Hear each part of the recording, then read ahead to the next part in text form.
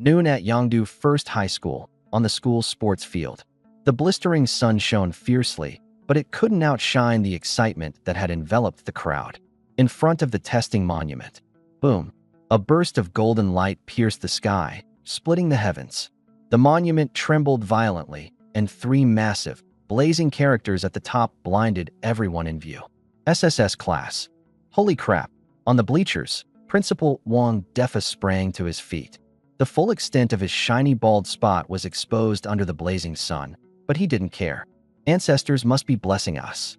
The first SSS class in all of Yongdu City. He gripped the railing with both hands, veins bulging in excitement. Thousands of eyes were locked on the central testing platform. Standing in the spotlight was a teenage boy. That boy was me. My name is Yufeng, top student of Yongdu First High, reasonably good-looking, with outstanding social skills, the kind of guy who can talk his way out of anything. In simpler terms, a cunning high achiever with zero baggage. At this moment, one hand was casually resting in my pocket as I bathed in the golden light, soaking in the gasps and exclamations ringing from all around me. Man, this felt good. But the euphoria didn't last long. The brilliant golden light abruptly dimmed. Below the massive SSS class, two flickering words appeared in the abilities section of the monument. None. A single dull, gray word, like a slap in the face to everyone present. Silence. For 3 full seconds. And then, ha ha ha ha. Oh my god, an SSS class blank slate.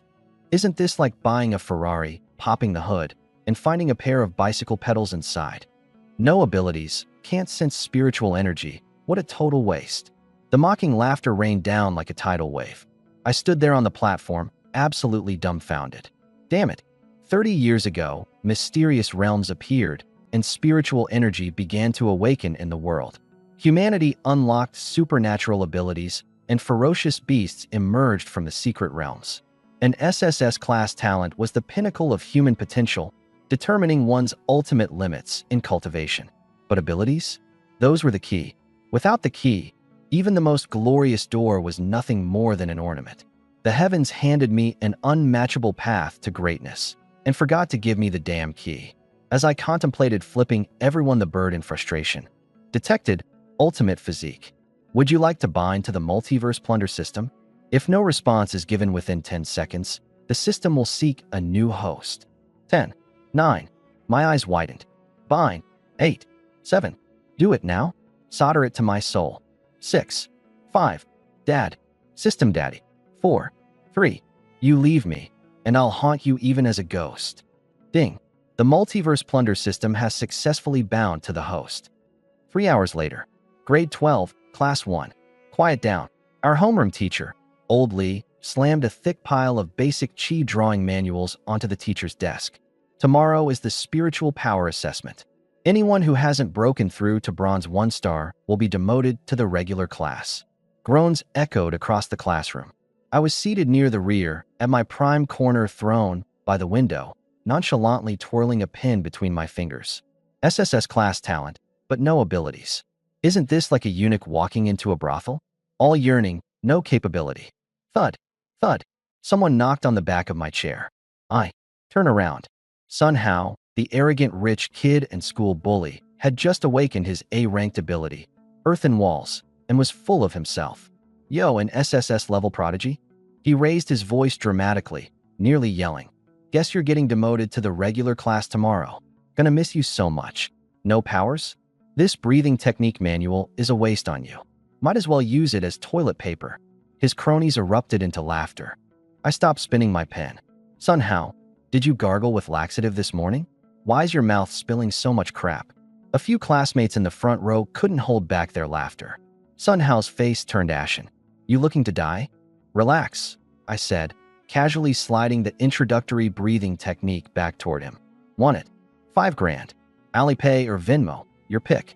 You broke or just pathetic? He sneered. Can't wait to see you crawl out of here tomorrow. I couldn't even be bothered to respond. Tied to a system and still worried about not having abilities? Worst case scenario, I'll just steal one. But with that trigger condition, 10 seconds of intense eye contact. With a girl, sure, no big deal. But with a guy, my gaze locked onto Xia Shui, sitting a few rows ahead of me. The class president of senior year class 3, a petite school beauty with S-ranked ability, crimson glass flames. Guess you'll do. I nudged the back of her chair with my foot. Xia Shui turned around, her tailored school uniform accentuating her breathtaking figure. Yufeng, what do you want? Her voice was sweet, but carried a hint of playfulness. Leaning forward, I dropped my usual laid-back attitude, fixing my eyes intensely on hers. To keep from blinking, I opened my eyes so wide they felt like they might fall out. Xia Shui started squirming, her breathing quickening under my gaze. Why are you staring at me like this? 1 second, 2 seconds, 3 seconds. I counted silently in my head. Hold it together. All for that S-ranked ability. We were barely half a meter apart. Xia Shui bit her lip, her face flushed all the way to her ears as her fingers twisted her uniform's hem. Wait, is he about to confess to me? Ding. 10 seconds of intense eye contact complete. Successfully acquired S-ranked ability, crimson glass flames. I let out a breath of relief, blinking like a madman. Geez, my eyeballs almost cramped up. Suddenly, Xia Shui shot up from her chair, her face as red as a tomato. Yufeng, if you're going to say something like that, you at least have to wait until after we graduate. She flung these words at me before burying her face into her arms and slumping back down. My hand, which had been rubbing my strained eyes, froze mid-motion. I just wanted to bum a light. What's with all this drama? Xia Shui dunked her head deeper into her arms. What's she even imagining? I'm just after her ability. She's out here thirsting for me? Whatever. I wasn't about to overthink it. System, show me the interface. A glowing screen appeared in front of me. Host, Yufeng. Cultivation level, none. Talent, SSS level, activated. Ability, Crimson Glass Flames, S rank. Passive skill, Eyes of Plunder, basic. Lock eyes with a target for 10 seconds to plunder their ability. Slots, 1/3. Can we tweak these conditions a bit? If it's a gorgeous woman, fine.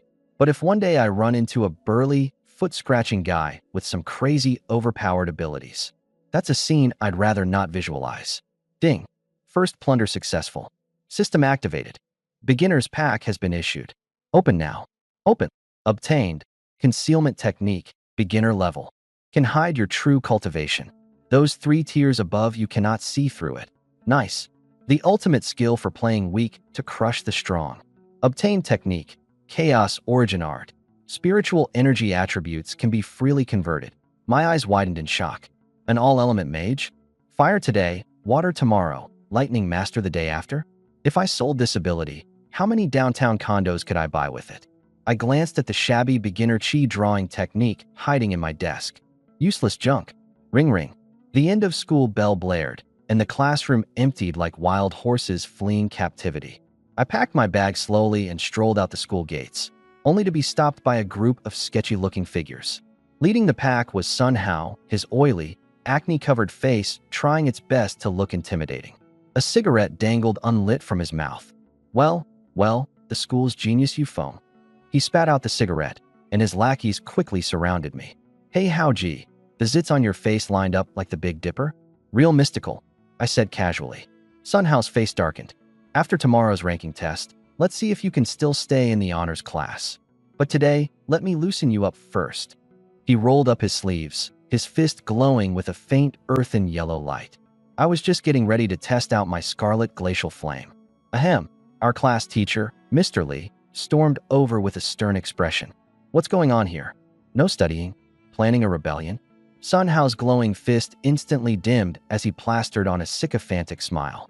Mr. Lee, just discussing some, study strategies. Study my foot. All of you, get lost and go home. Sun Hao and his cronies scrambled away, but not before glaring daggers at me. Mr. Lee sighed and patted my shoulder. Yufeng, don't stress too much. Even if you move to a regular class, you can still get into a good college with your grades. Thanks, Mr. Lee. Back in my shabby rental apartment, I locked the door, sat cross-legged on the bed, and whispered, All right, let's do this. Chaos Origin Art. With the body as the furnace, and the soul as the flame. I closed my eyes and started cultivating. Boom. The air in the room froze. For miles around, spiritual energy began raging, rushing toward me like ravenous wolves. The room whirled with wind, the windows rattling loudly as a water glass toppled over. boundless energy flooded into me through every pore, not painful, but intoxicating. It was like soaking in a luxurious hot spring.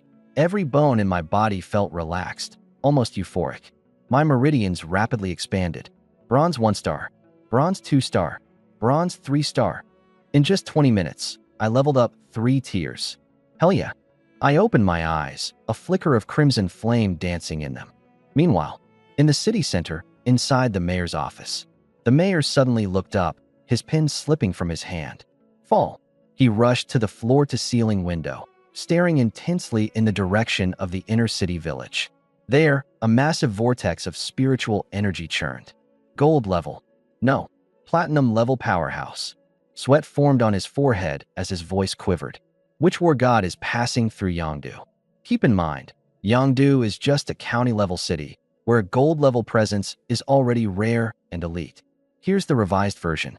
I snapped my eyes open. Spiritual energy rampaged through my meridians, like thousands of ants gnawing at my flesh. Tingly. Euphoric. At this rate, I'll hit silver level tonight, I thought. Just as I was ready to continue, a sharp tearing pain shot through my meridians. I promptly stopped. I couldn't push harder. My hardware couldn't handle it. Keep going, and I'd blow myself up. I brought up the system panel, beginner concealment technique. In an instant, the method imprinted itself into my mind. With a single thought, my 3-star bronze aura vanished without a trace. To the outside world, I was just me, a nobody. Perfect. Playing the wolf in sheep's clothing game never gets old. The next day, high school senior class 1. As soon as I took my seat, Sun Hao's acne-covered face loomed over me. Big shot you. Are you here to pack up your stuff? He slapped his hand on my desk, sizing me up and down. Not feeling even the faintest aura from me, his lips curled into a mocking grin. So, a whole night spent, and you're still totally blank? Didn't flip a single page of cultivation techniques, huh? Leaning lazily back in my chair, I smirked. How bro, why does your spiritual energy fluctuate so wildly? Is it prostate inflammation?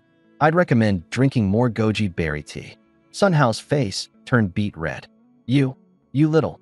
Tap, tap, tap. Our homeroom teacher, Mr. Lee, stormed into the room, slamming his briefcase onto the podium. Everyone, to the sports field. Time for the spiritual power assessment. Clouds of chalk dust puffed into the air. This test will determine your resource allocation. Show me what you've got. Get moving. You phone, stay back for a bit. Once everyone else was gone, Mr. Lee sighed. You phone, this is the advanced class. Your academic scores are great, but maybe transferring to a regular class to follow the research track might be a better fit for you. Thanks, teacher, but I'd still like to give it a shot. All right, just don't lose heart. On the sports field, the sunlight was blinding. First up, Meng Fan. A scrawny boy stepped forward, placing his hand on the black testing monument. A faint glow emerged. Bronze 1 star. Next, one after another, over a dozen students tested, bronze 1 star across the board. Mr. Lee's face grew progressively darker. Sun Hao, puffing out his chest, Sun Hao swaggered into the lineup. As he passed me, he shoulder-checked me on purpose. Watch closely, this is what real talent looks like. He placed his hand on the monument. Buzz. A warm, earthy glow lit up, bronze 2 stars. Whoa, how bro is insane. A-grade Earth talent. He's guaranteed a spot in a top university. Finally, a smile crept onto Mr. Lee's face. Impressive. Keep up the good work. Sun Hao shot me a smug look, chin raised. I rolled my eyes inwardly. Fan Yi Ruxia. Rolling my eyes. This guy must be high as a kite. His spiritual power is so weak he probably can't even twist a bottle cap off. Xia Shui. The crowd parted on its own. She walked up the stage gracefully, her slender hand resting against the stone tablet. Boom. A wave of scorching heat blasted outward, forcing the students in the front row to step back 2 paces. Crimson flames shot straight into the sky. Bronze 3 star. The entire venue fell silent, only to erupt moments later. Bronze 3 star. SS rank scarlet glaze flame. Unbelievable. Old Lee was so excited he dropped his pen. Good. You're in. One of the guaranteed spots is yours. Xia Shui proudly puffed up her chest, her eyes scanning the crowd. I stroked my chin. The stronger my little Shui is, the more potent the powers I copied from her become. And last but not least, you phone. All eyes fell on me. Sun Hao started jeering. Just hurry up and get that 0 already. Then scram back to wherever you came from. I sauntered forward. What's the rush? Running late for your next life. I stepped onto the testing platform, then turned towards Sun Hao. How about a bet? If my results higher than yours, all your cultivation resources belong to me. Sun Hao laughed loudly. You? If you score even a little spiritual power, all my resources are yours. Deal. I placed my palm flat against the stone tablet. Boom. An explosion of heat, even fiercer than before, erupted. The bangs of the boys in the front row singed instantly. What the hell? My hair. The screen flickered wildly. Bronze 3-star. Dead silence. Not a single word broke the tension. Oldly dropped his pen again. He rushed up to the stage, staring at the flickering illusion of flames surrounding me as if he were looking at some kind of monster. Scarlet glaze flame. How is this even possible? In the back of the crowd, Xia Shue's mouth fell open slightly. His powers are exactly the same as mine. Her cheeks flushed red as she unconsciously fidgeted with the hem of her shirt. Yesterday, he stared at me all day long, and today he awakened the same powers. Could this be the so-called bond of destiny? Sun Hao's face went pale. No way. You're clearly a zero-talent guy. The machine must be broken. I pulled my hand back and quipped. How, bro? Blaming your constipation on Earth's lack of gravity. Step by step, I descended from the platform. Don't forget the bet. You lost. All your resources are mine now. See, I don't usually hold grudges, but I have one rule. Mess with my money, and I'll chase you to hell to strip every ounce of it from you. How, bro? You're not about to chicken out, right? Sun Hao staggered backward. His chest rose and fell violently, but no words came out. Enough, Oldly shouted, silencing the chaos.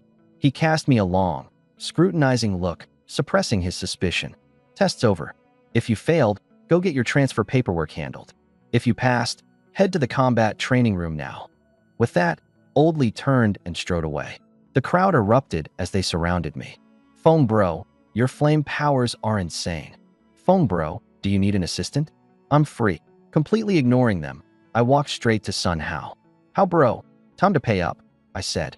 His face turned white. It was just a joke, chill out. Let's not. That's too much. A joke. I chuckled. When you told me to get lost earlier, you didn't mention it was a joke. The resource card. Hand it over. School rules prohibit personal fights. I turned to Xia Shui. Class rep, what's the penalty for unpaid debts? Xia Shui blushed to the tips of her ears. If the amount involved exceeds 10,000, you can file for enforcement through legal action. I spread my hands, hear that? With 2,000 resources a month from the advanced class and half a year till graduation, that's about 10 grand. Pay up. You handing it over? Or do I need to help you? Sun Hao shook with anger while his lackeys stood by, silent as statues. Leave some room to maneuver, he growled. Room? I owe you nothing, I replied, extending my hand. Hurry up, or I'll have the class rep draft the legal notice. Fine, you win. Sun Hao dramatically pulled out a shiny silver savings card and slapped it into my hand. But this isn't over. I happily pocketed the card. Thanks, boss. Next time you've got free money to give away, don't forget to call me. And the password? Sun Hao stumbled slightly, then shouted without looking back, 8 8s. I patted my pocket and casually sauntered off to rejoin the rest of the group. The heavy alloy doors of the combat training room groaned as they swung open. The mixed smell of sweat and machine oil hit us squarely. At the center of the arena stood a gleaming steel battle platform, emanating a cold, sharp aura. And on the platform was a beast of a man. He was bald, sporting a full beard, and his black tank top was threatening to explode under the strain of pure muscle. His arms were easily 2 times thicker than my waist. Devil instructor Zhao Taizhu. There were audible gasps from the crowd. Zhao Taizhu, retired from the Border Special Forces, silver triple-star ranking, with an A-rank ability known as Berserk Grizzly. The guy was practically the Grim Reaper of Yangdu No. 1 High School. Everyone, stand up straight. His roar was enough to leave our eardrums ringing. Awaken an ability, and suddenly you think you're hot stuff? Toss you into a rift, and even low-tier monsters wouldn't bother chewing on you. His thick fingers stabbed accusingly toward the crowd below. Today, I'll show you what real combat means. He fished out a crumpled-up report card, giving it a swift glance. Only 2 of you made bronze triple star. Barely passable. His gaze drifted between Xia Shui and me, pausing for just a second. Xia Shui tilted her chin up, her pigtails bobbing slightly as she cut a side glance toward me. I, on the other hand, was busy picking at my nails, thinking about what to grab for lunch. Zhao Taiju crumpled the report card into a ball and tossed it aside. Having a high rank means nothing if you're soft. Like a greenhouse flower, one touch, and you shatter. He stomped down on the alloy floor, leaving a visible dent. Today's combat training. I'm scaling myself back to bronze 1 star. Who's stepping up? Dead silence. Suddenly, Sun Hao stepped out of line. Sir, I challenge you, Feng. The whole class froze. A bronze 2-star challenging a bronze 3-star? Was he out of his mind? Zhao Taiju raised an eyebrow. Gutsy. Approved. Sun Hao spun to glare directly at me, his eyes burning with fury. You Feng, you got the guts to take this on? Or are you chickening out? If you're scared, hand over the resource card and yell 3 times, I'm trash. Trash. I rub my ear. Why are you yelling? I'm a loser. We all already know you're a loser. No need to repeat it. You Feng. Sun Hao pulled out a sleek black gold card, holding it between 2 fingers with a cocky shake. You love money, don't you? Win against me, and this 20 grand is yours. 20 grand. My eyes lit up instantly. Before I knew it, I had sprung onto the stage. How bro? You're basically my blood brother now. Today, if I don't beat you so bad that even your mom won't recognize you, I won't be deserving of this 20 grand. A fat lamb walking straight into the slaughter. How could I say no? Sun Hao gritted his teeth. 20 grand, his allowance for 2 months, but today he had to regain his pride. Last night, he'd spent a fortune buying an earth element combat skill and stayed up late training with a private coach. Fighting against someone who just awakened their abilities? He was convinced this would be a total beatdown. You Feng, don't go. Xia Shui raced to the edge of the ring, stretching her arms out to block me. Sun Hao's got something planned. She turned towards Zhao Taiju, the teacher, desperately pleading. Mr. Zhao, this isn't even within the rules. Zhao Taiju grinned, showing off his pearly whites. In combat class, I make the rules. As long as no one dies, do whatever you want. You, Xia Shui fumed, furious but helpless. I casually brushed her hand aside. Class rep, don't block me from getting rich. Do you know how many meals of ribs 20 grand can buy? Xia Shui stomped her feet in frustration as I stepped confidently forward. Zhao Taiju raised his hand in a chopping motion, signaling the match. Begin. I launched forward, the alloy floor beneath me shattering with a thunderous crack. My whole body became a blur as I shot through the air. My right fist, wrapped in bright crimson flames, went straight for Sun Hao's face. Go, Feng bro. Take him down in 1 punch, someone cheered from the crowd. But Sun Hao stayed rooted to the spot, smirking. A loser is always a loser, he sneered. Forming a seal with both hands, he shouted. Earth Spirit Technique, Armor of Dense Soil. The surface of the ring exploded with movement as chunks of dirt surged towards him, creeping up from his ankles all the way up his body. In mere seconds, he was encased in a solid suit of rocky armor, looking like a giant, immovable cocoon. Spirit Technique. A defensive spirit technique. Gasps of awe rippled through the onlookers. You Feng, back off. Xia Shui yelled, panic in her voice. Too late. Boom.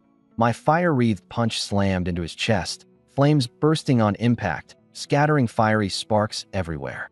The result? Only a faint scorch mark on the thick armor.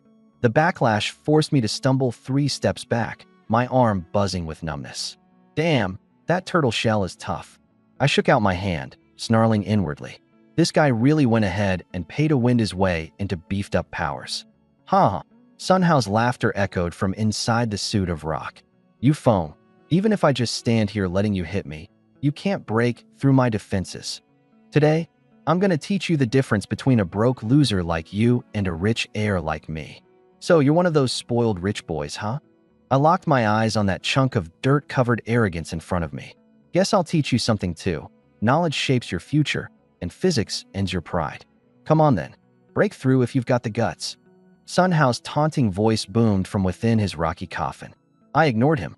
In the palm of my hand, red flames flickered to life again. But this time, they didn't explode. Stop putting on a show. Sun Hao scoffed, impatient. Sun Hao swung his massive stone fists. I ducked low to avoid it.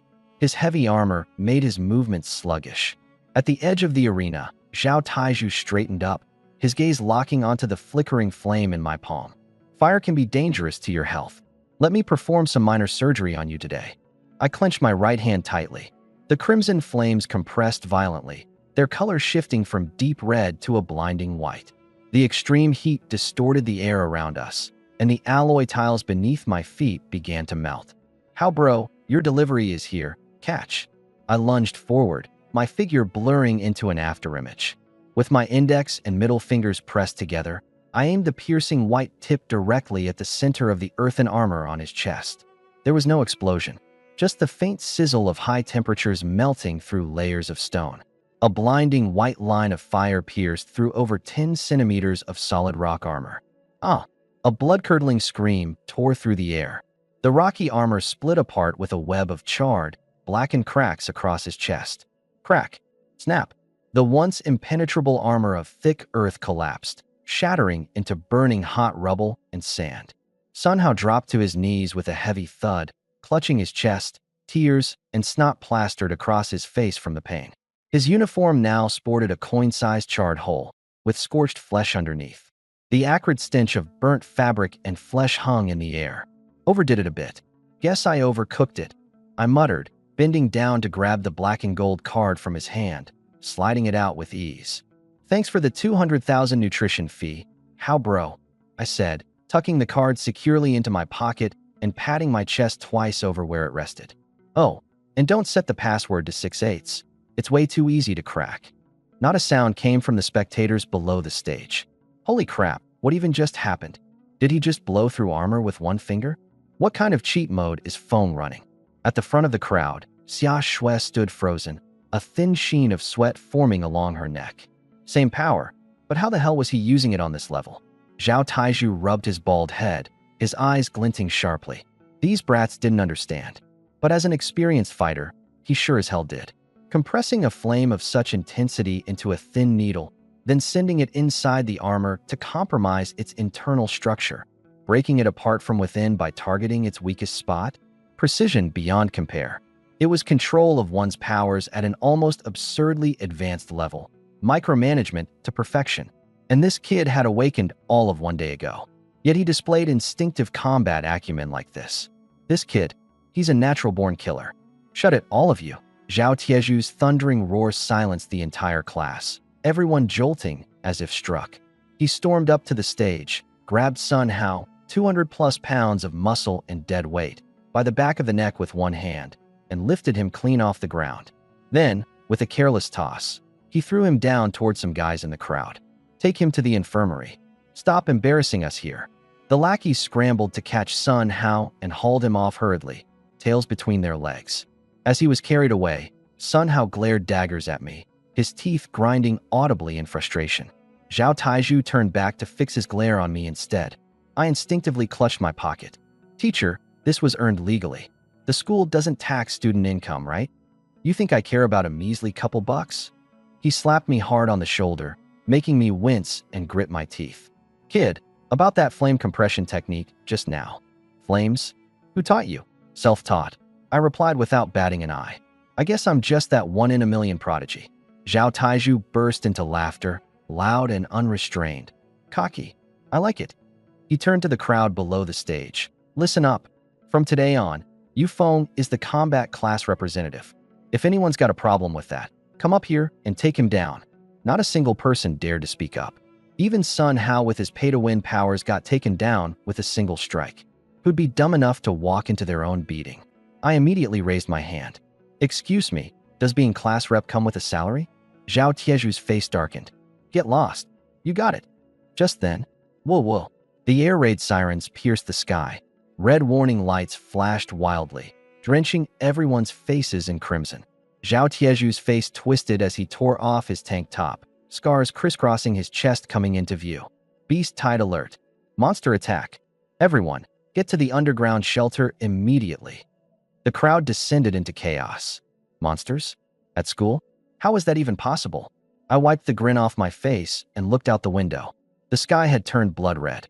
Thick clouds were torn open by a massive rift, and countless dark shadows filled the skies, blocking out the sun.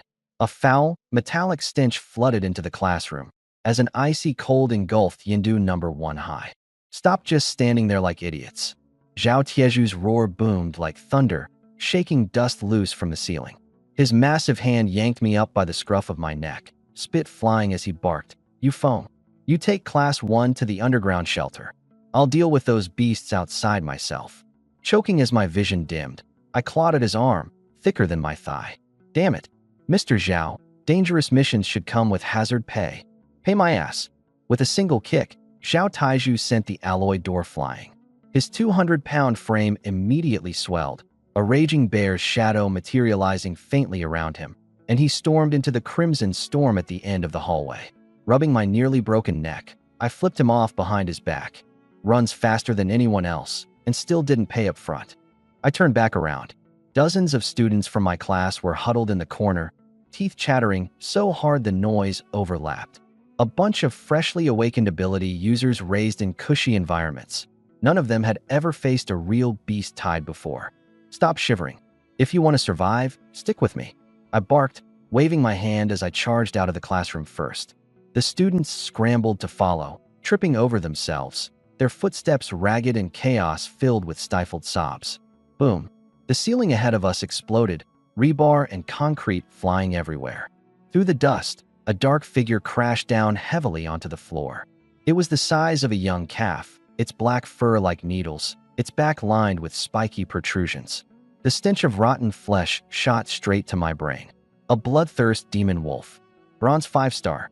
It lowered its front legs, its throat rumbling like a wheezing bellows. Its slit pupils locked onto the group of trembling, tender prey. The wave of bloodlust and killing intent was suffocating. The air felt freezing cold. "Ah!" a girl screamed. The students screamed their lungs out, their bodies collapsing to the ground in terror. From around the corner, Sun Hao stumbled out, wrapped in bandages across his chest, his steps weak and unstable. He looked up, directly into the slavering, bloody maw of the demon wolf. The distance between them was less than 3 meters. "Mommy!" Sun Hao cried out, his knees slamming to the floor. The demon wolf tensed its hind legs, the metallic floor beneath it cracking under the pressure. Its massive frame surged forward, carrying the stench of blood and decay, straight for Sun Hao's face. Shutting his eyes tightly, Sun Hao covered his head with his hands. A dark stain spread suspiciously across the front of his pants. "Move!" Xia Shui shot out from the crowd, her twin ponytails slicing gracefully through the air. Her fingers flew rapidly, weaving a spell. Spirit art, scorching fire wave. A blazing red fireball formed in her palms, radiating heat as she hurled it toward the demon wolf's head with a vicious force. Boom. Sparks flew in all directions. But a 3-star bronze couldn't overcome the suppression of a 2-star silver. The flames merely singed a patch of black fur on the wolf's head. However, it was enough to disrupt the demon wolf's trajectory, sending it slamming into the wall. "What are you waiting for? Use your spirit art." Xia Shui barked sharply at Sun Hao, her eyes locked on the demon wolf as it staggered back to its feet. Like a man waking from a dream, Sun Hao scrambled to his feet, stumbling and falling in his panic to escape. Without so much as a look back at Xia Shui or the crowd, he dashed towards the shelter at full speed. "Sun Hao, you cowardly bastard!" Xia Shui's voice trembled with rage. The demon wolf, now utterly enraged after having a chunk of its fur burned, let out a deafening roar. Its saliva, thick and corrosive, sizzled as it ate away at the wall, producing a spine-chilling sound. It locked its bloodshot eyes on Xia Shui, its hind legs coiling like springs. Roar! An overwhelming wave of stench hit her face as the demon wolf lunged. Xia Shui's hands frantically began forming seals, flames sparking at her fingertips. But she was too late. In midair, the demon wolf twisted with unnatural agility, closing to within 3 meters of her in an instant. Its razor-sharp claws sliced through the air like blades, directly targeting her head. There was no escape. If those claws hit, her head would burst like a watermelon. "Class leader, you might want to watch out for showing off too much, or you'll end up as the Bandit King's bride." An annoyingly smug male voice rang out near her ear. Just as the claws were about to connect, a hand jerked Xia Shui backward by her collar with startling force. Ryup. The claws narrowly missed the tip of her nose, gouging deep scars into the reinforced wall behind her. Xia Shui tumbled backward into a solid chest, the faint scent of sweat brushing against her nose. You foam, she gasped, her heart racing as she struggled to steady her breath. Class leader, maybe it's time to cut back on your snacking, I said, hauling her up by the back of her collar and dumping her unceremoniously behind me. Dusting off my sleeves, I added, by the way, rescue fees for fighting out of your league? They just doubled. Xia Shui's face turned beet red. In the middle of all this, you're still thinking about money? Relax. This much tough, but he isn't unkillable. Now haul ass. We're running. Grabbing her by the wrist, I spun on my heel and bolted. The rest of the students quickly followed suit. Ruhar. The demon wolf flew into an uncontrollable rage, ripping its claws free. All four of its limbs pounded the ground in relentless pursuit, its massive weight causing tremors to ripple through the floor. It was gaining on us. Quickly, its vile, hot breath prickled at the back of my neck. You foam. It's catching up. Xia Shui's cry was tinged with panic, on the brink of tears. This isn't working. We're all gonna die like this. Tearfully, Xia Shui wrenched her wrist free with an unexpected burst of strength. Let me go? I'm the class leader. I'll stay behind and hold it off. Save it for Korean dramas. Enough already. I rolled my eyes and yanked her back by the collar, pulling her behind me. Cold sweat drenched my wrists, and my hands were trembling uncontrollably. That monstrous beast's a bronze 5 stars. You think your squishy little body would even count as a snack? I bellowed at the top of my lungs. Nobody run. We've got dozens of people here, 1 hit each, and we'll smash this thing to pieces. Somehow, your damned turtle shell's the toughest. Get out here and tank the damage. At the hallway's end, Sun Hao's silhouette was already bolting away like a pro hurdler, disappearing around the corner in the blink of an eye. Son of a, this guy could give Olympic athletes a run for their money. I cursed under my breath. A stench of blood and wind surged behind me, the monster wolf's claws tearing deep grooves into the floor. The sound of its claws scraping against metal was now within 10 meters. He's useless. I cracked my knuckles, the joints popping loudly. I turned to look at Xia Shui by my side. Class rep, looks like it's just you and me going down today. I'll be the vanguard. You provide backup and cover for the others to retreat. Xia Shui froze in place, her eyes fixed on me, standing in front of her, lips trembling slightly. What are you standing there for? Run, I yelled at the students. To my surprise, the mass panic I expected never came. Except for the few who took off with Sun Hao, every single one of the 30-odd students stopped in their tracks. Their legs were shaking, the color drained from their faces, but not one of them turned away. Instead, they pivoted to face the beast. Multicolored energy flickered to life in their trembling palms, illuminating the dim hallway. If Class Rep and Fengji aren't running, why the hell should we? A kid with glasses shouted, his voice cracking under the pressure. Take that bastard down. I was momentarily stunned, then broke into a grin. A fierce flame ignited in my chest. All right then, let's blow this thing to pieces. I laughed, clapping my hands together. Scarlet flames erupted around me, the searing heat distorting the air. I'll pull aggro with the class rep. Watch for your openings and unleash everything you've got at it. Loud and clear, the chorus of 30 voices roared in unison. Roar! The monstrous wolf leaped toward us, rank, suffocating breath steaming off its enormous body. Good timing. Let me give you the full fire therapy treatment. I pushed off with my feet, charging toward it instead of backing away. You Feng, are you insane? Xia Shui screeched, her hands flying into a rapid series of seals. Purifying flame surge. Her fireball shot past me in a flash, landing squarely in the monster wolf's left eye. The beast howled in pain, its massive claw shifting course to strike at Xia Shui instead. Where do you think you're looking, you mangy mutt? Dropping into a slide, I ducked under the monster wolf's belly. Scarlet flames swirled wildly, compressing around my fingers. A brilliant white glow coalesced at my fingertip, the heat reaching its terrifying peak. Everyone, fire everything you've got. I shouted. Ice spikes, wind blades, fireballs. A barrage of over 30 abilities crashed down on the monster wolf's back. Ice clashed with fire, and wind blades cut through the air. Though it wasn't enough to break its defenses, the onslaught left the wolf howling in frustration, and the smell of singed fur filled the air. Driven berserk, the beast turned sharply, snapping at the students behind it. Now's the time. I raised my hand, The pinpoint of white heat at my finger aimed directly at the beast's chest over its heart. SSSHHHH. There wasn't an earth-shattering explosion, just the quiet, gruesome sizzle of flesh melting. The radiant white beam pierced effortlessly through tough hide, muscle, and bone. The heart was pierced through. Intense heat erupted within the body, reducing the organs to ash. Awoo! The demonic wolf let out a harrowing scream, its massive body collapsing with a deafening thud. Its limbs twitched twice before going completely still. Everyone remained in their battle stances, watching the lifeless corpse of the bronze 5-star beast. It was so silent that even breathing seemed forgotten. It's really dead? Xia Shui swallowed hard. I crawled out from beneath the wolf's belly, covered in soot, patting off its fur and dust. What a loss, I muttered in agony, tugging at my school uniform, now burned through with a gaping hole. I walked over to the corpse, skillfully prying open its jaw and snapping off its 2 sharpest fangs, tucking them into my pocket. A fight of this scale and out-leveling. If the school doesn't cough up a good 10, 20,000, they'd better watch out. The tense atmosphere melted away as my money-grubbing demeanor brought everyone back to their senses. The corridor exploded into cheers of relief and survival.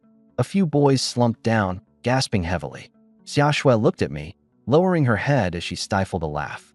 Greedy, she muttered under her breath. My ears perked up. I turned to her with a raised brow. Class president, should I send you my PayPal or Venmo for that life-saving fee? Her face flushed red as she shot me a glare. Get lost. Alrighty then. I turned on my heels without missing a beat, waving to the group with exaggerated flair. Come on, gang, let's go hit up old Zhao for the payout. Leaning on each other for support, we began making our way back to the underground shelter. Everyone has the right to choose, run or fight. True courage, though, is choosing to stand beside your comrades in the face of fear. The alloy doors of the shelter slowly slid open with a grinding metallic screech. Just as I prepared to rush inside, a hearty laugh echoed from deep within the corridor. Class president, this kid's got some real potential. Zhao Taizhu came striding in, his shiny bald head catching the light, not a speck of dust on his body. The guy still looked as fresh as if he hadn't just fought beasts while turning into a giant bear earlier. At all of 200 pounds, he was grinning like a jolly Buddhist statue. Alongside him was Principal Wang Defa, dressed in a shabby, old-fashioned tunic suit, smiling with his hands clasped behind his back. Behind them stood our homeroom teacher, Mr. Li, glasses glinting under the fluorescent lights. I looked down at the freshly plucked bloody wolf fangs in my hand, then glanced back at the 3 smug foxes standing there, totally unscathed. Tossing the fangs into my pocket with a dramatic motion, I muttered, no way. This was a drill. I could almost feel the words, ultimate sucker, engraved on my forehead. All that sliding, gut slicing, risking my life. It was all unpaid labor for the damn school? Wang Defa stepped forward. This beast tide was a sudden joint assessment organized by the school and the military. All 30 or so of us collapsed in the corridor, stared up at him in unison. The collective groan erupted like a bomb. You're trying to kill us. I already gave my mom my banking pin, man. Old Zhao, you monster. Wang Defa's face darkened. Sun Hao, along with anyone who fled during the chaos. Here's the deal. You're out of the honors class effective immediately. All access to extra resources will be revoked. Right on cue, medics passed by, pushing stretchers. The moment of impending doom dragged onward. Sun Hao, the mummy, let out a fractured gurgle from his throat upon hearing those words. His eyes rolled back, and he fainted, twitching as he hit the ground. Hold on a second. I raised my hand and squeezed to the front. Principal, this isn't okay. Wang Defa frowned, running away during a critical moment. How can he stay in the elite class? It's not about his determination. I smacked the back of my hand onto my palm in dismay. Sun Hao lost all his cultivation resources to me. If he leaves, I'll lose my steady source of income. Dead silence. Everyone stared at me like I was an alien. Xia Shui covered her face, probably wishing she could dig a hole and bury herself. Old Li's face turned dark. Shut it. That's called gambling. But Wang Defa just laughed. You little money grubber. Don't worry. You won't be treated unfairly. He looked around at the group. Given the outstanding performance of Yu Feng and Xia Shui, each of you will be rewarded with a beginner-level spiritual skill. Additionally, your cultivation resources will be provided at 3 times the standard amount for the elite class. The gloom on my face vanished immediately, replaced by a sunflower-like beam. I straightened my back. You're so generous, Principal. Long live the principal. Enough. Wang Defa waved his hand. Everyone else, go home and calm down. Yufeng, Xia Shui, come with me. #### spiritual skill storage room. 3 levels underground. Wang Defa pushed open the vault-like door, revealing rows of glowing glass cabinets. Any one of these jade slips could easily fetch 6 figures on the black market. Pick one each. Don't get greedy. Wang Defa sat down and sipped from his worn enamel tea mug. Xia Shui wandered into the section with fire element skills and eventually chose a technique from a corner, solar shield. A defensive skill, she murmured. Her face was still pale, likely from being scared by that bronze 5-star demon wolf earlier. I skipped the flashy offensive skills and grabbed a faintly red jade slip. Fire agility technique, blazing steps, I said. Xia Shui frowned. Agility techniques are the hardest to master. There are senior students at the silver level who've practiced for over a year and still haven't gotten the hang of it. Oldly nodded. It's safer to choose a more practical offensive skill. I slipped the jade slip into my pocket. If I can't win a fight, running faster is my priority. Survival comes first. In truth, I'd already crunched the numbers in my head. With blazing steps, I could charge at a fat target, lock them down for 10 seconds, then run. It's a god-tier skill for that. Wang Defa set his tea mug down. There's another reason I called you two here. The school is planning to partner with Wulong Academy of Supernatural Abilities to form a talent training camp. Wulong Academy, Xia Shui exclaimed. That's the best private high school in Yangdu. All the students there are either rich or geniuses. Exactly. You two have secured spots in the camp. I plopped onto the couch and kicked my legs up, crossing them. I'm not going. Oldly was taken aback. Why not? This is a once-in-a-lifetime opportunity. A bunch of rich kids who think they're better than everyone. I scoffed. I've got a bad temper, and I hate the rich. If I beat them up and make them cry, their parents will show up in luxury cars, causing a scene and tarnishing our school's reputation. Actually, I was worried that the intensive training would delay my money-making plans. Wang Defa chuckled and said, cut the act. 3 months in the training camp. Get first place in the final assessment, and you'll receive 5 million in cash along with a silver-tier weapon. My body snapped upright, and a wolf-like hunger flared in my eyes. I dashed forward, gripped Wang Defa's hand tightly, and shook it fervently. Principal, it's my duty to bring honor to our school. Forget rich kids. I'd charge into a dragon's lair or a tiger's den without hesitation. Count me in. Xia Shui rolled her eyes. The way you switch moods this fast? Not studying Sichuan opera is such a waste. All right, we leave in a couple of days. Don't embarrass number 1 high, Wang Defa said with a laugh, pulling his hand away. Mission accepted, I declared, dragging Xia Shui as I headed out the door. The cold wind hit us as soon as we stepped outside. I sidled up to Xia Shui, rubbing my fingers together. Class rep, let's talk numbers. About, that life-saving kindness earlier. Xia Shui immediately stepped back, eyeing me warily. You care more about money than your life, don't you? Look, I'm about to head to the Wulong training camp. That place is full of psychos, she replied, giving me a once-over. Follow me. We're going to the Spirit Arts shop. Half an hour later, we arrived at the Starsea Spirit Arts Hall. A saleswoman in heels warmly greeted us. Miss Xia, what an honor to have you here today. Xia Shui raised her chin slightly. I'm here with a classmate to check out some fire tribute spirit arts. High single target burst damage. As she spoke, I wandered around the VIP section and stopped by a dark red jade slip. Annihilation compresses fire energy to a single point, unleashing a penetrating fire pillar. On impact, leaves behind high-temperature lingering flames that are difficult to extinguish. This is it, I announced. The saleswoman held up 2 fingers. For Miss Xia, the base price. I let out a sigh of relief. 2 grand, right? Wrap it up. It's 20 grand. My face froze. 20 grand. Why don't you just go rob someone? I turned on my heel to leave. Xia Shui grabbed my collar, pulled out a black gold card, and slapped it on the counter. Charge it to this. She turned to glare at me. Consider this payment for that favor.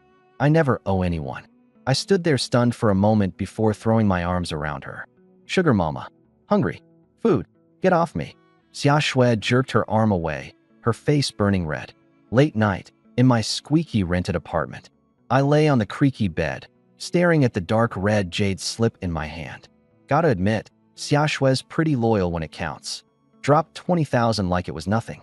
Even though I'm handsome, mooching off others still wounds my pride.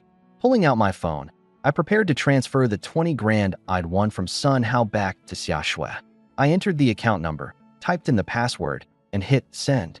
The screen flashed, insufficient balance. What the hell? Where's my 20 grand? A robotic voice echoed in my mind. 20,000 dragon coins have been automatically deducted by the system for maintenance of operations and interdimensional signal base upkeep. Frozen for 3 seconds. Holy crap. System, you charge property fees too? A scream pierced through the night sky. Give me that money back. I worked my butt off for that. It's my hard-earned blood and sweat. This system is the multiverse plunder system. Final interpretation rights are reserved by the system to refund, no refund, and I quit. I flopped onto the bed, crossing my arms over my stomach. I'll go beg on the streets tomorrow. Starve to death, fine. Unbind me.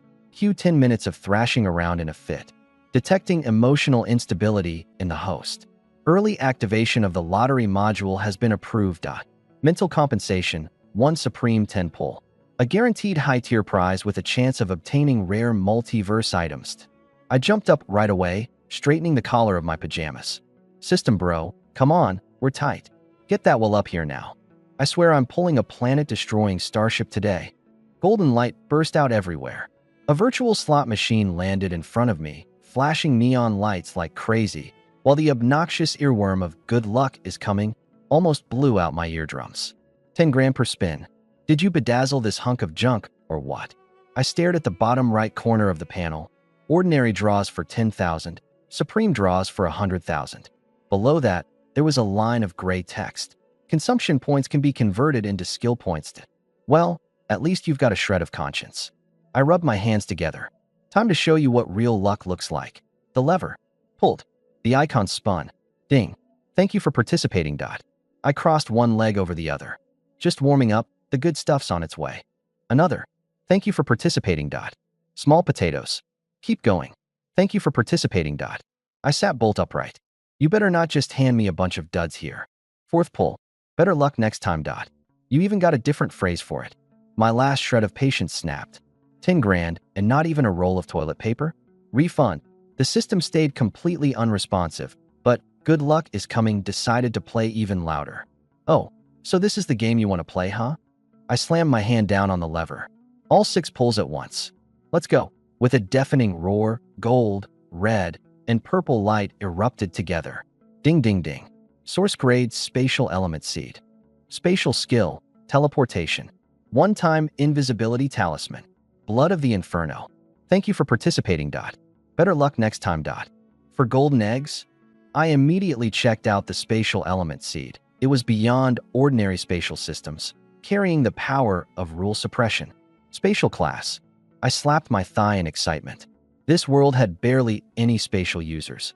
I'd head to Wulong and crush those rich kids beneath my boot. Teleportation, short distance jumps, ignoring terrain. Invisibility talisman paired with teleportation? Talk about an unbeatable combo. Finally, that drop of dark red blood hovered midair, radiating an aura of terror. Blood of the Inferno, demonic god's essence blood. Strengthen the body. Gain extraordinary regenerative powers. Activate demonic mode, doubling all attributes, but at the cost of sanity. An indestructible cockroach. I chuckled. Guess I can save on medical bills now. First, I'll merge with the spatial element. A silvery seed appeared in my palm, and I slammed it directly into my chest. Warning, source-level elements are overwhelming. The process will be extremely painful. Why didn't you say so early? An excruciating tearing sensation erupted instantly, like countless steel blades shredding through my veins. My vision went dark, and I collapsed to the floor. I have no idea how much time passed before I suddenly bolted upright. The spatial ripples in the air were as clear as water waves. With just a thought, a 1 cubic 100-meter pocket dimension appeared within my perception. A personal portable space? I stuffed a teacup inside, and it vanished. Lifting a hand, it reappeared. Then my gaze fell upon the broken bed. Whoosh, the bed was gone. Guess I won't need shopping bags anymore. Time to deal with the hellblood next. I lifted my head and swallowed. It was like gulping down molten lava, the searing flames surging through my veins and burning right up to my skull. My bones cracked and my muscles tore apart, only to regenerate and reforge instantly. Biting onto the bedsheet, I endured without a sound. Half an hour later, I was covered head to toe in foul-smelling black gunk. Did I fall into a cesspool or something? I rushed into the bathroom and scrubbed myself raw, practically peeling off 3 layers of skin. In the mirror, my once frail frame was now packed with defined, explosive muscle. With a body like this, I could start a side gig at some Cougars Club. Next, I mastered all 3 soul skill jade slips. 2 million skill points, spent to max them out immediately. Blink, mastered. Fiery step, mastered. Ablaze, mastered. Looking at my updated stats page, I grinned triumphantly. Who's ready to wet their pants over this setup?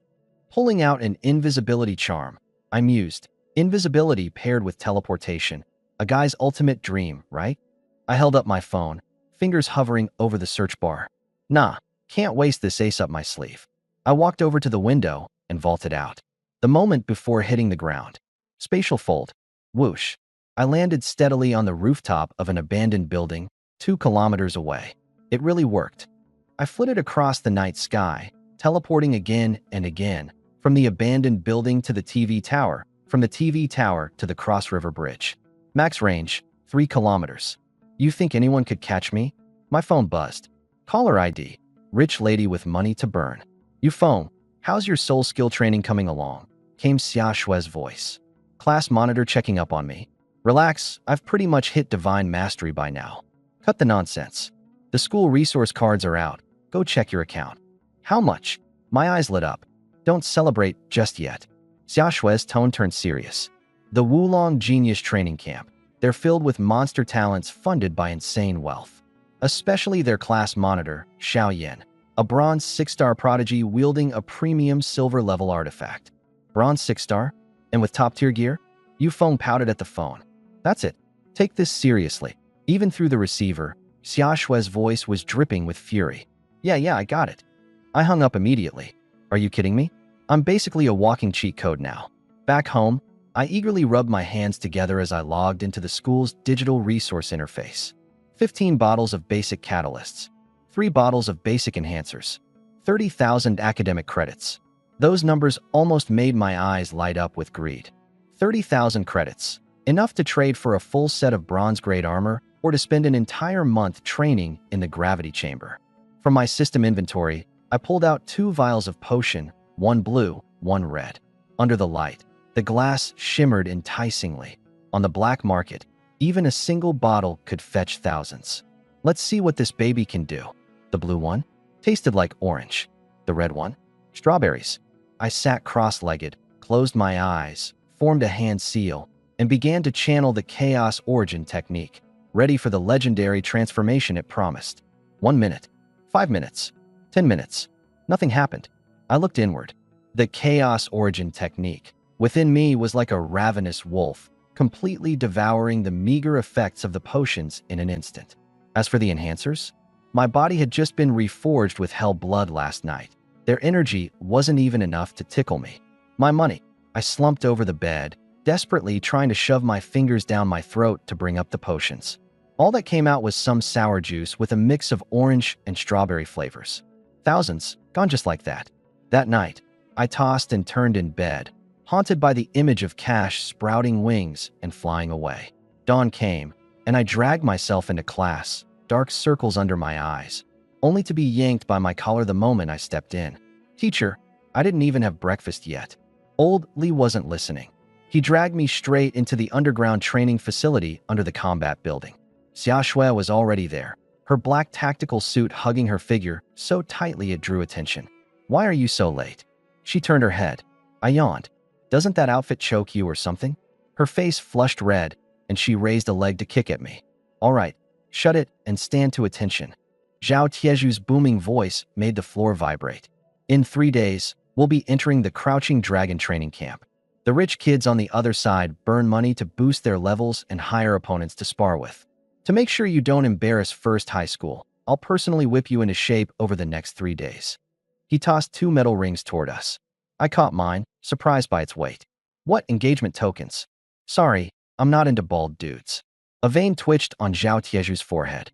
Energy sealing restraints. Once you wear them, your spiritual energy will be completely sealed. Xia Shui's face shifted. A true warrior, Zhao Taiju growled, can crush an enemy's throat even with just their bare body. He snapped a ring onto his wrist, and the aura of a silver 3-star suddenly vanished. He twisted his neck, his joints giving off a series of loud cracks. Now I'm just like you. So, who's volunteering to get beaten up first? I'll go first.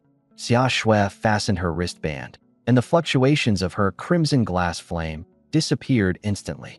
With a sharp call, she powered through her long legs and threw a punch aimed straight at Zhao Tieju's face. Too slow, Zhao Taiju slightly tilted his head, dodging effortlessly. His big hand swept out, and Xia Shui staggered forward awkwardly. She regained her footing and lifted her leg high, chopping down toward his shoulder. Bang!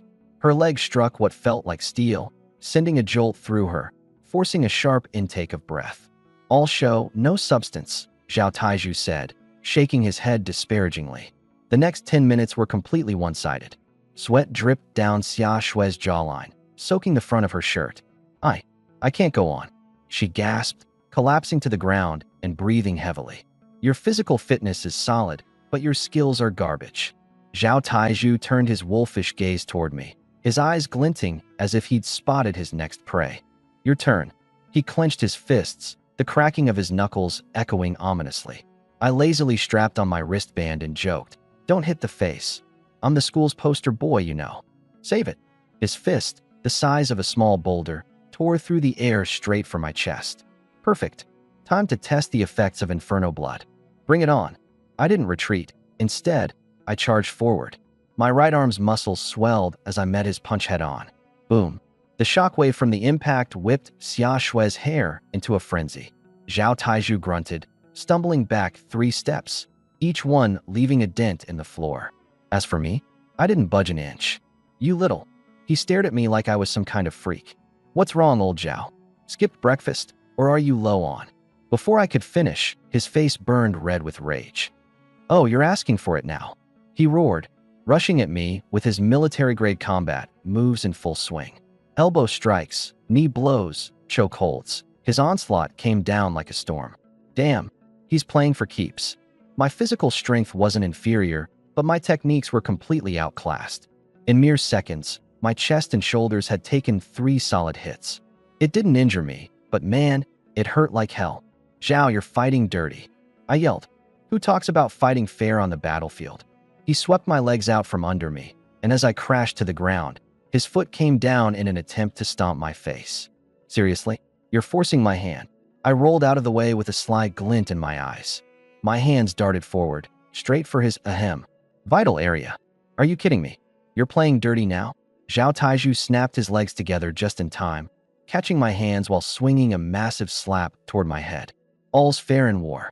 I pulled my hands back and covered my head, using the gust of wind from his strike to retreat. Sneaky, yeah, but on the battlefield, survival is all that matters, Zhao said, briefly adjusting his stance while giving me a begrudging nod of approval. But against absolute strength, tricks are useless. He closed in once again, his fists whistling as they cut through the air. All right, no more playing around. I'm done holding back. System. Upgrade combat skills to basic level. Ding. Consuming 50,000 skill points. Combat skill, basic level activated. A flood of muscle memory and instincts took over instantly.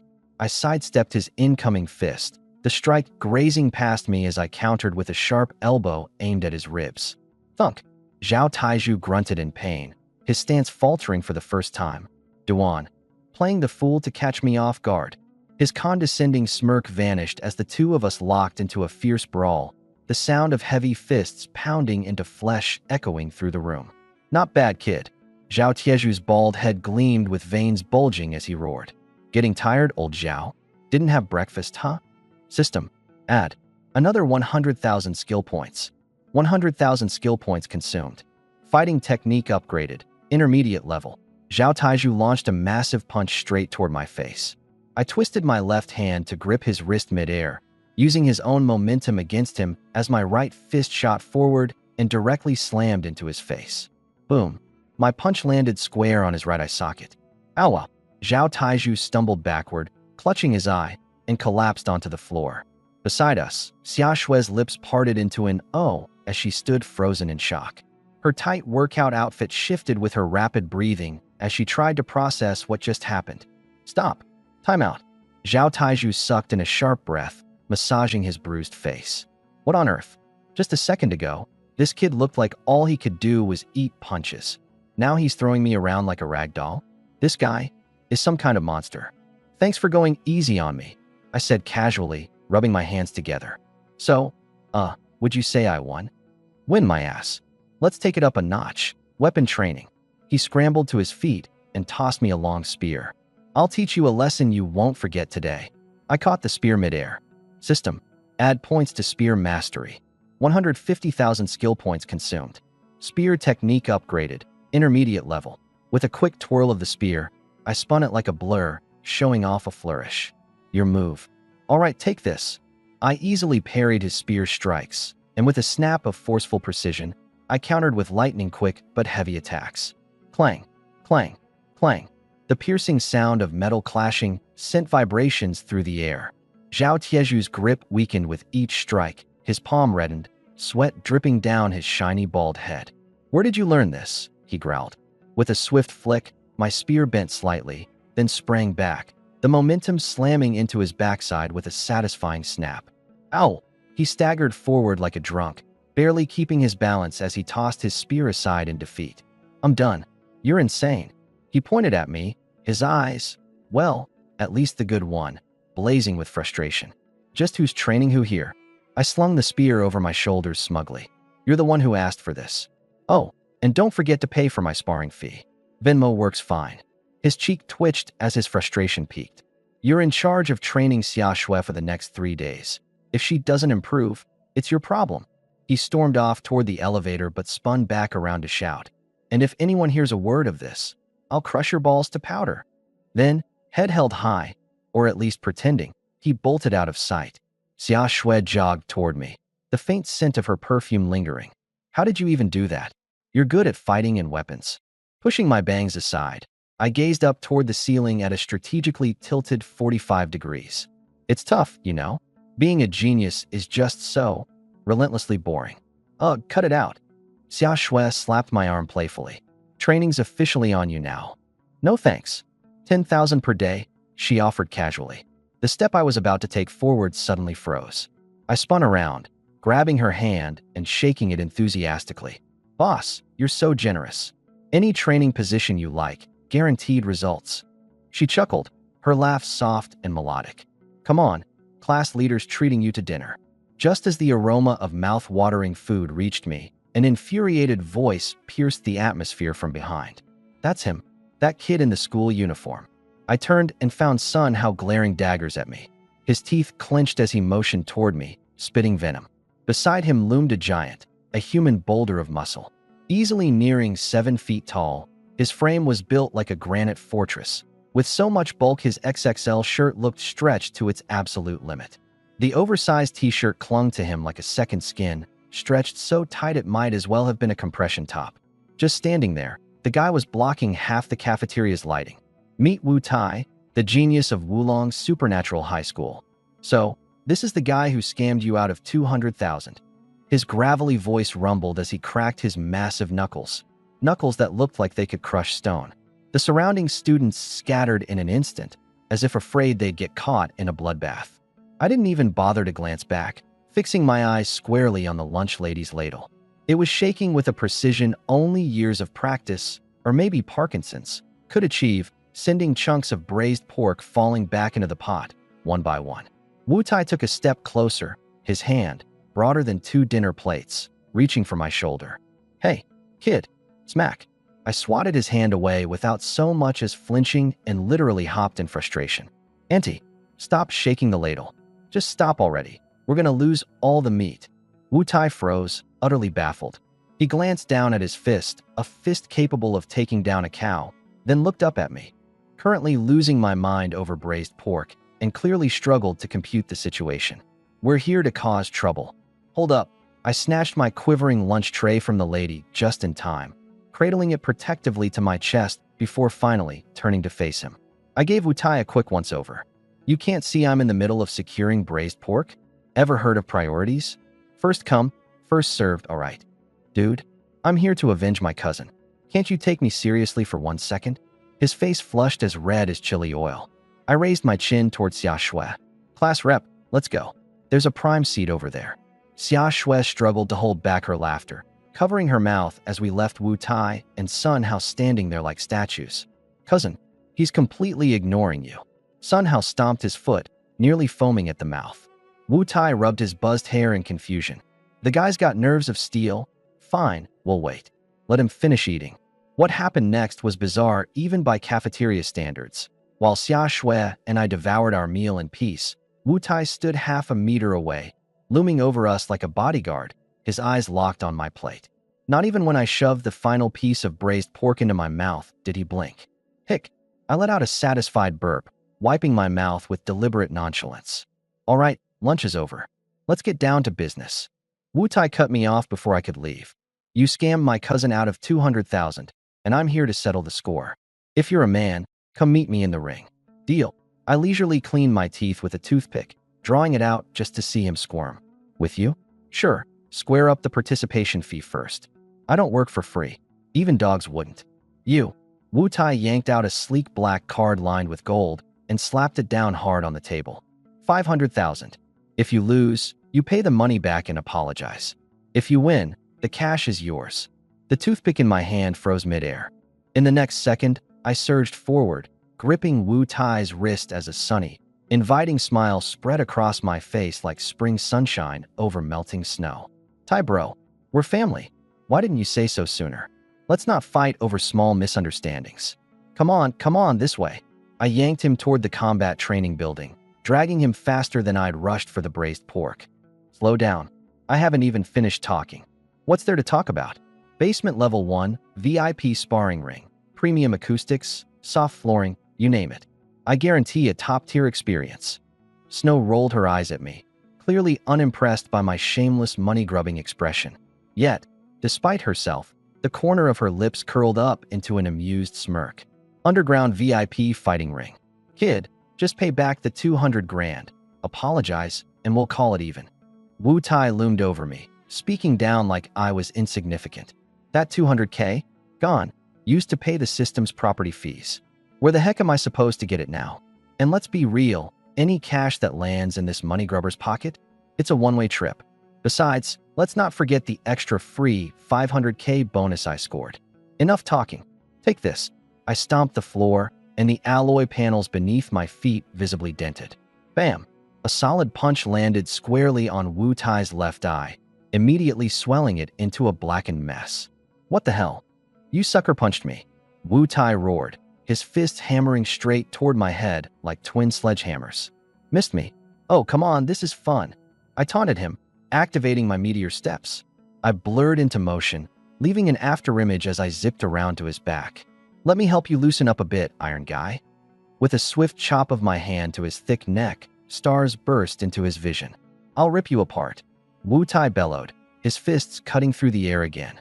But instead of pulling back, I surged forward, grabbing his wrist and using his momentum. The next thing the crowd saw was me flipping this 6 feet 3 inches muscular beast over my head. Boom. Wu Tai slammed into the ground, hard enough to send tremors rippling through the entire arena. He scrambled back up like some unstoppable tank, charging straight at me. Problem for him. With meteor steps maxed out, I was slipperier than a greased eel. He couldn't even graze the edge of my shirt. All the while, he was burning stamina, panting heavily now. Gotta hand it to you, kid, Wu Tai admitted, wiping sweat off his brow. You've got some moves. Guess I'll have to get serious now. Suddenly, his bones popped and cracked. His already muscular physique started swelling, expanding to a towering 9 feet tall. Dark green, scaly dragon-like armor began tearing through his skin. A thick, heavy dragon tail lashed once, shattering the cage's metal railing next to us. His power surged, the sheer pressure shook the room. Iron Spine Dragon Beast transformation, partial dragon form, had begun. And that wasn't all. Skill Dragon Roar. A deafening shockwave burst out, the sonic ripples sweeping through the arena. My ears rang painfully, and my body stiffened in response. Out of the corner of my eye, I saw his massive dragon claw tearing through the air, zeroing in on my chest. With no time to think, I bit down hard on my tongue.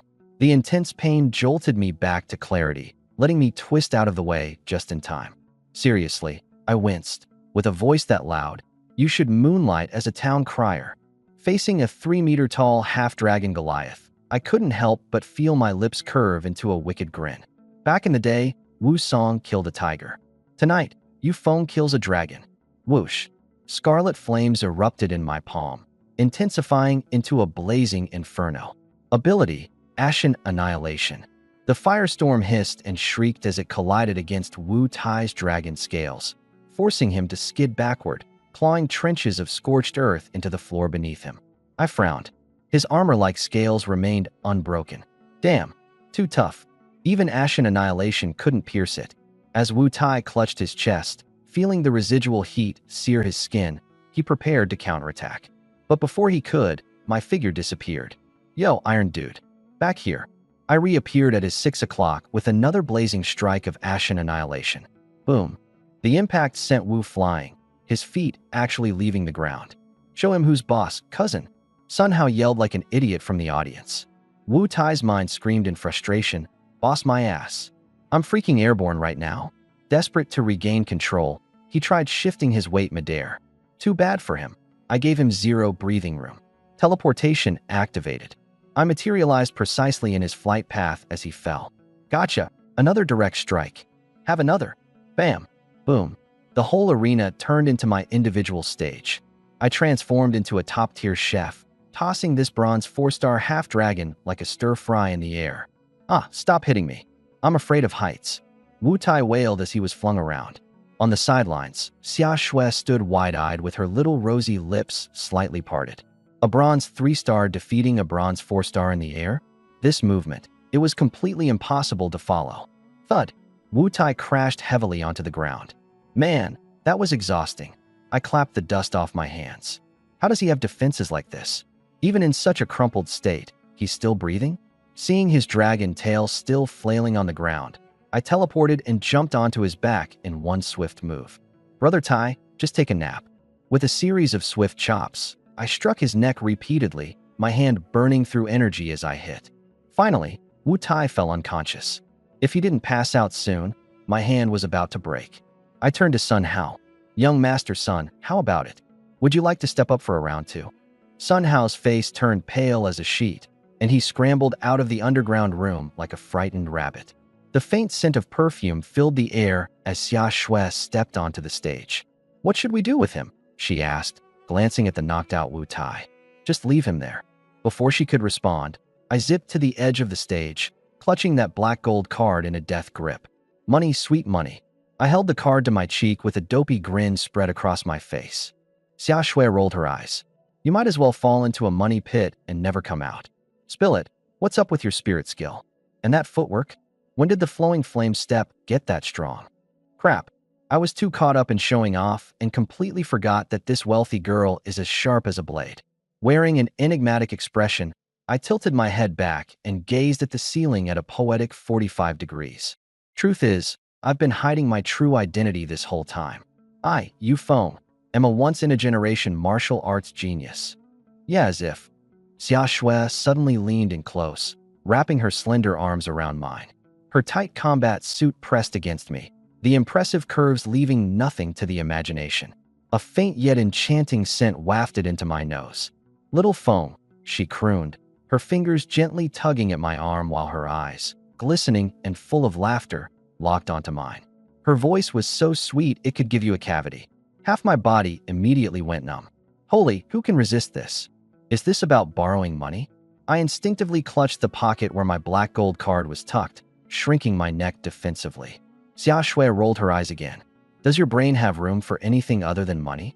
Yet, her hold on my arm only tightened. The tight combat suit pressed even closer, and the soft, warm sensation transferred directly to my nerves. How is anyone supposed to endure this? I sell my skills, not my body, I muttered, cautiously eyeing her every move. Cut the nonsense. Xia Shui stomped a booted foot, continuing to tug at my arm. Her warm breath tickled my chin as she murmured, "Come on, just say yes." "No way. Not until you tell me exactly what you want." Xia Shui's eyes darted mischievously. "If you help me out, I'll make sure you get unlimited braised pork for the rest of this semester." My eyes lit up instantly. "Deal. Whatever it is, I'll do it. I'll walk through fire if I have to." For the next 3 hours, the VIP arena transformed into my private training ground. Bam! Xia Shui had just formed her flame shield when I lashed out with a sweeping kick, sending both her and the shield flying. "Punch harder. Are you giving that demon wolf a back rub? Your stance is off. Where are you lunging at?" Relying on my perfected flowing fire step and intermediate level combat techniques, I kept Xia Shui spinning in circles, mercilessly training her without holding back. By evening, the two of us were drenched in sweat as we walked out of the practical combat building. 5 minutes later, Wu Tai, who had been passed out, opened a sliver of his eye to make sure the coast was clear before scrambling to his feet. I played dead for 2 hours just to avoid that lunatic dragging me into another session. The wisdom of adulthood. He hobbled away on shaky legs. The old district of Yangdu was bathed in the soft glow of the setting sun, casting golden light over the dilapidated apartment buildings. Humming a tune, I climbed the stairs up to the top floor, having just pocketed 500,000 and earned myself a semester's worth of braised pork. Life couldn't get any better. Just as I was about to insert my key into the lock, I froze. The keyhole was vertical. I have OCD. I always leave the lock horizontal when I lock the door. Someone had been here. I pulled out an invisibility charm and slapped it on my forehead. Stealth mode on. In a flash, I teleported straight into the living room. There were no signs of any disturbance. A neat freak thief, perhaps? The sound of running water came from the bathroom. I teleported inside, and then froze. Standing under the shower was a blonde foreign woman with her back to me. Water cascaded down her fair skin, glimmering under the light and accentuating her smooth, radiant figure. Suddenly, she spun around, her murderous gaze locking onto my position. Clamping my hand over my nose, I didn't dare to breathe.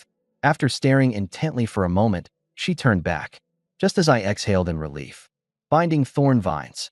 A giant, seductive flower sprouted from the ground, thorny vines snapping up and tying my invisible self into a tight bundle. The woman grabbed a towel, draped it over herself, then pressed a blade against my throat. "Cancel your ability," she commanded. Fighting back tears, I revealed myself. "Miss, this is a misunderstanding. I thought my house was being robbed." Glaring at the ceiling, the outdated fan, and finally at her, I added, "Wait a second, this is my house. You broke in, used my water, and are now wearing my towel. And you're threatening me with a knife? Do you even hear yourself?" The woman, clearly stunned, froze mid-motion. She had assumed I was an assassin sent to eliminate her. Turns out she had broken into someone else's home. "This is your house." Her icy voice sent chills down my spine. "No kidding. I pay the rent. I cover the utilities." I barked, making a point to glare at the towel around her chest. "And that poorly made towel you're using? $9 from some sketchy online store." For a moment, silence. "Release me, pay for the damages, and I'll pretend none of this happened," I demanded. She stared at me for 5 seconds, then withdrew her dagger and the thorny vines. I immediately backed up 3 steps. "You broke into my place first. Let's call it even. Now get out. I'll be staying here for 3 days." She handed over a blank check. "How much?" "Just write anything."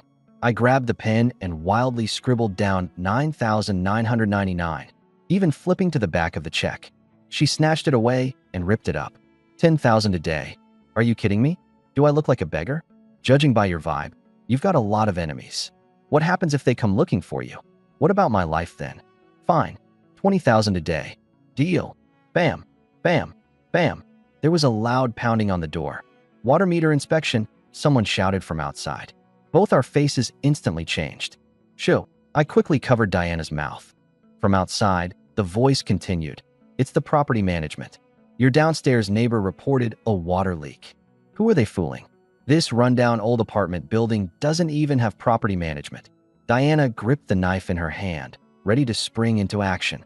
I clutched her arm tightly. "If you want to live, don't move." Whoosh with a flicker, we teleported to the rooftop. The chilly night breeze tousled her golden hair as she stared at me, dumbfounded. "You stay here. I'll go deal with them."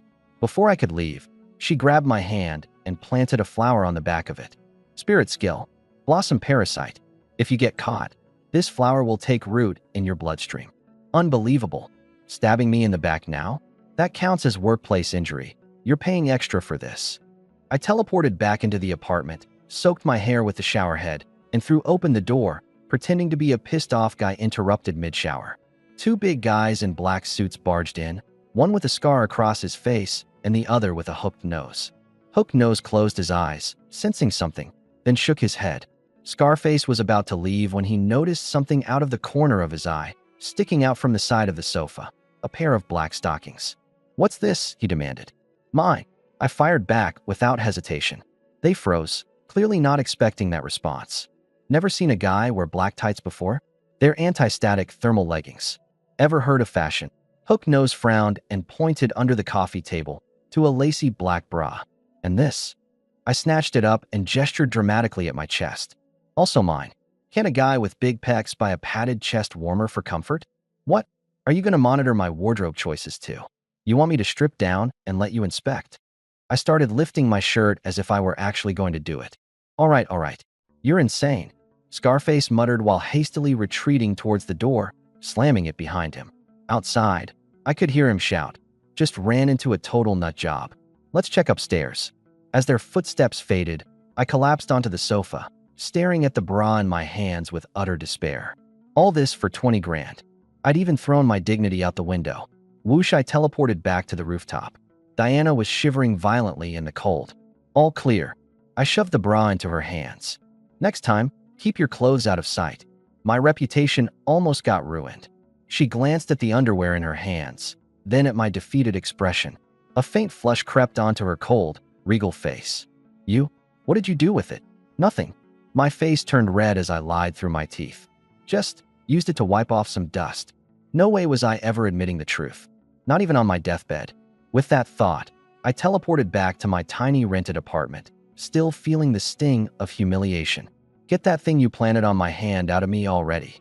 I waved the back of my hand in front of Diana's face. "If it starts sprouting, I might have to pay a landscaping fee." The corner of Diana's mouth twitched into a subtle smile. "Relax. It's just a standard spirit energy marker, totally non-parasitic." My eyes widened. Damn, Zhang Wuji's mom was right. Hotter girls are better liars. Diana ignored me. She sat on the couch wrapped in a faded pink towel. Her long legs crossed gracefully, beads of water trailing down her pale calves. The dim light cast striking shadows along her curves. "Get me some clothes," she said coolly. "And where exactly do you expect me to find clothes at this hour?" I rifled through a drawer and pulled out a white t-shirt. "Here, limited edition masterpiece right here." She took the shirt, emblazoned with a print of card-captor Sakura, and her brows furrowed into a tight knot. 10 grand deducted from tomorrow's rent," I said, wiggling my fingers. Taking a deep breath, she slipped on the shirt. The fitted tee stretched tightly over her assets, distorting the face of the magical girl printed on it. I brought out 2 bowls of instant noodles. Complimentary midnight snacks. Diana stared silently at the 2 long chopsticks, clearly puzzled. "What? Not good enough for you?" I knocked the chopsticks against the edge of the bowl. "Top-tier stuff. Master Kong's braised beef noodles topped with 2 extra eggs." She looked up, her blue eyes flickering with something almost embarrassed. "I don't know how to use these." "Seriously? What century are you living in?" I grumbled while heading to the kitchen, grabbed her a spoon, and handed it over. She awkwardly twirled the noodles around the spoon before taking a bite, chewing in large mouthfuls. Who would have thought? Miss Cold-Blooded Killer is secretly a foodie, I joked, leaning back. "So who exactly did you piss off?" She put down the spoon. "Knowing too much won't do you any good." "Fine, keep your mystery," I shrugged. "Anyway, you already paid. For the next 3 days, your safety's my problem. But don't bring your trouble to the school. Mess things up, and I'll report you to the cops." Diana gave me a strange look. "You're still in school?" "What? Don't I look like it?" I puffed my chest. "Top-tier student and combat class rep of Yongdu High's elite program. Future superstar of the supernatural world." Her lips twitched, but she didn't respond. After we ate, I tossed her a SpongeBob summer blanket. "You're on the couch. I'll take the bed. And don't even think about wandering around at night. I've got surveillance cameras all over this place." They were actually just plastic models to scare off thieves. For once, Diana didn't argue. She curled up on the couch and shut her eyes. That night, I tossed and turned. Who could sleep knowing there's a killer on their couch? If she sleepwalks and offs me by mistake, $2,000 wouldn't even cover the cost of my funeral. With dark circles under my eyes, I lasted until morning. Sunlight spilled in through the window cracks. Diana was still on the couch, hair cascading in golden brown waves, her breathing soft and steady. I crept around to freshen up, then dashed off to school. The moment I walked into the classroom, a soft, flowery scent hit me. Xia Shui leaned in curiously like a little detective, her nose almost touching my clothes. "What are you doing?" "Sniffing around like a dog." I leaned back in reflex. She scrunched her nose, took a deep sniff, and raised an eyebrow. "What is that smell on you? Why does it smell like women's perfume?" My heart skipped a beat. This rich girl has a dog's nose. "What women's perfume? That's just mosquito repellent. The rose-scented kind," I blurted out. "Really?" Xia Shui didn't look entirely convinced. "Stop smelling me anymore, and I'll start charging." I quickly tried to change the subject. "Humph." As if, she retorted, pulling an old, yellowed book out of her bag and shoving it into my hands. "Here, take this." "What is it?" "Martial arts manual. The school's beginner-level chi cultivation manual is useless for where you're at right now," she said, turning her head away. Her ears turned slightly red. "This is the Scarlet Flame manual. I took it from my family's treasure vault." I froze for a moment, the coarse texture of the manual and the lingering warmth from her palms sinking in. Looking at this sharp-tongued but soft-hearted rich girl, I felt a deep warmth stir within me. Ever since I was 8 and my parents disappeared, I'd tasted all kinds of hardships. For 10 years, no one besides my landlord, hungry for rent, had genuinely cared about me like this. "All right, I'll remember this favor," I said, weighing the Scarlet Flame manual in my hands. Then I placed the book against my chest and shrank back slyly. "But let's get one thing straight. I'm not giving you my eternal loyalty in return, okay? I've got principles." Xia Shui's ears immediately flushed bright red, the color spreading all the way down to her neck. She grabbed my sleeve and glared at me with wide eyes. "Stop dreaming. Who wants that? I'm doing this because I don't want you embarrassing me when training camp starts." Dragging me towards the door, she was clearly flustered. Her fingertips, brushing against my wrist, carried a faint warmth, and that same rosy scent. "Hey, broad daylight here. Where are you taking me?" I stumbled along behind her. For the record, I perform, but I don't sell my soul.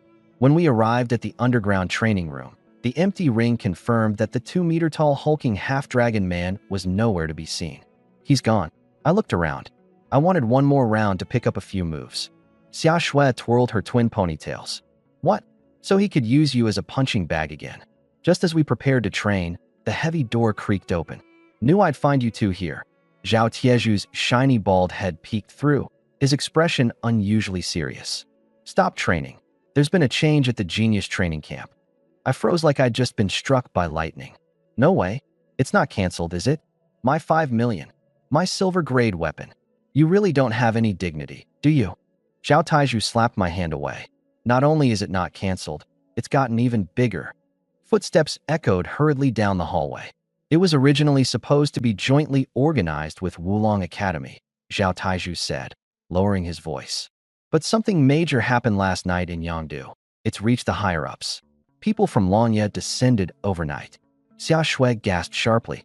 "Longya? The military's top-tier force. The elite warrior of the Espers?" "That's right." A flicker of reverence crossed Zhao Tieju's face. "This time, the training camp is directly run by Longya. The rewards? Sky high. Every top genius in Yangdu's high schools is going to be part of it." I scratched my chin. Throwing all of Yangdu's geniuses into one pot to mix it up? Interesting. Pushing open the door to the principal's office, I found Wang Defa standing there in a sharp Zhongshan suit, looking spirited and full of energy. "Taiju probably told you everything." He took a sip of tea. "With Longya taking over, the value of this camp has skyrocketed. If you secure a great rank or even catch Longya's eye, forget Yangdu, your future across the entire nation will be bright as day." He patted me on the shoulder. "Enough chit-chat. Head home and pack.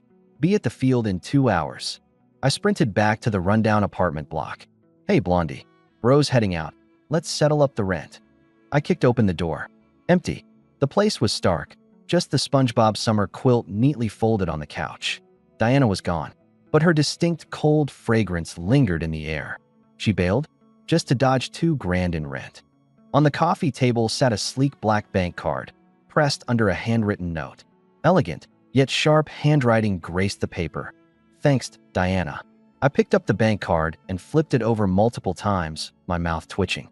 Big sister, if you're going to leave the card, could you at least leave the pin too? What? Am I supposed to use this as a scratch-off ticket? Rich people are something else. Leaving the card, but withholding the password. Grabbing a few clothes, I willed the black card and my clothes into my personal storage space. No idea how long we'll be stuck at the camp. And knowing instructors, they'll definitely starve us half to death. I bolted downstairs to the corner convenience store. 30 minutes later, gazing at my stash of self-heating hot pots, instant noodles, and compressed biscuits stacked high in my portable space, I clapped my hands in satisfaction. I'm set. Worst case, I can flip these to rich kids and make a killing. When I arrived at the field, I was speechless. Xia Shui, in a high ponytail and a snug athletic outfit that showed off her youthful form, stood next to not one, not two, but 3 pink suitcases each taller than a person. Class rep. I circled the suitcases in disbelief. Are you going for military training or vacation? If these things were empty, I could probably fit inside one of them. She pouted, puffing up her cheeks. Can't girls be clean and tidy if they want to? Then why'd you pack a frying pan? I quirked an eyebrow, pulling out the pan's handle poking from the pile. And this, your stuffed bear is literally spilling out. I need a proper bed to sleep on. She snatched the pan and shoved it back, turning her head away in embarrassment. A low, oppressive hum filled the air, accompanied by a sudden gust of wind. A military helicopter descended, tearing through the clouds, and landed directly on the field. From it, Wang Defa jumped down, his eyes scanning Xia Shui's mountain of luggage with a deep frown before shifting his gaze to me standing empty-handed. Kid, showing up to this empty-handed? I gave my pants pocket a reassuring pat. Relax, principal. Us cultivators live by the minimalist creed. Wang Defa looked half-convinced at best. Board the helicopter. The chopper roared to life, taking off straight toward the Yindu military camp.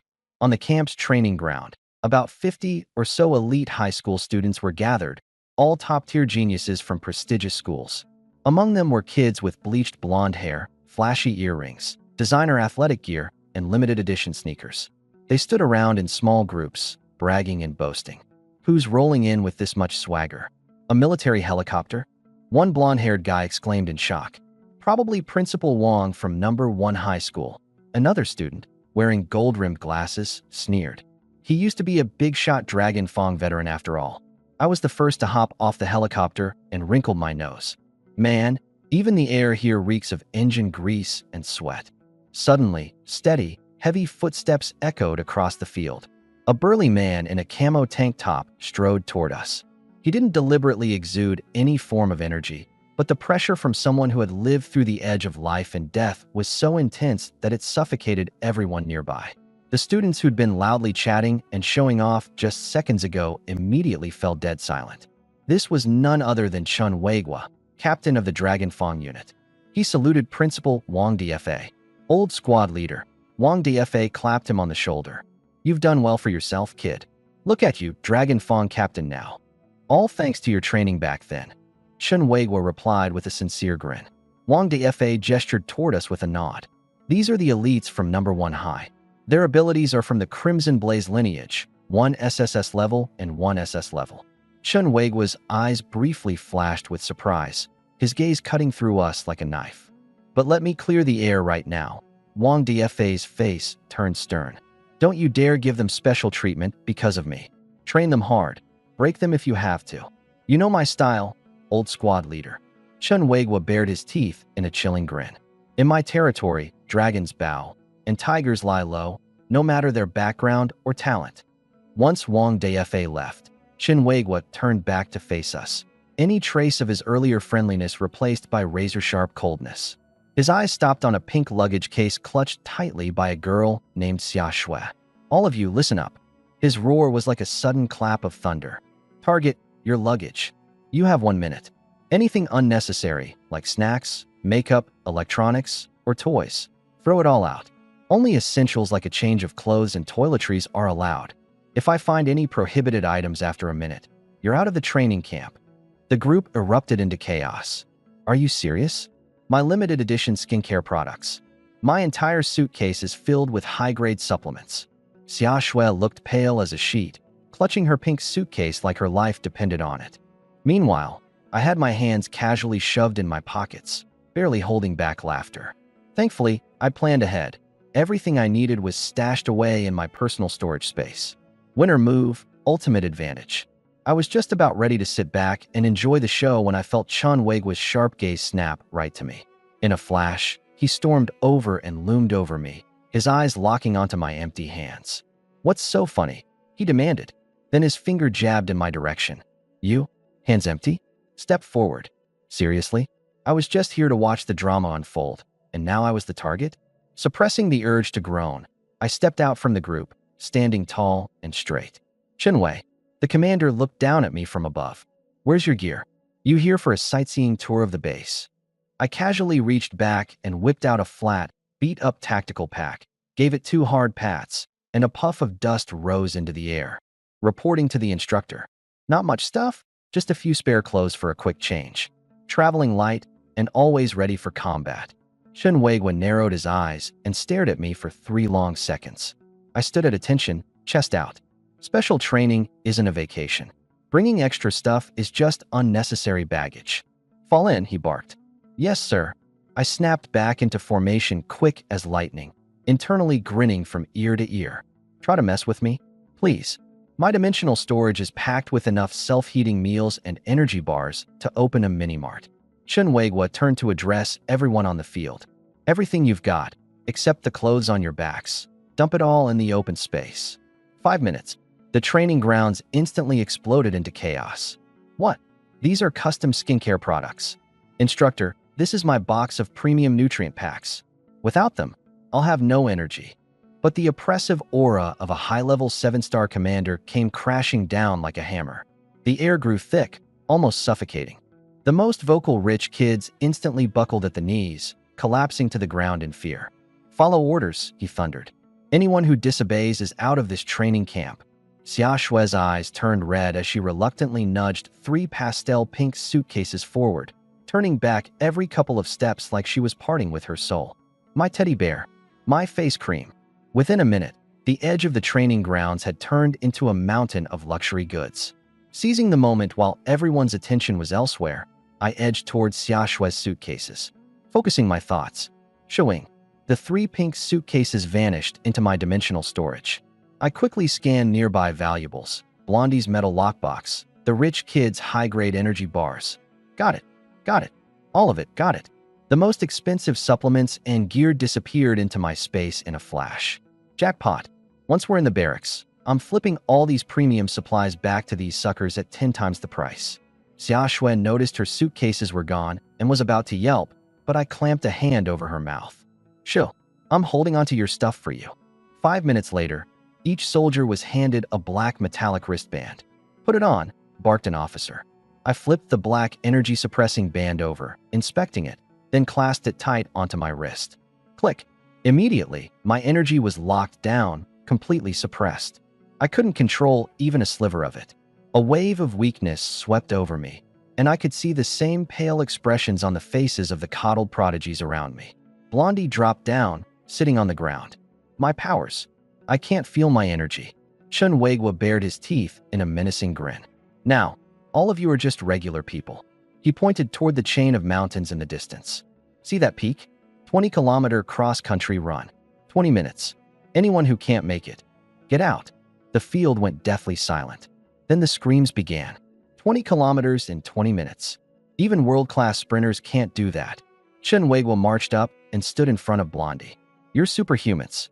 Even with your energy sealed, your bodies are stronger than average people. If you can't do it, leave now. Countdown starts. Run." As soon as the words left him, I launched myself off the ground, bolting forward like a shot. 20 kilometers in 20 minutes? That old bear acts like we're oxen or something. Though I couldn't resist complaining, my speed was nothing short of extraordinary. With a body rebuilt from infernal blood, my musculoskeletal system was insanely powerful. Even without applying any spiritual energy, my raw physical strength practically made me a human wrecking ball. In the blink of an eye, I charged ahead, leaving the group of spoiled rich kids far behind. You foam. Why the hell are you running so fast? Xia Shui called out from behind me, trying her best to keep up, sweat dripping off her chin onto the dirt. I shot a mischievous grin over my shoulder and picked up my pace even more. Breathing heavily in the distance, the blonde guy gasped. This dude's a freak, right? His spiritual power's sealed, and he's still running like that.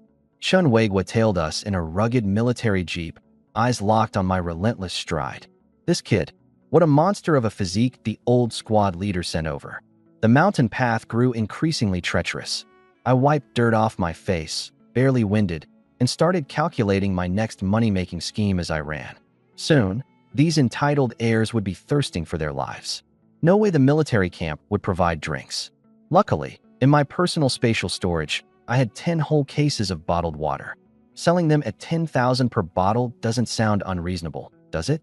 And those high-grade nutrient supplements I acquired. 50,000 a pop seems fair. This wasn't just a training camp. This was my ticket to wealth. Feeling more hyped the more I thought about it, my feet hit the trail faster and harder, making that grueling 20 kilometers feel like a supply run. When I crossed the finish line, I wasn't even out of breath. The military base's gate loomed ahead. As I fiddled with the suppression cuff on my wrist, I realized my spiritual power was completely sealed. My spatial abilities? Nothing but a black hole. I tried reaching out to my personal spatial reserve. Nothing. Like a pebble sunk into the ocean. My face darkened. All the stuff I'd stashed, nutrient supplements, extra supplies, Xiaoshua's luggage, everything was still in there. Hey, system buddy, can we cut a deal? This damn wristband blocked my spatial power. Help me transfer the goods out. Detected. Spatial ability locked. System inventory unaffected. Transfer items for 10,000 dragon coins. 10,000. Your delivery fee's worse than highway robbery. The system responded with stony silence. Take it or leave it. I gritted my teeth. Fine, transfer it. 10,000 dragon coins deducted. Item successfully transferred. I found a flat boulder nearby, using my bag as cover. With a quick thought, several bottles of water tumbled out onto the rock. On a scrap of cardboard, I scribbled my masterpiece in bold strokes. Military base exclusive. Honest and fair. No IOUs. Well, okay, IOUs allowed. The screech of tires broke the moment as Chun Weigwa's jeep skidded to a halt beside the finish line. He stormed over, his face dark as a storm cloud. What the hell are you doing? Snapping off a lazy salute, I replied, reporting to the instructor. Providing paid logistical support services, sir. Where the hell did you get this stuff? This isn't. Didn't I tell you to throw all that stuff away before we started? I patted my nearly flat backpack. Instructor, I worked hard to bring this up here. You said no snacks or cosmetics were allowed. You didn't say no water. Chun Weigwa grabbed the pack. It was way too flat to even fit a steamed bun, much less carry more than a dozen bottles of water. He grabbed my wrist. The energy sealing bracelet blinked red, with no abnormalities. Instructor, ease up. This backpack's made of high-tech compressive material, I said with a grin, rubbing my fingers together. Chun Weigwa found no loopholes. Fine. If you're willing to carry it through a 20-kilometer run, that's on you. Just don't pull any shady business in my camp. He turned to leave, but I could tell he was feeling suspicious. After all, anyone sent over by the old squad leader would naturally raise some eyebrows. Time ticked by. Xiaoyan appeared, wearing a black tracksuit, his steps steady and composed. His face looked cold and stern, with sweat dripping down from his forehead. As he surged past the finish line, he doubled over with his hands on his knees, gasping for air. Bingo, a customer. I grabbed a bottle of mineral water and approached him. Hey, bro, looks like you're exhausted. Military-grade mineral water here. It'll quench your thirst and relieve your fatigue. Xiaoyan's eyes fell on the water bottle as his Adam's apple bobbed. He reached out to take it. I twisted my wrist away. Hey now, even brothers keep things fair. This water ain't free, you know. How much? His tone was cold and clipped. I raised one finger. Not much, just 1,000 dragon coins. Xiaoyan froze mid-motion. 1,000 for a bottle of water that it normally cost 2? I didn't bring any money, he replied in a sharp tone. No problem. I cheerfully pulled out a promissory note and a red ink pad. Just sign on the dotted line and stamp your fingerprint. Xiaoyan's face darkened. As a proud heir of the Xiao family, he had to sign an IOU just to buy water? No thanks. He turned around, sat on a patch of ground nearby, closed his eyes, and braced himself against the thirst. All pride, no practicality, I muttered and returned to my makeshift stall. A few minutes later, Xia Shui came crashing in with Gu Ningyue in tow. Gu Ningyue, dressed in a form-fitting combat suit with her long hair tied in a ponytail, boasted an ethereal beauty with her delicate features and cool aura. Sweat dripped off both women, and their faces were pale from exhaustion. They collapsed onto the ground, panting heavily. Xia Shui's eyes instantly latched onto the water bottles next to me, lighting up like beacons. She lunged forward, snatched a bottle, and downed it in one go. Ah! She moaned contentedly and quickly handed another bottle to Gu Ningyue. Hurry, Ningyue, drink up. I'm dying of thirst here. Gu Ningyue softly thanked her and sipped modestly, her gaze drifting toward me, puzzled. How come this guy didn't look tired at all, when everyone else's energy was sealed? I extended my hand slowly. Ladies, drinking water costs money. It's the law of nature. 1 bottle for 1,000. 2 bottles for 2,000. Since we're all acquaintances, I'll give you a deal. 2,000 plus 1 to include a delivery fee. Xia Shui nearly spit out her water. 1,000 for a bottle? Why don't you just rob a bank? Because robbing banks doesn't pay nearly as fast. I replied matter-of-factly. Do you know what I risked to bring these up? You know the saying, the rarer something is, the more valuable it becomes, right? I don't have any money. My phone's been confiscated. No money? Then write an IOU. I handed her a pen and paper. No money, just 1 life to give. Xia Shui shoved the empty bottle into my arms, acting shamelessly. I looked at her, completely unfazed and with that dead pig not afraid of boiling water expression. My eyes rolled to the back of my head in pure frustration. Class president, drinking without paying is basically freeloading, isn't it? Xia Shui's face flushed red. Who's freeloading off you? She suddenly pulled Gu Ningyue by the arm. This is my bestie, Gu Ningyue, the school beauty of Wulong High. I'll introduce her to you as payment for the water. Gu Ningyue stumbled slightly from the tug, her cool and elegant face momentarily betraying a hint of surprise. She gave a slight nod to acknowledge me. I glanced over at Gu Ningyue. Long legs, impeccable grace, truly a stunning beauty. But I'm not the type to be swayed by superficial interests. Can beauty fill my stomach? Can beauty be exchanged for money? No deal. A pretty girl isn't the same as cash. I pulled out my battered notebook and uncapped a marker with my teeth. This will go on the record. Xia Shui from class 3-1, grade 12. Yangdu High consumed 2 bottles of mineral water. Total, 2,001 yuan. Payment due after the training session. Late payments incur a daily interest rate of 5%. Greedy much? Why don't you just dive into a pile of cash and live there? Xia Shui huffed, dragging Gu Ningyue away. Gu Ningyue glanced back at me, a hint of amusement flickering in her beautiful eyes. This Yufeng, he's kind of interesting. Not long after, the rest of the group arrived. Leading the pack was Blondie, followed by a group of spoiled rich kids stumbling like zombies across the finish line, collapsing in a chaotic heap of exhaustion, groaning all around. I hopped down from my rock, holding a water bottle in each hand, knocking them together theatrically. Get it while it's hot, or rather cold. Military-grade mineral water, straight from the source. 1 sip freshens you up, 2 sips banish fatigue, and 3 sips. I'm not saying it'll make you immortal, but hey, who knows? Dozens of eyes locked onto my water bottles, glowing with a desperate green light. Blondie struggled to his feet. Bro, hook me up with a bottle. He reached for one, but I was quicker, snatching it back to guard my goods. Get in line. Everyone line up. 1 bottle costs 5 grand. No cash. Sign an IOU and leave a thumbprint. Chaos erupted instantly. 5 grand. Are you freaking insane? The same bottle's 2 yuan at the store, and you're charging 5,000? I held my ground, wearing a serious face. Bro, those are ground-level prices. We're at a military camp 1,000 meters above sea level. I didn't just bring you water. I brought you hope. If you think it's too expensive, I think you're too broke.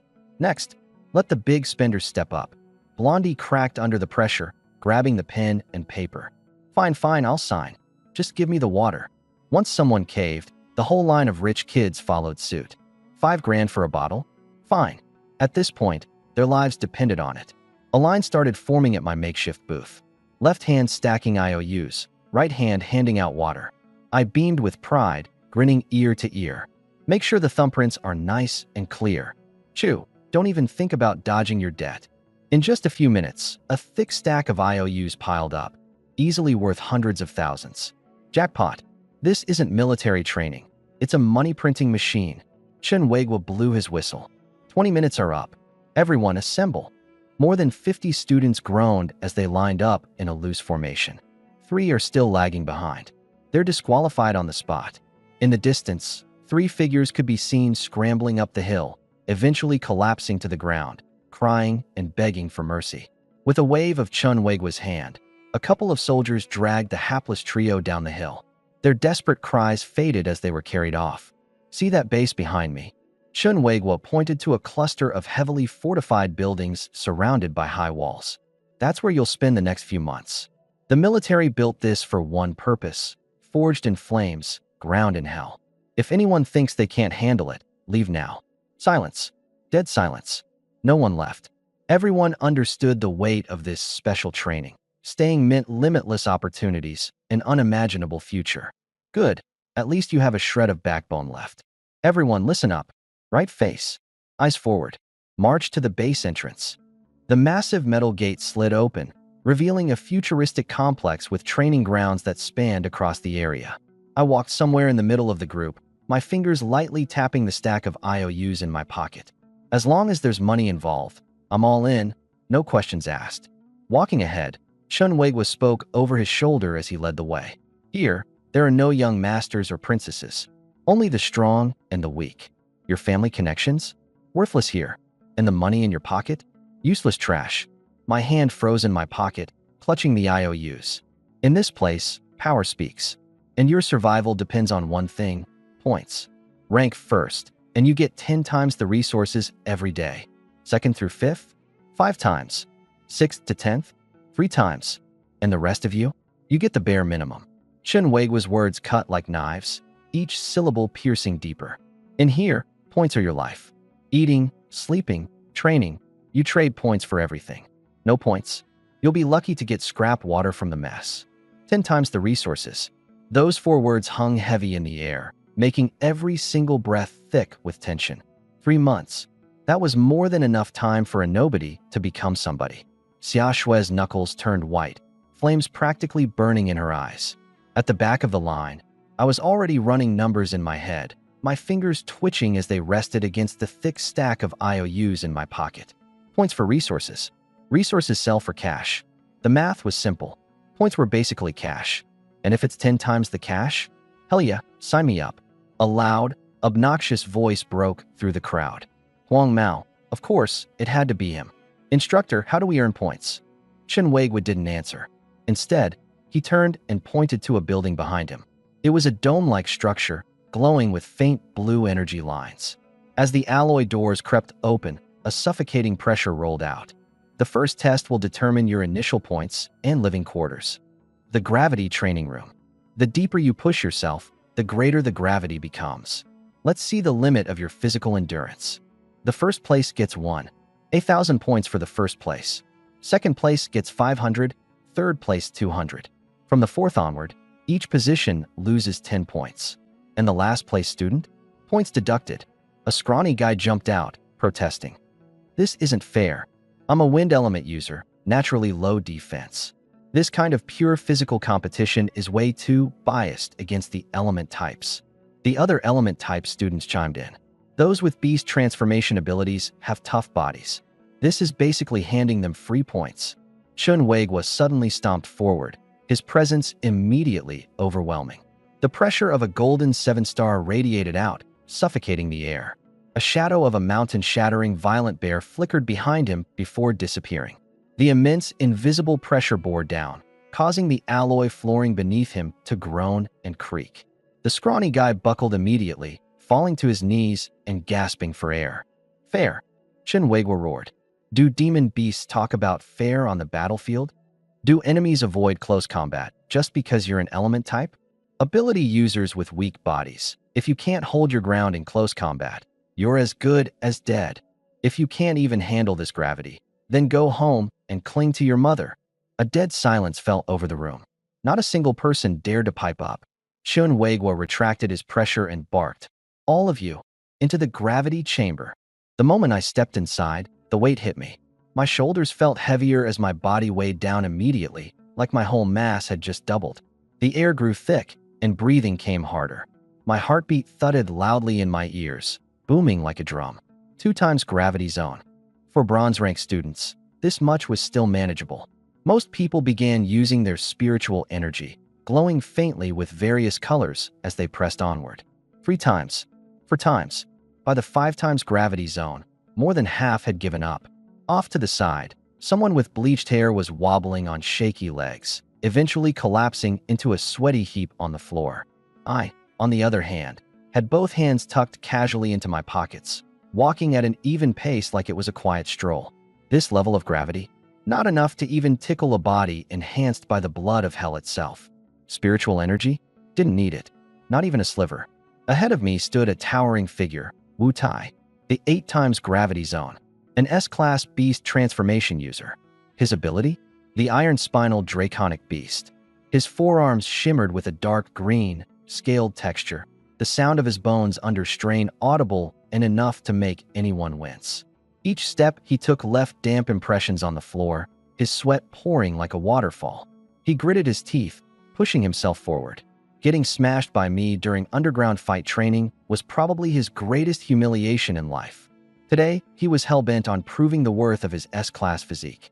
I sped up my pace, catching up to him and giving him a firm pat on his broad shoulder. "Yo, Iron Bro, taking a stroll too?" The sudden clap on his back almost made Wu Tai choke on his breath, his knees buckling slightly as he fought not to collapse. He steadied himself and shot me a glance. When our eyes met, his pupils nearly popped out in shock. I was completely calm. No sweat, no strain. Not even the faintest trace of spiritual energy swirling around me. "You, how are you? Fine." This was 8 times gravity. Even for an S-class beast transformation user with a tough, enhanced body, every step felt like dragging a boulder uphill. And yet here I was, a fire element user of all people, completely unbothered. I shrugged lightly. Maybe because I'm disciplined. You know, daily routine. 100 push-ups, 100 squats, a 10-kilometer run. I shot him a teasing look. "Iron Bro, you might want to step it up a bit with that body of yours." With that, I clasped my hands behind my back and continued my leisurely walk, humming a little tune. Wu Tai stood frozen in place, his brain ringing with static.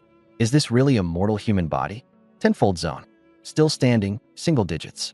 Summer Snow Chi Lee's pure flame encircling her, the flames compressed into a thin layer sticking tightly to her body. Gritting her teeth, she trudged forward with difficulty. Beside her, Gu Ningyue's frosty blossoms bloomed, sharing part of her burden. As I passed by, I deliberately slowed down my steps. "Class rep, Gu the campus goddess, keep it up. Don't forget you owe me 2001. If your points get docked, how are you going to pay me back?" Summer Snow ground her teeth, absolutely livid. Scram. If she weren't out of strength, she'd have smacked me with a flame blast for being a greedy pain. I chuckled and moved forward. At the front, Xiao Yan. 12-fold zone. Raging flames coiled around him, the heated air distorting and rippling. He stopped momentarily to steady his breathing. 12-fold. The highest on the field. First place, 1,000 points, locked in. Footsteps echoed behind him. Xiao Yan turned his head. There I was, yawning as I casually strolled past him. Steps light, still having the mind to glance around curiously. Xiao Yan was stunned. 12 times gravity. And this guy didn't even have a spiritual shield to protect him. Just pure body strength? I stopped just half a step ahead of him and turned around. Reaching into my pocket, I pulled out a bottle of water, shaking it playfully. "Hey man, you're looking pretty wiped out already. Can't last much longer, huh? Need a bottle of water to recharge? Prices are steep now, 11K a bottle. I take IOUs too." Seeing that Xiao Yan wasn't going to entertain me, I slipped the water back into my pocket and casually strolled into the 13-fold zone. Steps as light as ever, without so much as a pause. In the monitoring room, Chen Weigwa stared at the massive screen, his insulated tumbler halting midair. The assistant coach leaned over. "Captain, is this kid's data glitched or something? No supernatural ability used. 0 spiritual power fluctuations. Bronze tier, 3 stars. Carrying 13-fold gravity with just his physical body? Even a bronze tier, 9-star strength type couldn't pull this off, could they?" Chen Weigwa put the cup down, eyes glued to the screen. Lift the restrictions on the gravity chamber zone. The assistant coach's eyes widened in shock. Captain, lifting the restrictions means the gravity will keep stacking up. If someone dies, no one's gonna die, Chun Weigwa interrupted firmly. I just want to see how far this kid's body can go. Inside the gravity chamber, I'd only taken a couple of steps when the weight in the air grew heavier. The alloy flooring let out a piercing screech under the pressure. 13-fold, 14-fold, 15-fold. The gravity kept climbing. Xiaoyan dropped onto one knee under the crushing weight, his palms bracing against the floor, his fiery shield flickering erratically. Wu Tai let out a pained grunt in the 11-fold zone, veins bulging, as he was flattened to the ground. Summer Snow and Guning Yue had been completely pinned down. Even twitching a finger was out of the question. The only one still standing, in the entire room, was me. I stopped, rolled my neck, and let my joints crack audibly. Now this is getting interesting. A smirk spread across my face. Not only did I not backpedal, I continued forward, straight into the intensifying gravity. Each step making the alloy flooring groan under my weight. Stepping hard, leaving dents. 20 times, 25 times, 30 times, 35 times gravity zone. The monitoring hall fell dead silent. This kid, is he really an elemental type? The instructor's voice was dry. 35 times. No spirit energy, purely physical body. And he's only at bronze level 3. His physical toughness is crazier than the official Dragon Fong members. Chun Weigwa's eyes burned with fervor. The old squad leader sent over a treasure. With this body's natural talent, properly honed, he's a walking weapon. 35 times gravity zone.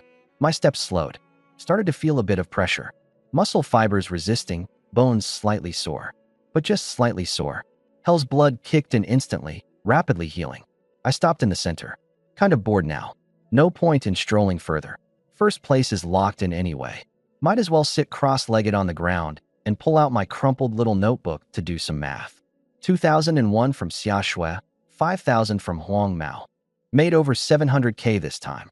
Interests still need to be collected. Testing over. Chun Weigwa's voice boomed through the gravity chamber. The gravity disappeared. The students, feeling like they'd been pardoned by heaven itself, collapsed onto the ground in all sorts of messy positions, panting heavily. Scores came out. Chun Weigwa held the results sheet.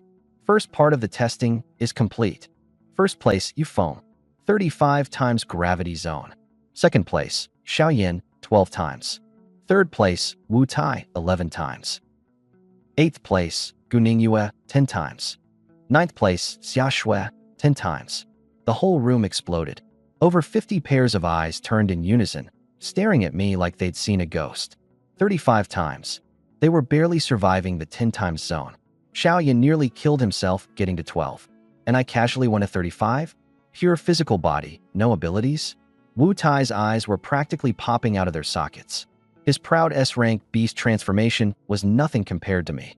Xiaoyan clenched his fists tight, his eyes locked on me. He'd always been hailed as a genius, unbeaten among peers.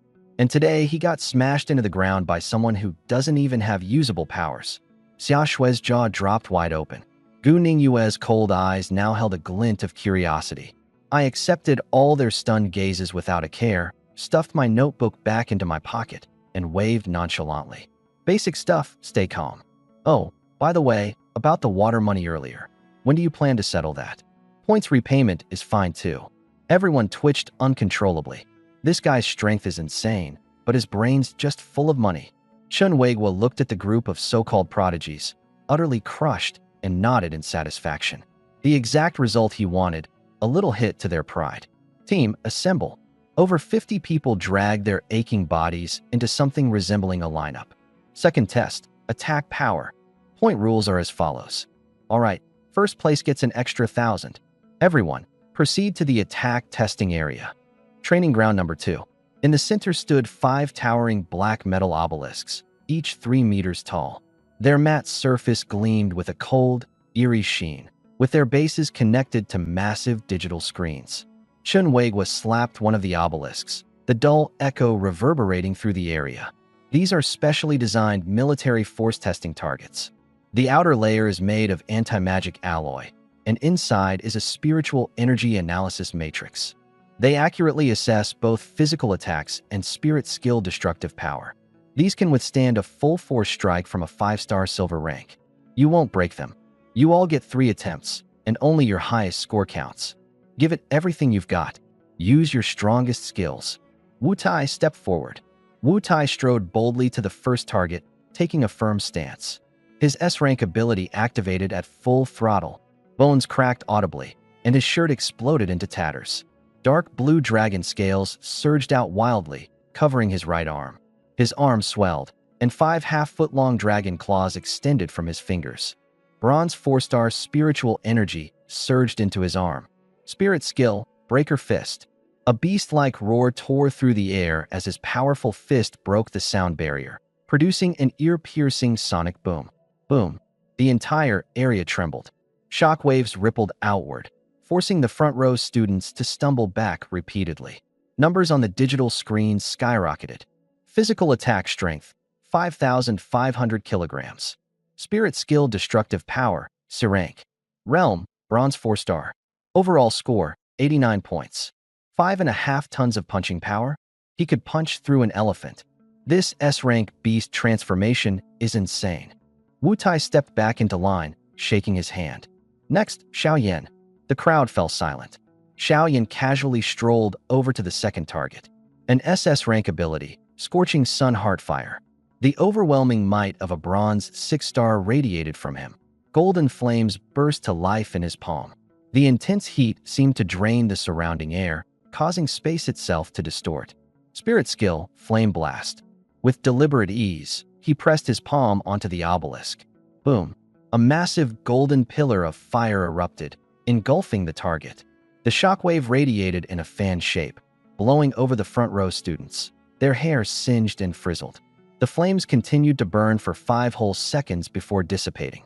The anti-magic alloy surface bore a faint, dark red scorch mark, an astonishing sight. Physical attack strength, 2,100 kilograms. Spirit skill destructive power, A rank. Realm, bronze 6-star. Overall score, 95 points. The crowd went deathly silent. A rank destructive power. A bronze rank pulling off an A rank attack? That's beyond its tier. 95 points. First place is locked in. No one's topping that. Xiaoyan pulled back his hand, his breathing completely steady. As he turned, his gaze cut through the crowd, landing directly at the back, on me. He had lost the endurance test earlier, but for the attack test, it was all about spiritual energy and abilities. Someone like me, with 0 detectable energy fluctuations, had no chance of competing, right? Xia Shui scoffed as she brushed past me. What's there to be so smug about? Spirit skill, Purging Flame Wave. The crimsonly purging flame shifted into a burning tidal wave. Hit the target. Overall score, 91 points. Still within A-level destructive power, but slightly inferior in skill and strength. Gu Ningyue followed closely behind, with her Moonlight Condensing Wood ability focused on control and recovery. Final score, 85 points. Half an hour later, the testing was gradually completed. Most scores hovered around the 60s to 70s range. An occasional 80-point score was enough to trigger applause. Xiaoyan's 95 points remained glistening at the top of the leaderboard. Chun Weigua's pen hovered in midair, his gaze locking onto the figure at the very bottom of the roster, someone with a negative balance of marks. You phone. 50-some pairs of eyes immediately turned toward him. Curiosity, doubt, amusement. Finally, it's this guy's turn. The gravity chamber's impressive, sure, but he hasn't even used supernatural abilities. Probably just raw physical awakening. Pure physical strength? What's the use in that? Without spirit art enhancement, the best he can manage is C-level destructive power at most. Xiaoyan's A-level is right there. What's he gonna do? Headbutt it. I carefully folded the IOU and tucked it into my pocket, patting it twice before getting up leisurely. I sauntered over to target 4. No fighting stance, no activation of spiritual energy. I circled the black metal monolith twice, even reaching out to tap the surface with my knuckles. Clang, clang. Chun Weigua, watching my nonchalant demeanor, broke his usual stoicism and actually reminded me, don't hold back. Your physical strength is remarkable. Let's see your full power output. I stopped, turned to look at him, and rubbed my thumb and index finger together. Coach, is this thing expensive? Wei-guo was momentarily stunned. It's a military-grade thing, costs at least $1 million. Why are you asking? The moment I heard $1 million, I reflexively took a half step back, like I'd been electrocuted. Sighing deeply, I muttered, then I'd better take it easy. If I break it, there's no way I could afford to pay for it, not even if I sold myself. The crowd of students erupted into laughter. This guy's definitely chickening out, just looking for an excuse to back down. Break it. Xiaoyan's S-rank strike only left a shallow dent. Who does he think he is? Seriously, I don't have to pay for it. I picked at my ear, staring directly at Wei-guo's increasingly darkened expression, and asked again, this thing costs over $1 million, and I don't even have a penny to spare. Shut up. Wei-guo snapped, veins bulging. Military property doesn't concern you. Just hurry up and hit it. Stop wasting time. Hearing his reassurance, I felt at ease. Standing before target 4, I casually raised my right hand. No flashy stance or ceremonious build-up. A crimson flame flickered to life in my palm. The next moment, the terrifying energy compressed the flame. Crimson turned into a blinding white. The air twisted under the intense heat, emitting a sharp, splitting screech. Incinerate. I thrust 2 fingers forward. The white beam of flame shot silently toward the metal target. There was no explosion, only the sharp, piercing sound of metal being vaporized at extreme temperatures. Flames tore through the 3-meter-high target without slowing, continuing on to blast a crater into the blast-resistant wall behind it. Only then did the heat wave explode outward. The spectators in the front rows, who had been ready for a show, were thrown to the ground, with their hair giving off a distinct scorched odor. Wei-guo's eyes nearly popped out of their sockets. The flames dispersed, leaving the training ground in complete silence. In the center of the multi-million-dollar black target board, there was now a gaping hole the size of a fist. Molten iron dripped down its edges, sizzling as it burned charred pits into the floor. Captain, the deputy instructor's voice trembled. The sensor, it's been melted straight through. Right before the system crashed, the last recorded data showed the absolute cap for silver 5-star damage. The sound of sharp intakes of breath rippled through the crowd. Bronze 3-star, delivering the power of a silver 5-star attack. That was an entire tier of advancement. Wu Tai instinctively touched the back of his neck, suddenly reminded of the gentle flip I gave him at the underground ring. He shivered. So back then, I had been holding back an entire ocean? Xiaoyan's expression was as dark as storm clouds. His fists clenched so tightly they cracked. His prideful SS-rank Sunflame Heartfire now seemed like a joke compared to just one touch of mine. Coach, this really isn't my fault, I said as I walked toward Wei-guo, shrugging innocently. You're the one who told me not to hold back. It's not my problem the target's quality wasn't up to par. Besides, I only used half my strength. Wei-guo's face twitched uncontrollably. I turned on a playful smile. By the way, are you guys still keeping that wrecked target? If not, I've got a buddy in the recycling business. Anti-magic alloy fetches a good price. How about we split the profits 70/30ths? Get out, Wei-guo bellowed. I quickly ducked back into the lineup, muttering under my breath. Fine, be that way. Waste of resources. Wei-guo took a deep breath, visibly trying to rein in his temper. The attack power trials are over. First place, you foam. Second place, Xiaoyan. He handed out black metallic cards. These are your identity and contribution point cards. They'll track your points. I glanced down at mine. 2,500 points. Pretty solid. Every point counts when it comes to resources. Now for the housing assignments. Wei-guo scanned the group. First place gets exclusive use of Villa 1. Ranks 2 through 10 will each have single apartments. The rest of you, 8-person dormitories. Wails of despair swept through the crowd. I raised my hand. Coach, if the villa's mine, can I rent out the extra rooms? 100, 200 points a night, utilities included, and I'll even throw in a wake-up service. Everyone's jaws collectively hit the floor. If you dare play landlord, I'll personally skin you alive. Wei-guo roared. That's all. Dismissed. Report back here tomorrow at 6 a.m. sharp. The group dispersed, and I hummed a little tune as I strolled toward my new villa.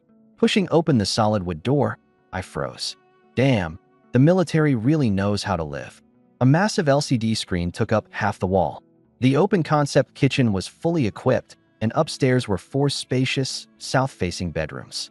Not to mention the heated outdoor pool. I stretched out my arms. Now this is living. 3 seconds later, my face fell. So many empty rooms. If I rent out each one for 200 points a night, that's 6 rooms. 1,200 points daily. Chinwagwa, you stubborn old geezer. Blocking someone's path to wealth, huh?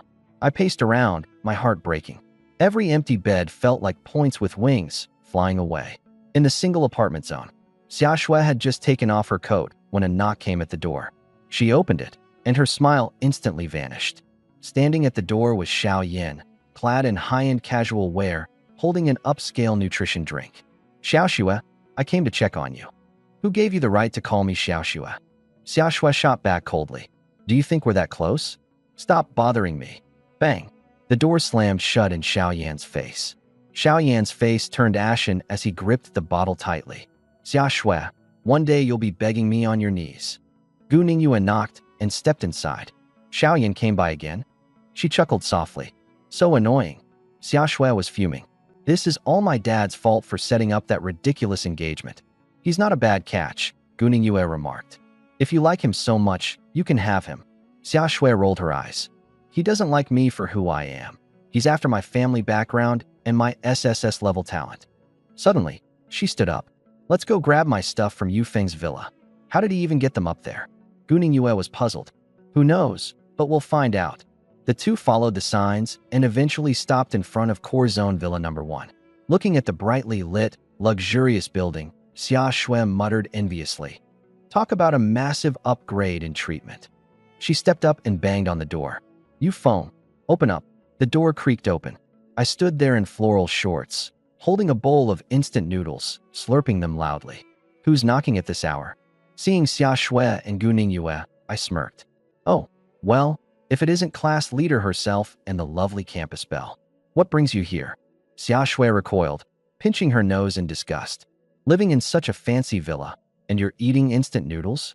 Reminiscing the struggle, I replied as I tipped back the bowl, drank every last drop of broth, and tossed the empty container into the trash with a perfect shot. All right, what do you want? Just so you know, no free lodging here. My luggage, Xiaoxue demanded, holding out her hand. I leaned casually against the doorframe. What luggage? Quit acting dumb. You were making eyes at me earlier today. Xiaoxue was growing irate. Inside those 3 suitcases were all her skincare products, clothes, and a few, let's just say, private items that no one should ever see. Oh, now I remember. I rubbed my chin thoughtfully. Hand it over. Xiaoxue tried to push past me. I blocked the entrance, holding out my right hand and rubbing my fingers together. What about the storage fee? You're charging me? Xiaoxue's voice hit an octave she didn't know she had. Obviously, I said matter-of-factly. 3 massive suitcases, heavy as rocks, and I carried them up here while risking getting suspended by the instructor. A little compensation for my sweat and tears isn't asking too much. Gu Ningyue shook her head on the side. This guy was really all about the money. How much do you want? Xiaoxue ground out through gritted teeth. Since you asked so nicely, I held up 5 fingers. I'll cut you a deal. 500 points, with a 20% discount. Why don't you go rob someone? Xiaoxue shrieked. The starting amount only has 500 points. Then there's nothing more to discuss, I said, turning around to shut the door. Wait. Xiaoxue grabbed the doorframe, glaring daggers at me. 50 points. 450. 80. 400. 100. Any more, and I'd rather not have it. She stomped her foot in frustration. I swiftly pulled out my points card. Deal. Pay first, get the goods later. The notification for a successful transfer chimed, and I nodded in satisfaction. Come on in. As we stepped into the lavishly decorated living room, Xiaoxue froze at the sight of her surroundings and exclaimed, Where are the suitcases? Hold your horses, I said, walking to the center of the room. I focused for a moment and swoosh, swoosh, swoosh. 3 pink suitcases materialized out of thin air, landing softly on the carpet. Both women were stunned. Gu Ningyue quickly stepped forward to touch the suitcases, her frosty expression giving way to bewilderment. How is this possible? Xiaoxue pounced on one suitcase, hugging it tightly as a plush bear's paw peeked out. My teddy bear, everything's really here. Her head whipped toward me. How did you do this? Standing with my hands behind my back, I gazed at the ceiling. A master never reveals his secrets. Come on, tell me. Is it some sort of spatial artifact? Xiaoxue tugged on my arm, nearly pleading. Pure personal charm, I replied smugly. Spill it, she demanded, shaking my arm harder.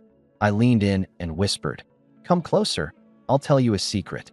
Dubious, Xia Shui inched closer to my face. Taking a deep breath, I suddenly bellowed. Heavenly secrets cannot be revealed.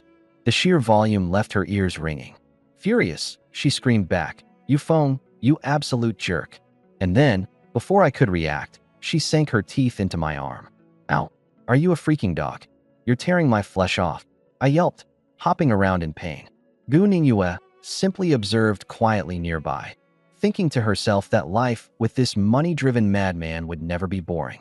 After a bit of chaos, Xia Shui let go, huffing angrily as she rubbed her sore jaw. My arm, now adorned with impeccably uniform teeth marks, throbbed with pain. Dragging their suitcases, the two of them prepared to leave. At the door, Xia Shui suddenly paused. Hey, no refunds, I replied instantly, clutching my pocket like a hawk. She rolled her eyes dramatically before darting off into the night with her suitcase. Gu Ningyue gave me a small nod and followed after her. I closed the door and prepared to head to bed. But right as I stepped forward, I froze. Lying there on the carpet was a piece of black lace fabric. I picked it up, holding it closer to the light to get a better look. Right in the center, it featured an adorably dumb cartoon bear print. This thing, if I return it tomorrow, how much hush money could I get? In her dorm, Xia Shui was counting her belongings when she froze. The hidden compartment at the bottom of her suitcase was empty. That piece of intimate clothing with the bear print was gone. Her face flushed a deep red as an image of me holding it flashed through her mind. Without a second thought, she bolted out the door. Bang, bang, bang. Don't. The villa gate was being pounded so loudly it could wake the dead. I lazily opened the door, smirking. Well, class president, back so soon. Feeling that the 100-point exchange was a bit light. Give it back. Xia Shui gasped for air, her cheeks still tinged with faint redness from the rush. Give what back? I feigned ignorance. Pushing past me and slipping under my arm, she stormed into the living room, rummaging around with purpose. Turning back, she fixed me with a ferocious glare. The thing that fell out of my suitcase. I pulled out the piece of fabric, dangling it between two fingers and shaking it lightly. You mean this limited edition teddy bear cleaning rag? She let out a sharp shriek and lunged for it, but I raised my hand, holding the fabric high above my head. Due to her height, all she accomplished was colliding with my chest. Taking advantage of the awkward moment, I stepped back slightly and quipped, Class president, throwing yourself into my arms in broad daylight. Aren't you worried about your reputation? Give it back right now. Xia Shui was on the verge of tears, her desperation written all over her face. Finder's fee first, I teased, tucking the fabric back into my pocket. Tell you what, treat me to a meal in the cafeteria and we'll call it even. Xia Shui froze in disbelief. All it takes is one meal. I'm nothing if not honest in my dealings, I said, patting my chest righteously. But in my mind, the math was clear. Those 2,500 points were reserved for cultivation resources. For daily expenses? I'd mooch where I could. Fine. Starve for all I care, she huffed before rolling her eyes and storming out. On the way to the cafeteria, I noticed a familiar figure spinning in circles ahead. I pointed. Hey, class president, isn't that your bestie? Gu Ningyue was standing under a signpost, looking around before inexplicably heading in the wrong direction. Xia Shui grabbed her hand just in time. Ningyue, the cafeteria's this way. Gu Ningyue's cheeks flushed unnaturally as she stammered. I was familiarizing myself with the layout and planning the defensive measures. Defensive measures that include heading toward the men's restroom? I said, exposing her without hesitation. She glanced at the nearby pipe emblem denoting the restroom and turned scarlet, silently following Xia Shui like a guilty shadow. In the cafeteria, I grabbed a tray and stared at the unappetizing fare piled onto it. A murky, dark mush and suspiciously glowing green meat sat before me. My smile froze. I stabbed at the mush with my spoon. It jiggled ominously, the resilience causing it to bounce right back at me. Class president, is this meant to be eaten or used for patching walls? I asked, my voice tinged with caution. Xia Shui bit into a piece of the green-tinged meat and immediately grimaced. Her expression scrunched up adorably. It's awful. So tough, stringy, and fishy too. Guess we're better off with compressed biscuits back in the dorm, she said, standing up without a second thought. Just then, Xiaoyan swaggered in, flanked by his usual lackeys, cutting off our path. He shot me a cold, venomous glare before quickly softening his expression into a refined smile. Xiao Shui, the cafeteria food doesn't suit your tastes, does it? From behind his back, he produced a sleek silver thermal lunchbox. I exchanged some points with the instructors to get this braised pork from their private kitchen. As he opened the lid, the enticing aroma wafted out, grabbing the attention of every hungry student nearby. Many swallowed hard, visibly envious. Without so much as sparing it a glance, Xia Shui slid her left arm tightly around mine, her right arm hooking around Gu Ningyue. "Move," she snapped. Xiao Yan's polite facade cracked, his grin faltering as his eyes zeroed in on where Xia Shui was clutching my arm. His breathing turned heavy, barely restrained rage flashing across his face. My arm. A gentle touch came my way as I leaned into Summer Snow's ear and whispered, "Using me as a shield? That costs extra." She gave me a sharp pinch. "Move it. Good dogs don't block the way." Summer Snow grabbed the two of us and barged past the hanger-ons, leaving without even a backward glance. Xiaoyan stood frozen in place, laughter and jeers rippling around him, his face twisted with rage and jealousy. "You foam." After leaving the cafeteria, the three of us walked silently back to Villa Number 1. Summer Snow flopped right onto the leather couch, both hands clutching her now flat stomach, cheeks puffed up like a pufferfish. I crouched down, rummaging beneath the TV cabinet, pulling out the latest VR gaming console. With practiced ease, I set up the wires and threw 2 controllers onto the coffee table with a casual flick. "Fighting game. Loser runs errands tomorrow," I taunted, lifting my chin provocatively. "Up for it." Summer Snow snatched a controller like it was a duel to the death, eyes blazing. "Bring it on. I'll show you just what a queen's wrath looks like." Gu Ningyue quietly watched as we picked our characters. 3 minutes later, Capped. Huge red letters crashed onto the screen as Summer Snow's female fighter got pinned in the corner by my hulking tank warrior, comboed to death without so much as a chance to retaliate. "You cheated. You weren't supposed to use the special move." Summer Snow angrily tossed the controller onto the couch. Sitting cross-legged on the carpet, I smirked mischievously. "All's fair in love and war. Don't tell me you didn't know that." Her jaw clenched as she glared at me, practically grinding her teeth in frustration. Then, suddenly, her eyes lit up with an idea. She grabbed my controller in a flash. "Xiao Feng, off to the kitchen. I need to have some private girl talk with Ningyue." "What?" I pointed at my nose in disbelief. "This is my house. I won fair and square, and you're telling me I have to leave? Just go?" No eavesdropping on girl talk. Before I could argue, she practically shoved me toward the kitchen and locked the glass door with an audible click. Pressed against the door, I watched the two of them dart upstairs before rolling my eyes. I turned around and began to raid the fridge. Upstairs, in the master bedroom, Summer Snow locked the door behind her and pulled Gu Ningyue onto the soft bed, bouncing on it twice for good measure. "Ningyue, am I your bestie?" She leaned in, eyes sparkling. Gu Ningyue nodded. "Then if your bestie's in trouble, would you help her out?" "What kind of trouble?" Dropping her voice, Summer Snow said, "Let's just move in here." Gu Ningyue froze. "Move here? But we're girls, and he's a guy? That's kinda inappropriate." "Inappropriate." Summer Snow scoffed, waving dismissively. "There are so many rooms. We'll take the second floor. He stays on the first. There's a heated pool, private bathrooms, and most importantly," she slapped the mattress emphatically, "this bed is, like, 1,000 times comfier than our wooden plank ones." Gu Ningyue softly countered, "You're trying to avoid Xiaoyan, aren't you?" Summer Snow's face flushed red at being called out, but she still doubled down desperately. "That guy is so annoying. If he lives in a single room, I bet he'll come knocking every day. Why don't you stay alone then?" Xia Shui tugged at Gu Ningyue's sleeve. "Me? Living alone in a guy's house? That's so awkward. With you here, we can look out for each other." Gu Ningyue sighed, pinching Xia Shui's cheek. "You really are a handful. You're the best, Ningyue." Xia Shui gave her a big bear hug. The two of them dashed downstairs in a hurry. I was leaning against the kitchen counter, munching on an apple when I saw them coming down. Casually, I asked, "So, done deliberating on your national emergency?" Xia Shui walked over with her hands clasped behind her back, a sly grin on her face. "Hey, Xiaofeng, let's discuss something, shall we?"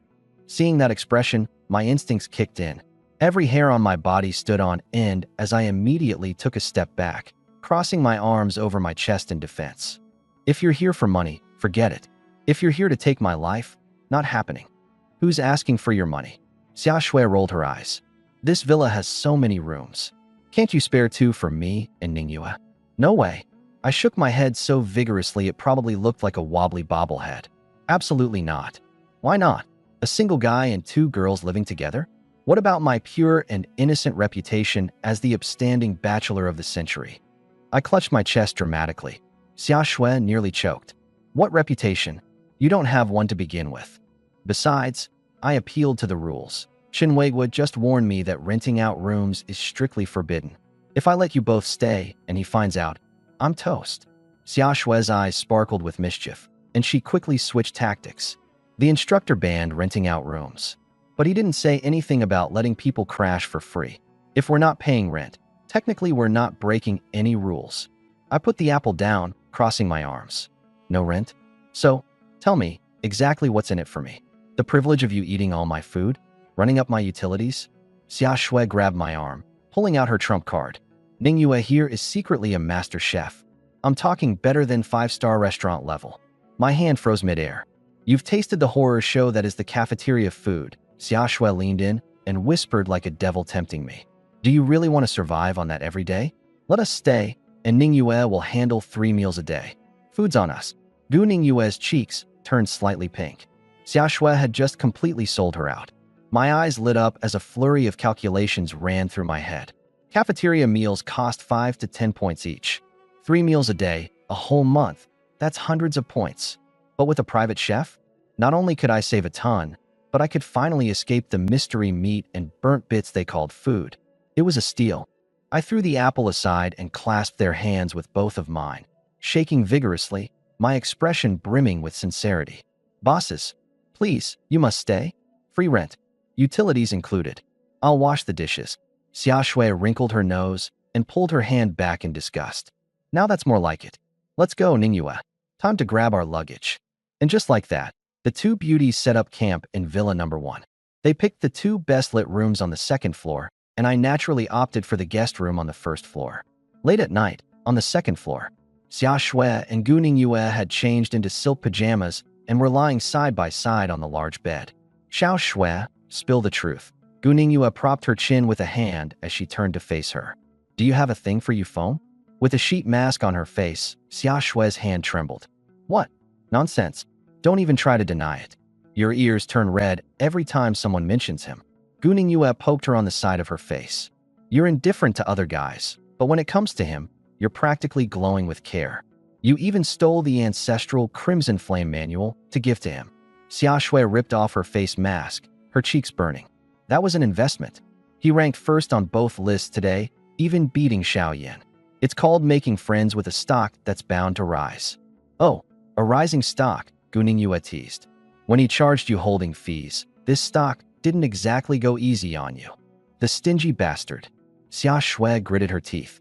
Once I'm strong enough to take him down, I'll rob him of every coin. Huh? With what skills? The guy's walking around the gravity chamber like it's a stroll through the park. The 2 girls playfully wrestled and laughed on the bed. Meanwhile, in the 1st floor guest room, I was sitting cross-legged on the bed, madly running the Chaos Origin manual. Spiritual energy surged like waves, rushing into my pores and converging in my dantian through my meridians. Boom. A deep, muffled explosion echoed inside me. Bronze 4-star. I broke through. I flexed my wrists, and my knuckles popped audibly. Glancing at my phone, it was just past midnight. Since I've got some time to kill, might as well draw a lottery to spice things up. Over the past few days, I had earned quite a bit, plus I'd snagged that black gold card from Sunhow. Financially, I was pretty well off. System, top up 300,000. Recharge successful. Balance, 300,000 dragon coins. Rubbing my hands together, I pulled up the slot machine interface. Supreme draws are a money pit. Let's go the budget route today. Regular draw, 10,000 per pull, 30 pulls. The lever pulled itself, and the icon spun wildly. Thank you for participating.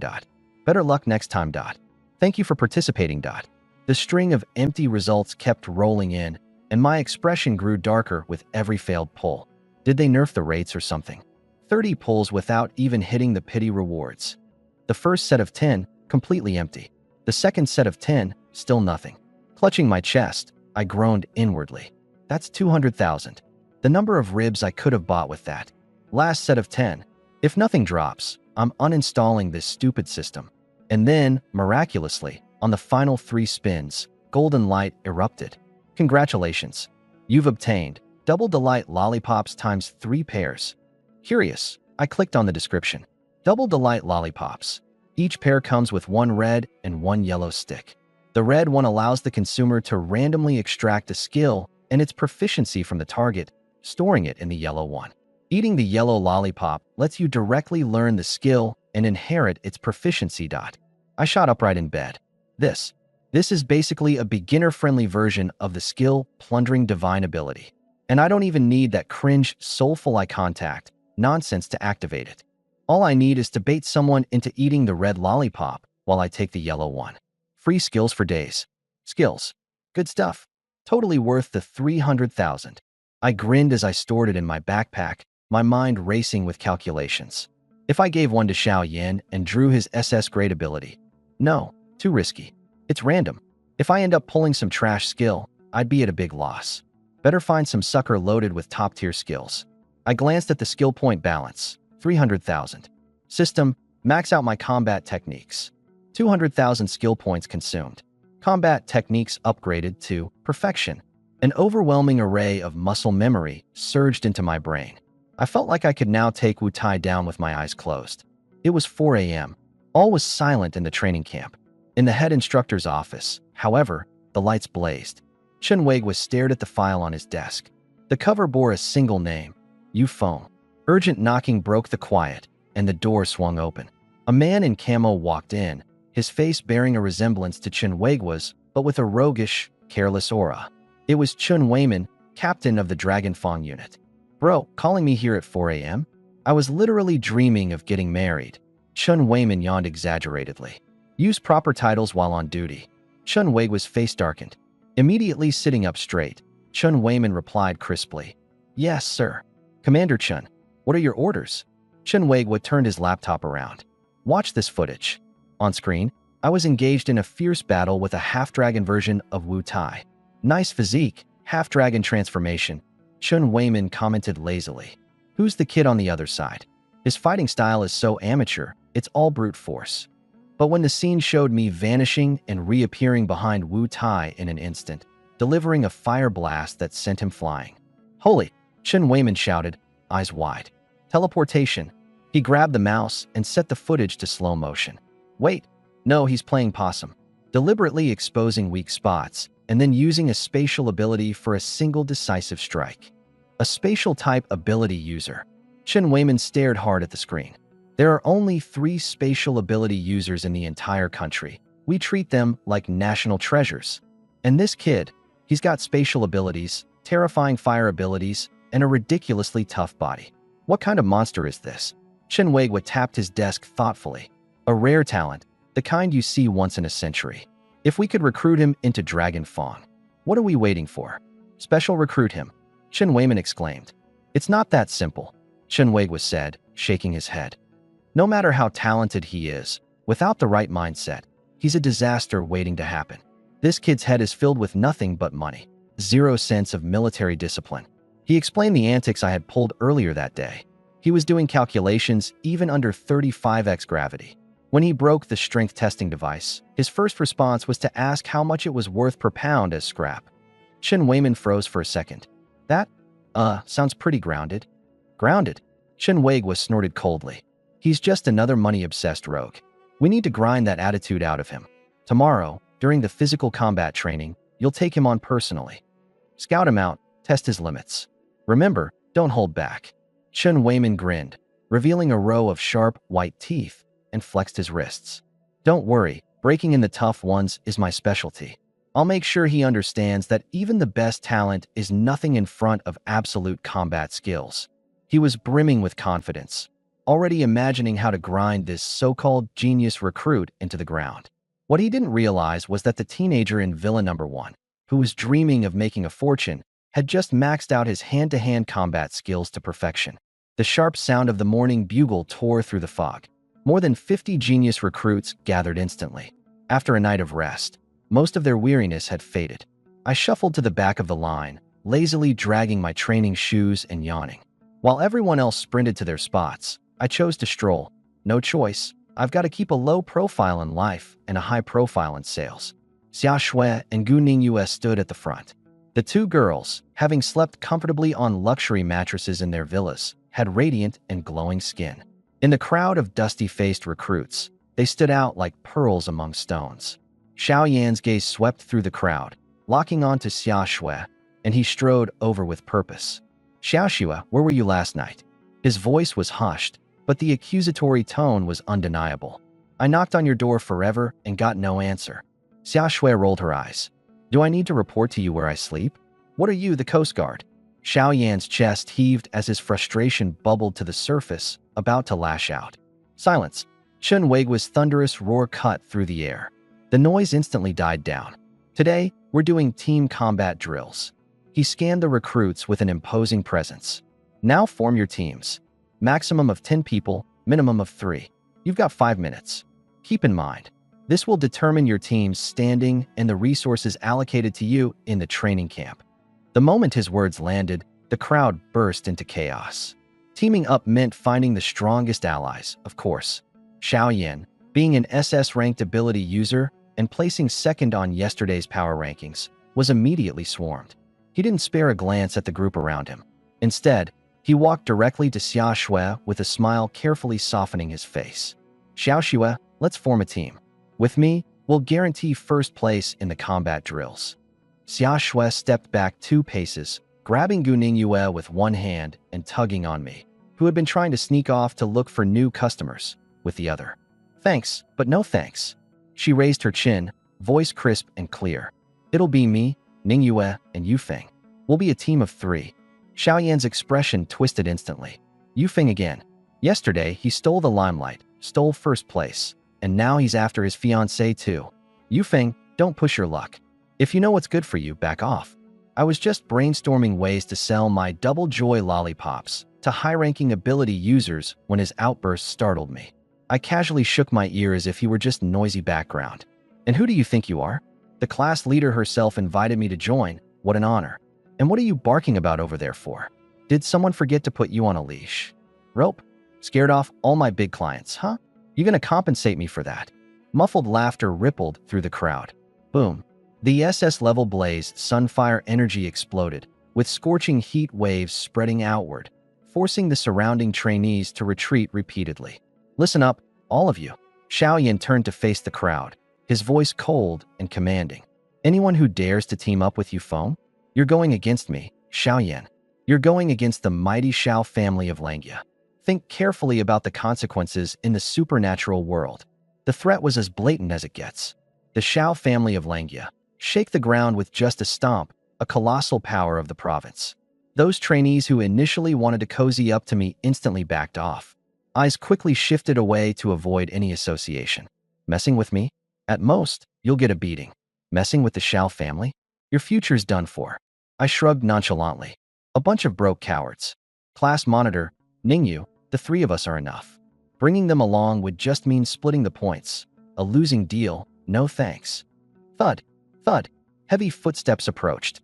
Wu Tai pushed through the wall of people and stopped right in front of me. Towering over 2 meters tall with a solid, iron-strong frame, he scratched his buzz-cut head and spoke earnestly. Brother Feng, can I join your team? The crowd collectively gasped. Wu Tai, have you lost your mind? Xiao Yan's voice was sharp, practically grinding his teeth in anger. Wu Tai ignored him completely and pounded his sturdy chest. Brother Feng, I've got tough skin and can take a beating. Let me be the shield up front. I gave him a once-over, S-level beast transformation ability, a free tank. Perfect. All right, you're in. 5 minutes passed. Across the field stood 6 teams. The other 5 teams? Fully loaded with 9 or 10 members each. Our team? Just the 4 of us, standing there, undeniably out of place. Instructor Chen Weiguo watched from the platform, observing everything without interfering. Alliances and faction building were commonplace on the battlefield. Being able to form a team itself was a skill. Team formations finalized.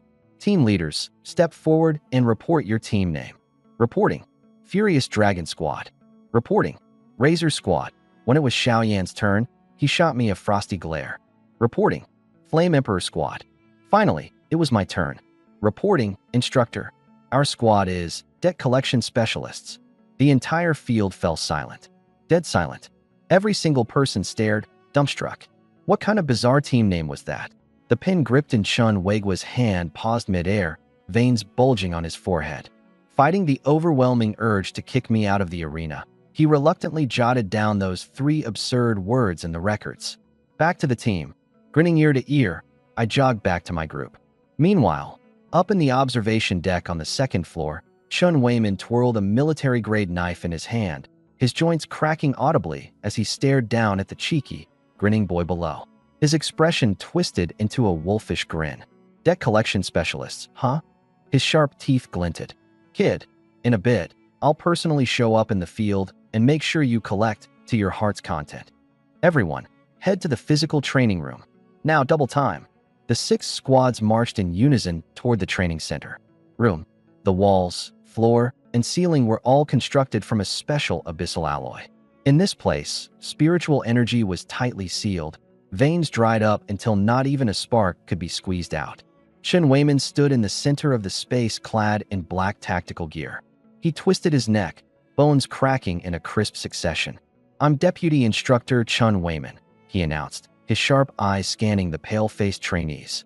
A grin spread across his face, revealing pearly white teeth. The rules are simple. Attack me as a team, 1 squad at a time. Everyone here is a normal human. The only language we're speaking is the language of fists. The longer you last, the higher your ranking. First place gets 500 points for the whole team. 500 points. My head snapped up, my eyes practically glowing.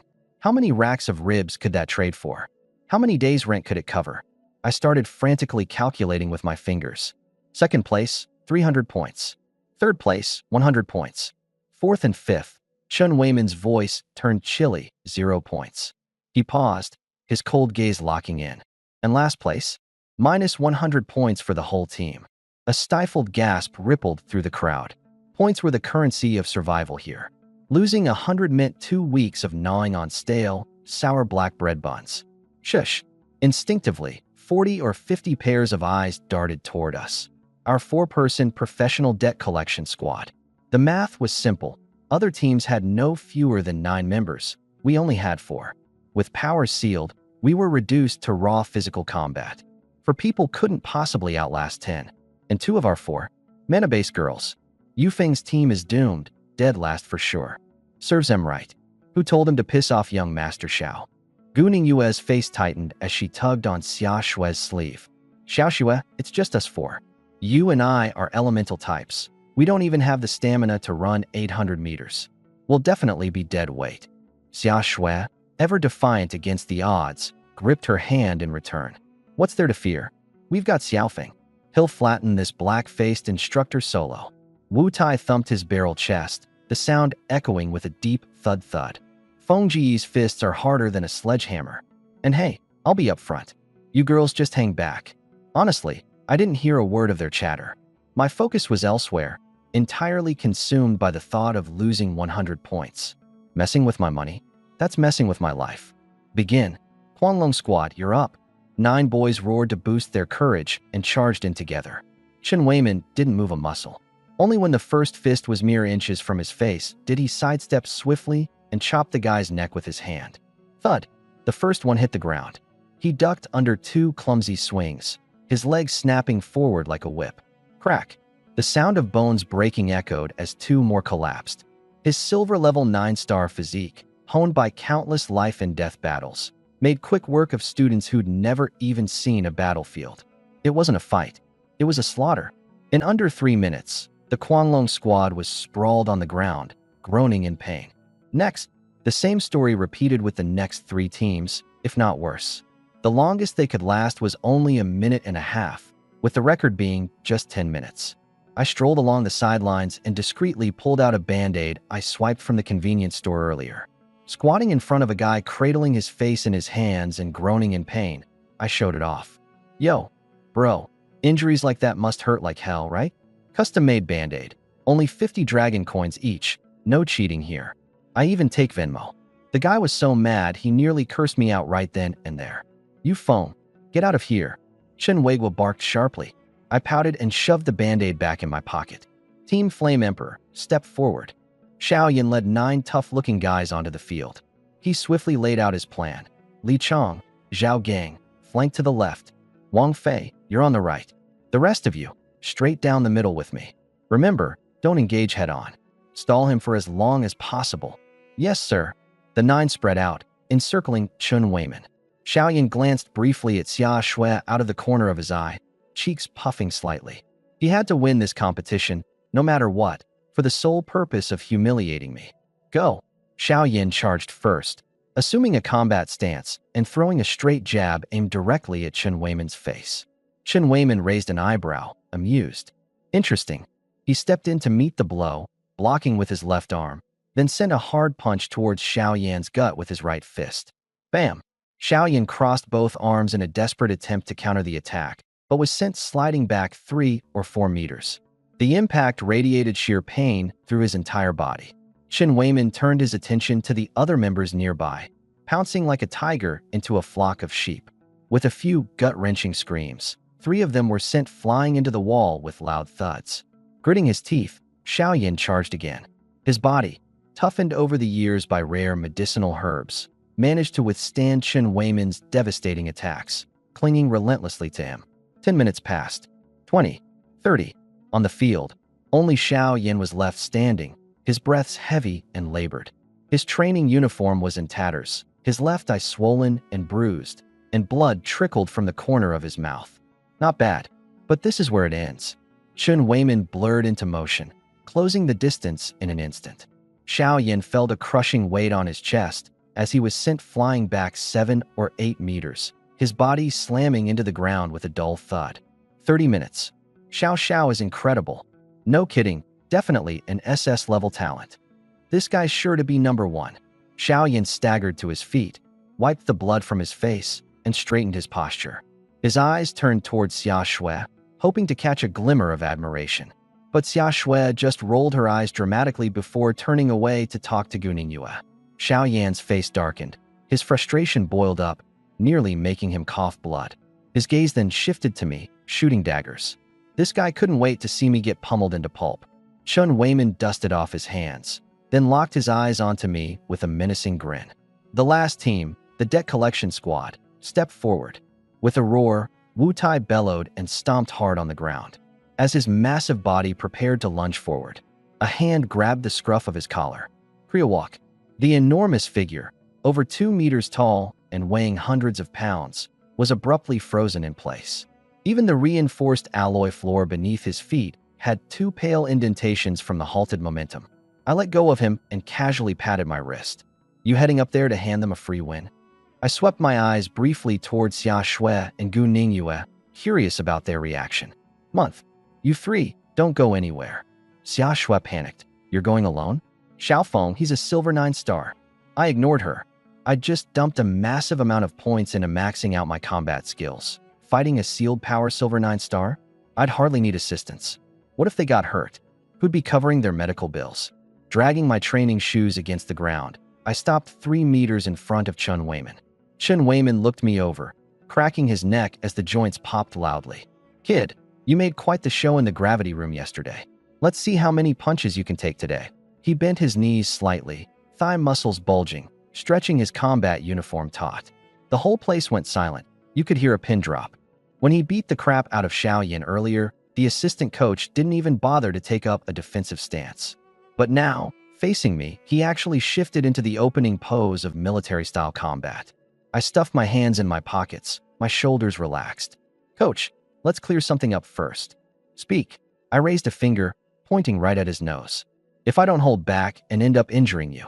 I rubbed my fingers together, signaling money. Will the camp cover the medical and lost wages? I'm broke, won't pay a dime out of pocket. The entire training hall went dead silent. Even the stopwatch in Chen Weigua's hand nearly slipped out. Chen Weiman was so enraged he ended up laughing. Good. Very good. With a sudden burst of force from his right foot, the alloy floor emitted a muffled roar and caved in half an inch. If you can even touch a corner of my shirt, I'll give you 100,000 dragon coins out of my own pocket. 100,000.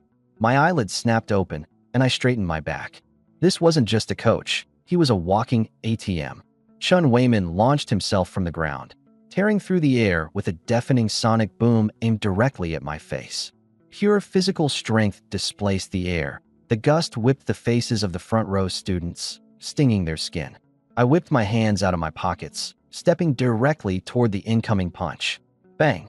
Chun Weimin's sweep kick came fast and vicious. I didn't dodge, it landed square on my right arm. The crack of skin and muscle colliding burst loudly through the air. Both of us stumbled back 3 meters, leaving scorched black skid marks on the ground. Chun Weimin shook out his slightly numbed leg. Damn, those are some solid bones. He came at me again, this time with fists darting like shadows, aiming solely at vulnerable spots. I didn't back down, instead, I advanced. The muscle memory from my fully maxed combat training kicked in completely. With a twist of my left hand, I intercepted his twin fists, sliding between them and locking onto his wrist, redirecting his momentum. Chun Weimin's strike missed its mark, leaving him slightly overbalanced. I clasped my right hand into a blade shape, driving it toward the soft cartilage under his ribs. Bang, bang, bang. The sounds of fists and legs clashing echoed in rapid succession. We pivoted and exchanged blows at lightning speed, each strike lethal, every collision accompanied by a sonic shockwave. The students watching were completely dumbstruck. They thought I'd be taken down in seconds. Instead, not only was I still standing, I was overwhelming the assistant coach. Xiaoyan's teeth ground together audibly, his facial muscles contorted. This guy, who could only endure a beating himself, was watching as I led an all-out offensive against the coach. Fight! Chun Weimin's confidence wavered with each exchange, sweat dripping coldly down his back.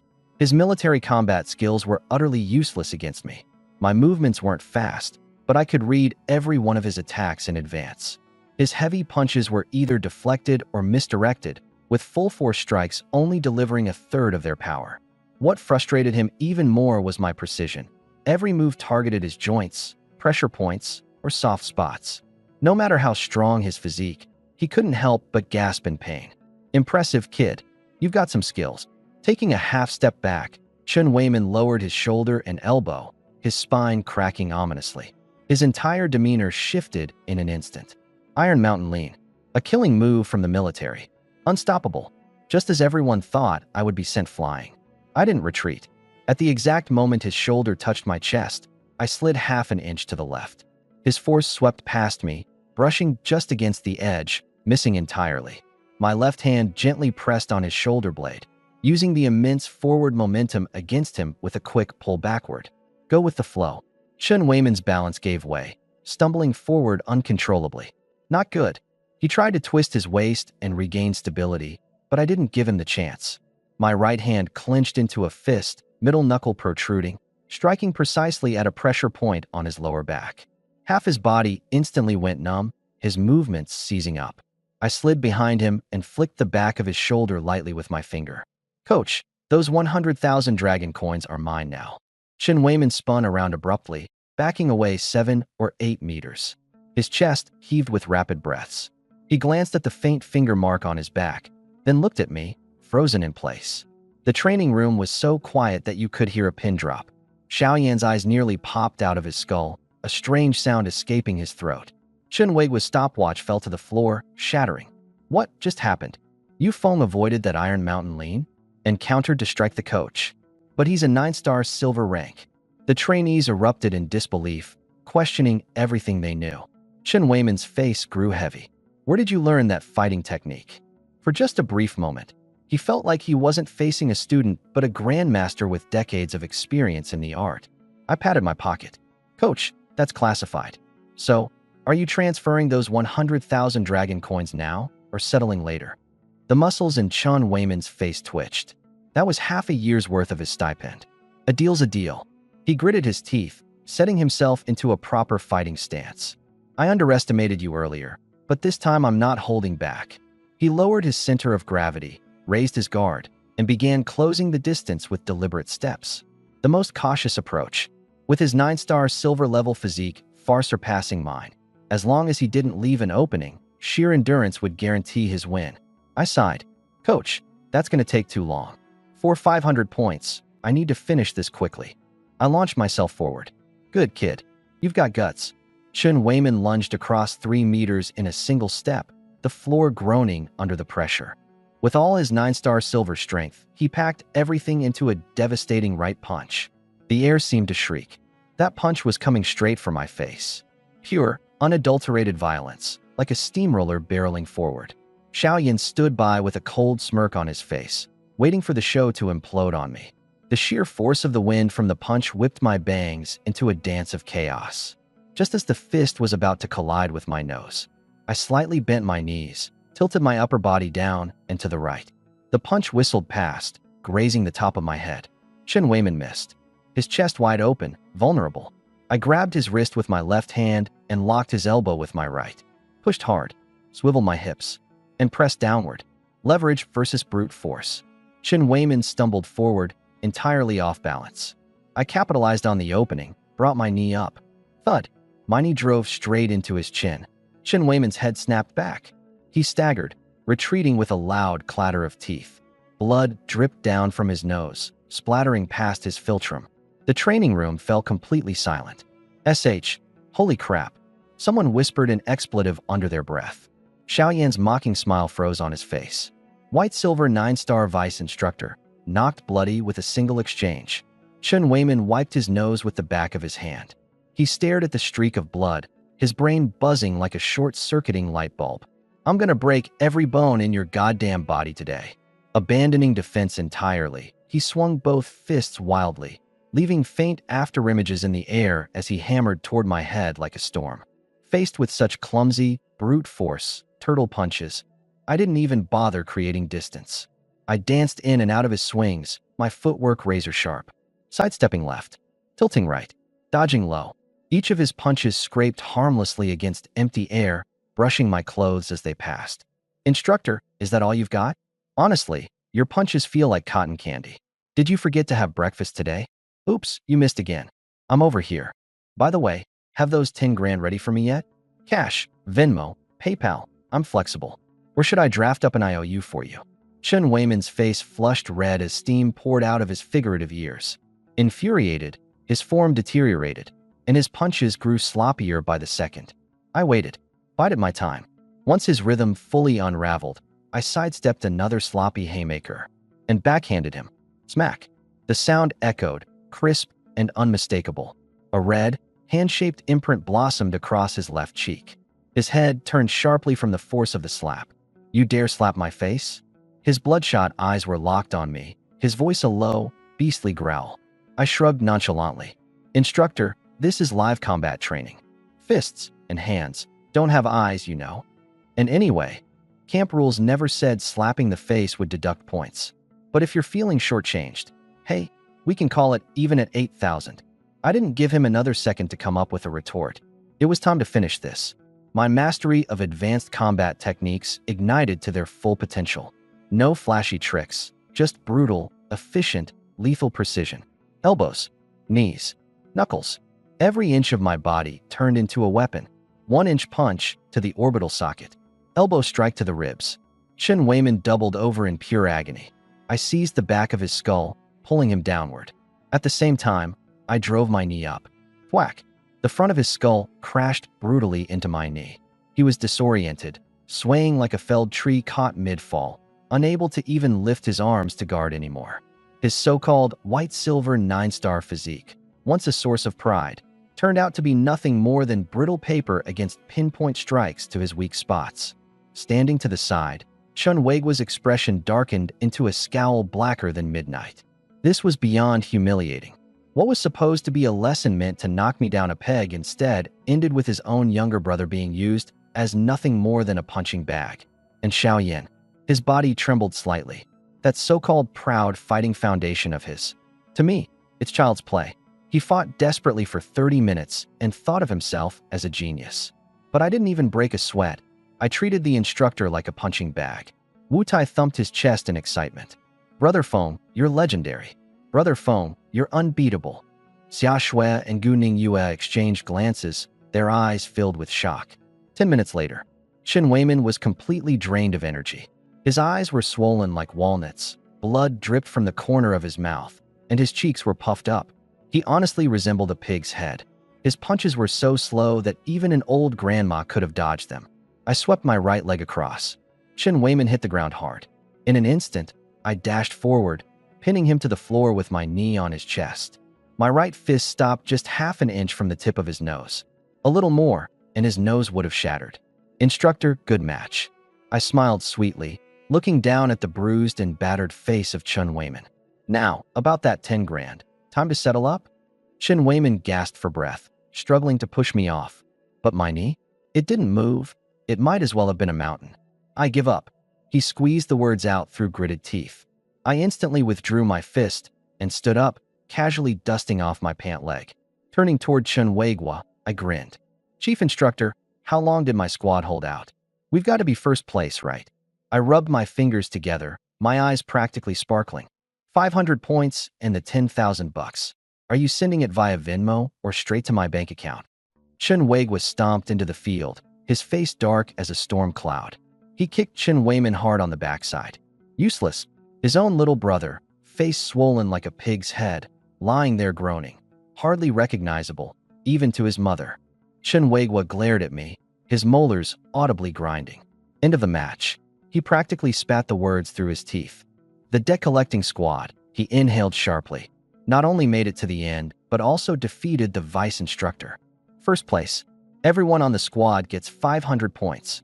Silence. Pure, deafening silence. 2 seconds later, the whole crowd erupted. All eyes practically popped out of their sockets, darting between me and that lump of meat on the ground. A high schooler just wiped the floor with a silver 9-star instructor?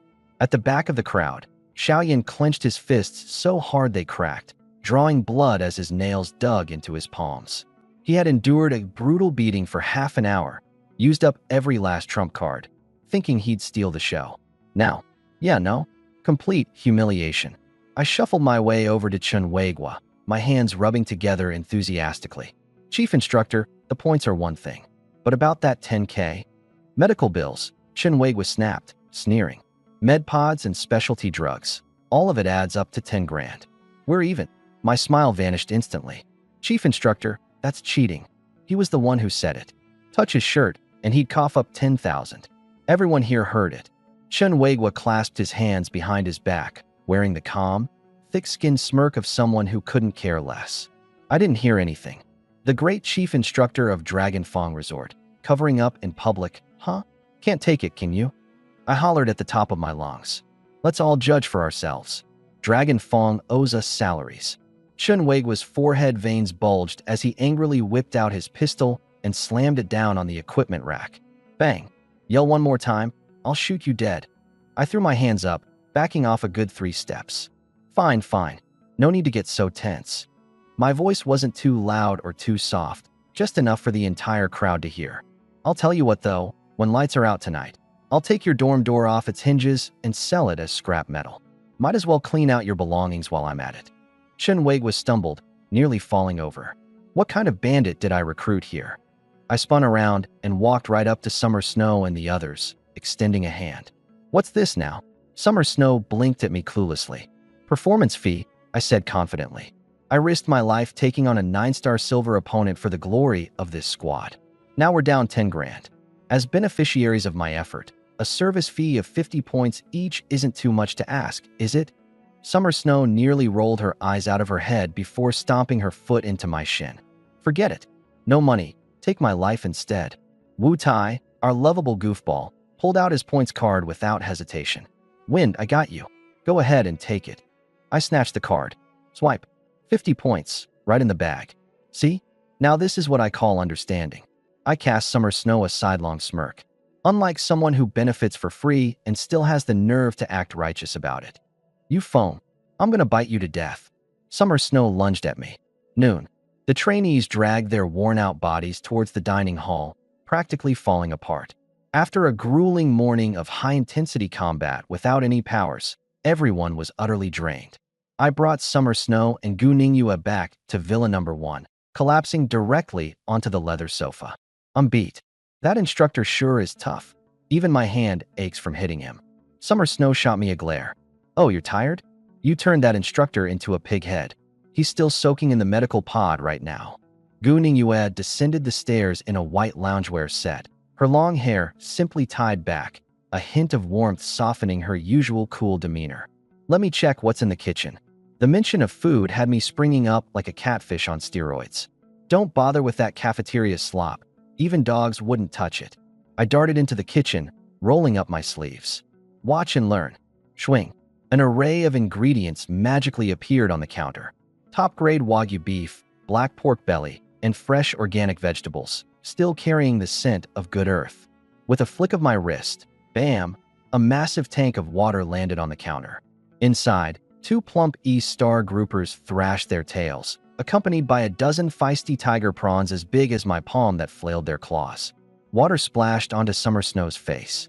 She stood there, dumbfounded. You brought all this to a training camp. Ever heard of thinking ahead? I clapped my hands smugly. Armies march on their stomachs, you know? Gu Ningyue's gaze flickered with astonishment. She was momentarily surprised, but quickly regained her composure. Tying on her apron, she picked up the kitchen knife. The blade shimmered as it danced under the light. Scaling live fish, slicing meat, heating up oil. Her movements were as smooth as a flowing stream. In less than half an hour, tantalizing aromas invaded our nostrils with unapologetic force.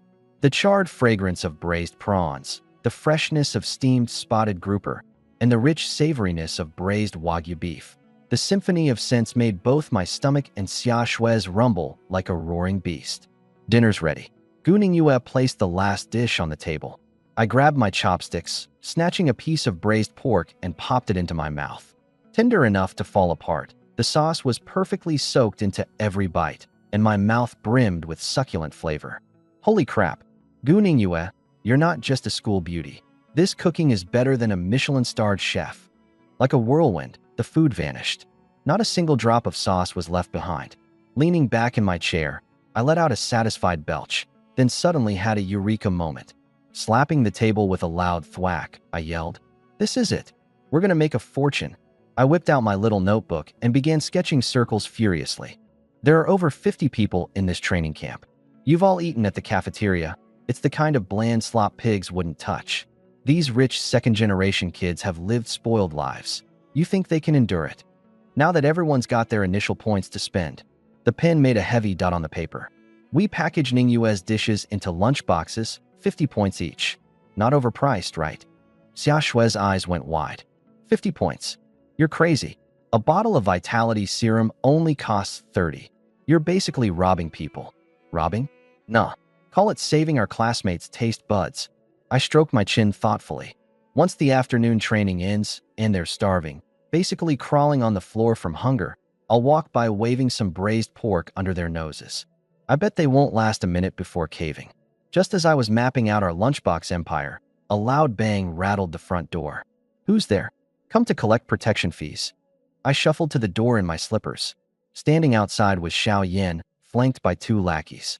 His high-end training uniform screamed opulence, but his face was as dark as the bottom of a scorched pot, and his bloodshot eyes spoke of boiling rage. He pushed past me, his gaze boring straight into the living room. Xia Shui and Gu Ningyue were sprawled on the sofa in loose-fitting loungewear. Xia Shui had a juice in hand, her expression one of supreme contentment, like a cat after a feast. Xiaoyan's breath hitched. Xia Shui, you're really living in this guy's villa. He pointed a finger in my face, his voice dripping with outrage. All alone with a guy? Shameless. I slapped his hand away. What are you, blind? That's 2 women. This is called co-renting. Maybe look up the law before barking nonsense. Xia Shui put down her juice and strolled over in her slippers, arms crossed. And where I live? How exactly is that any of your business? I leaned closer to Gu Ningyue, whispering, what's this guy's deal? Did he just get dumped or something? Gu Ningyue frowned slightly and replied quietly. The Xiao family arranged a marriage contract with Xia Shui's family. She transferred to Yangdu High to avoid him. Oh, I gave an exaggerated nod of realization. Victim of an arranged marriage. No wonder the class rep looks at him like he's a cockroach. Xiaoyan's temples throbbed in anger. Veins popped on his forehead. Xia Shui, you're my fiancé. You're coming with me. He reached out to grab Xia Shui. Xia Shui didn't move to dodge. Instead, she yanked me by the collar and pulled me close. I stumbled, losing my balance. What came next was warm, soft, a hint of strawberry and mint, and a trace of soy-braised pork. Silence. Absolute, deadly silence. Xiaoyan froze, paralyzed like a statue. His two lackeys audibly gasped. Guning Yue's hand jerked, spilling the water she was holding. I stared blankly for 3 whole seconds before snapping back to reality. Holy SHD. My first kiss. I clamped my hands over my mouth, stumbling back. I'm ruined. That was for my future wife. This isn't free. This is gonna cost extra. Pay up. You're paying for this. Xia Shue's face turned crimson all the way to her ears, but she held onto my arm, steadying herself as she shot a provocative glare at Xiaoyan. See that? This is my boyfriend now. You? What? Whoever arranged that stupid engagement, go find them. Xiaoyan turned a rich shade of pig liver purple with rage. You foam. I'll kill you. He clenched his fists, attempting to activate his powers. The suppression bracelet on his wrist flared with red light, disrupting his energy flow with a zap. Afternoon training was still coming up. Using powers was strictly off limits, sealed for the time being. His hand hovered in midair, frozen. His mind flashed back to earlier that week, when I'd single-handedly turned our drill instructor into a swollen-faced mess. A straight-up brawl? Yeah, he wouldn't last half a move. I wiped my mouth with exaggerated disdain. You want to throw down? Be my guest. I barely got started this morning. Got 10 grand ready for your hospital bills. Xiaoyan's glare bore into me, his teeth grinding audibly. You just wait. He stormed off with his followers in tow, slamming the door wide open on his way out. I turned back to Xia Shui. Doesn't even close doors. No manners at all. I extended my hand toward her. That kiss. 500 points.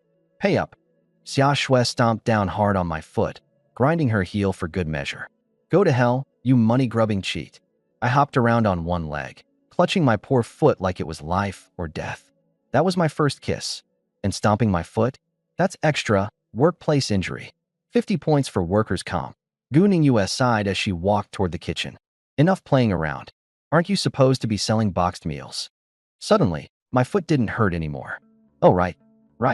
Money doesn't make itself.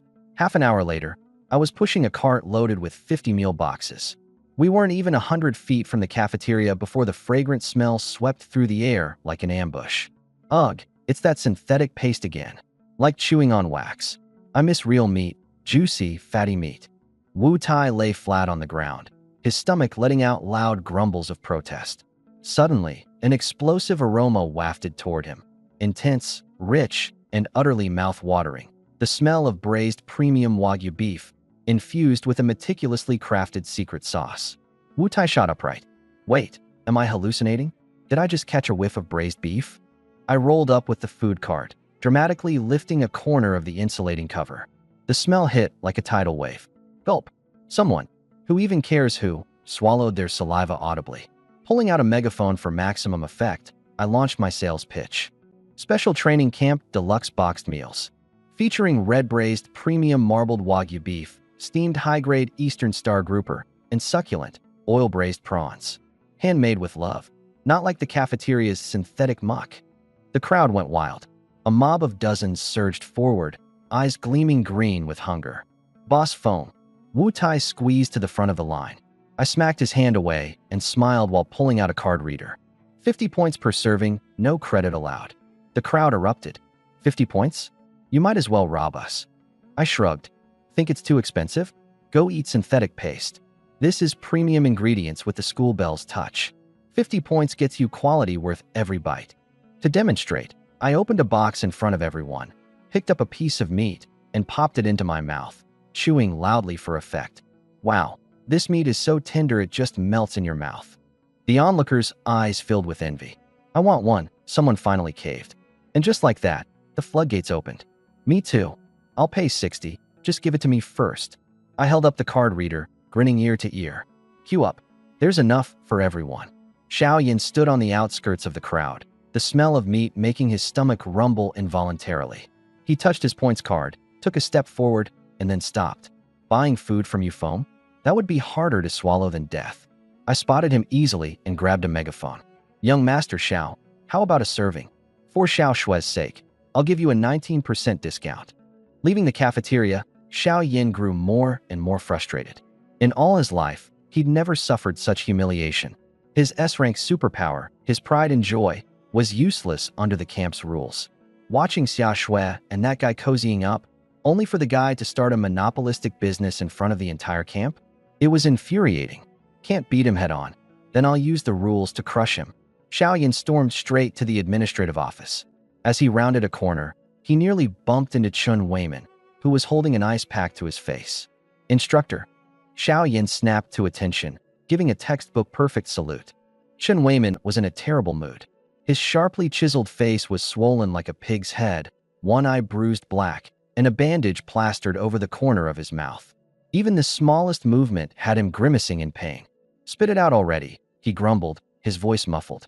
Xiao Yin leaned in close, his voice low but trembling with excitement and resentment. "Sir, I'm here to report you phone." He blatantly violated camp rules by setting up a stand right outside the cafeteria. He's selling unauthorized food at 50 points per serving. It's creating chaos. I request immediate disciplinary action. Confiscate his tools, dock all his points. Chun Weiman froze, his hand suspended midair. Selling food. He stared blankly for 2 seconds before his voice shot up, only for the movement to tug at his injuries, making him wince and suck in a sharp breath. Where the hell did he get food? Xiao Yin eagerly recounted the scene. Yufeng shouting through a megaphone, counting points in public, every ludicrous detail he could recall. Chun Weiman's eye twitched violently, his brain buzzing in disbelief. What kind of lunatic was this? Just earlier, this punk had flattened a rank silver level 9 like him into the dirt, and now he was monopolizing the canteen economy? Was this training camp or a business expo for him? All right, I get it. Scram. Chun Weiman waved him off. Chun Weiman waved his hand irritably. He tossed aside the ice pack and hobbled to push open the door to the chief instructor's office. Inside the smoke-filled office, Chun Weiwa sat behind a large desk. A cigarette burned halfway down between his fingers, its ash falling in soft plumes. Chun Weiman dragged a chair over and sat down, wincing from the pain. Chun Weiwa stubbed out the cigarette, his gaze sweeping twice over his younger brother's bruised and battered face. "I thought you were always bragging about beating 10 men by yourself. And now you can't even handle a high school kid with no powers? Worse yet, you got pinned to the ground and extorted for 100,000 in medical fees. You've embarrassed Lanya thoroughly." Chun Weiman exploded on the spot, riled up. "Brother, do you think that kid is just some ordinary high schooler? Pull up the surveillance footage and take a good look. That fighting style. You don't get there without decades of life or death combat experience.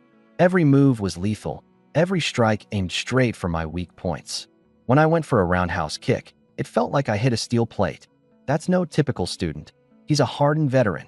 Chun Weiwa tapped at his keyboard, and the large screen on the wall began playing the battle footage, slowed down to 1/3 speed. His brows furrowed tighter and tighter. Although Yufeng's movements appeared casual, his dodges were perfectly timed, and every counterattack exploited the precise moment when Chun Weiman's strength had been exhausted, but his next move not yet formed. This wasn't just fast reflexes. This was an absolute mastery over the rhythm of combat. Chun Weiman pointed at Yufeng's strange, fluid footwork on the screen. "Look right here." His body flexibility and explosive power completely surpassed the limits of the bronze rank. He dropped his voice, speaking almost in a whisper. "What's more, that kid is hiding a spatial ability. We need to report this immediately." Chun Weiwa leaned back in his chair, drumming his fingers on the desk, deep in thought. A spatial ability. That's no small matter. There were only a handful of registered spatial ability users in the entire Dragon Nation. Even Commander-in-Chief Tian Tian of Yinlong held her top-tier position thanks to her spatial powers. If Yangdu really had a naturally unregistered spatial ability prodigy, it would catch the attention of the highest levels of the military. We can't confirm it just from the video. We can't submit a report based on speculation.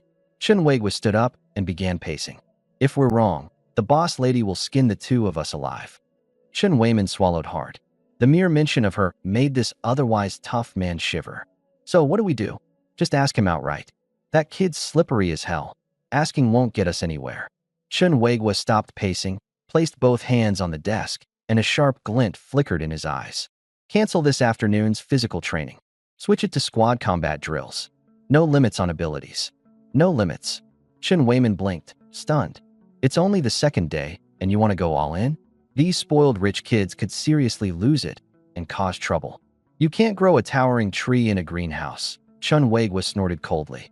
When faced with life or death pressure, instincts never lie. If he uses spatial powers, there's no way we'll miss it. Chen Weimin grinned, but the movement tugged at his injuries, and he grimaced again. That's ruthless. Let Xiao Yan versus Yufeng. Just earlier, Xiao Yan had come to report something. There's no way these two are on good terms. Xiao Yan's a bronze 6-star with S-rank abilities, plus he's carrying that silver-grade spiritual weapon. This kid's in for a tough time. Let's sit back and watch the tigers fight. Chen Wei-gwa pressed the communicator. All units, take note. Assemble at Outdoor Combat Arena 1 at 2 p.m. for unrestricted combat battles. By 2 p.m., the searing sun had turned the full alloy arena into a scorching hot plate. More than 50 people stood in formation under the punishing sunlight, sweat streaming down their faces as they held their stances. From the elevated platform, Chun Wei-gwa's amplified voice echoed across the arena. Change of plans. Today will be squad combat battles. You can use your abilities. Any and all weapons and equipment are allowed. The rule is simple. Beat your opponents until they can't stand or knock them out of bounds. A barely contained cheer erupted among the group. After enduring a morning of pure physical training, these elite fighters, so accustomed to dominating with their abilities, had been eagerly awaiting the chance to cut loose. The restrictions were finally lifted. Xiao Yan's entire body trembled with excitement. At last, his domain. Bronze 6-star, S-rank scorching sun heart flames. Who could possibly stand against him? Turning his gaze toward the back row, where Yufeng stood yawning, Xiao Yan's eyes hardened. This guy had been stealing his thunder all week, stealing the spotlight, and even living in the same villa as Xia Shui. Now was the time to reclaim his dignity. Not only would he win, he'd utterly dominate Yufeng in front of Xia Shui, proving his superiority beyond a shadow of doubt. 6 squads will split into 3 groups for battles. Time to draw lots. Xiao Yan strode forward confidently, reaching into the black box for a wooden tile. He pulled it out, red 1. Fixing his gaze on the slow-moving figure of Yufeng, Xiao Yan prayed with all his might. Come on, pull a 1. Yufeng strolled up lazily, dragging his heels, and grabbed a tile at random. Flipping it over, red 1. Xiao Yan nearly laughed out loud in triumph. Even the heavens were on his side. Coach, Xiao Yan's voice boomed across the arena. Inter-squad combat takes too long. I propose a one-on-one duel with Yufeng. Chen Wei-gwa frowned. A duel? That's right. Xiao Yan puffed out his chest. The Flame Emperor squad versus the Professional Debt Collection squad. Let the captain settle it. Winner takes all. Losing squad disqualified. A wave of shocked murmurs swept through the crowd. Xiao Yan was clearly planning to crush Yufeng in front of everyone. On the sidelines, Xia Shui stomped her foot. Xiao Yan, you're shameless. You're bronze 6-star, and Xiao Feng's only 4-star. You're just bullying him. Xiao Yan paid no attention to the protest. With a flick of his wrist, a crimson spear appeared in his palm. The spear's shaft gleamed with metallic luster. Ornate flame patterns etched across its surface, and its sharp tip exuded a chilling aura. The silver-tier weapon, Crimson Flame Spear. The temperature in the arena skyrocketed. That's the Crimson Flame Spear from last month's Langya auction. Its fire-based techniques boost power by 10%. The Xiao family spent 5 million dragon coins on it. Gripping the spear tightly, Xiao Yan unleashed his full bronze 6-star spiritual energy, his scorching sun heart flames enveloping the weapon as fiery tendrils licked through the air. Yufeng, he smirked. Are you up for it? Yufeng looked up, his gaze locked onto the gun with a deadly intensity. 5 million dragon coins. The number exploded in his mind, radiating with a blinding brilliance. Sure, one-on-one sounds good, he said, rubbing his fingers together. But the stakes need some tweaking. Whether you guys get knocked out or not, that's none of my business. I want something tangible.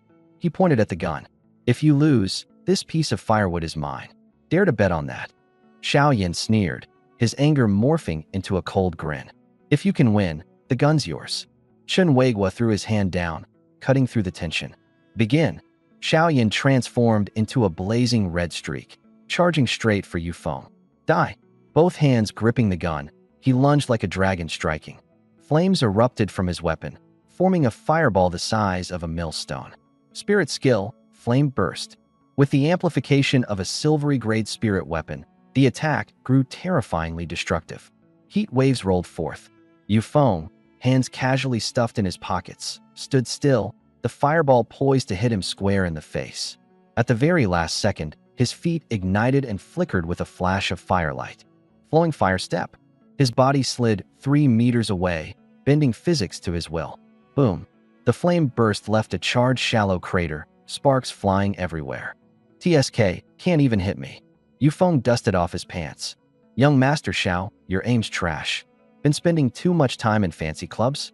Your hands are shaking like crazy. Xiaoyan's face flushed with blood as rage overtook him. He swept the long gun for another flame burst. Yufeng floated through the chaos with his flowing fire step, dodging effortlessly. Missed again. And again. Is this what your PE teacher taught you? 5 mil on that gun. What a waste of a good weapon. Xiaoyan's eyes went bloodshot as he unleashed a storm of attacks. Fireballs exploded one after another, deafening roars filling the air.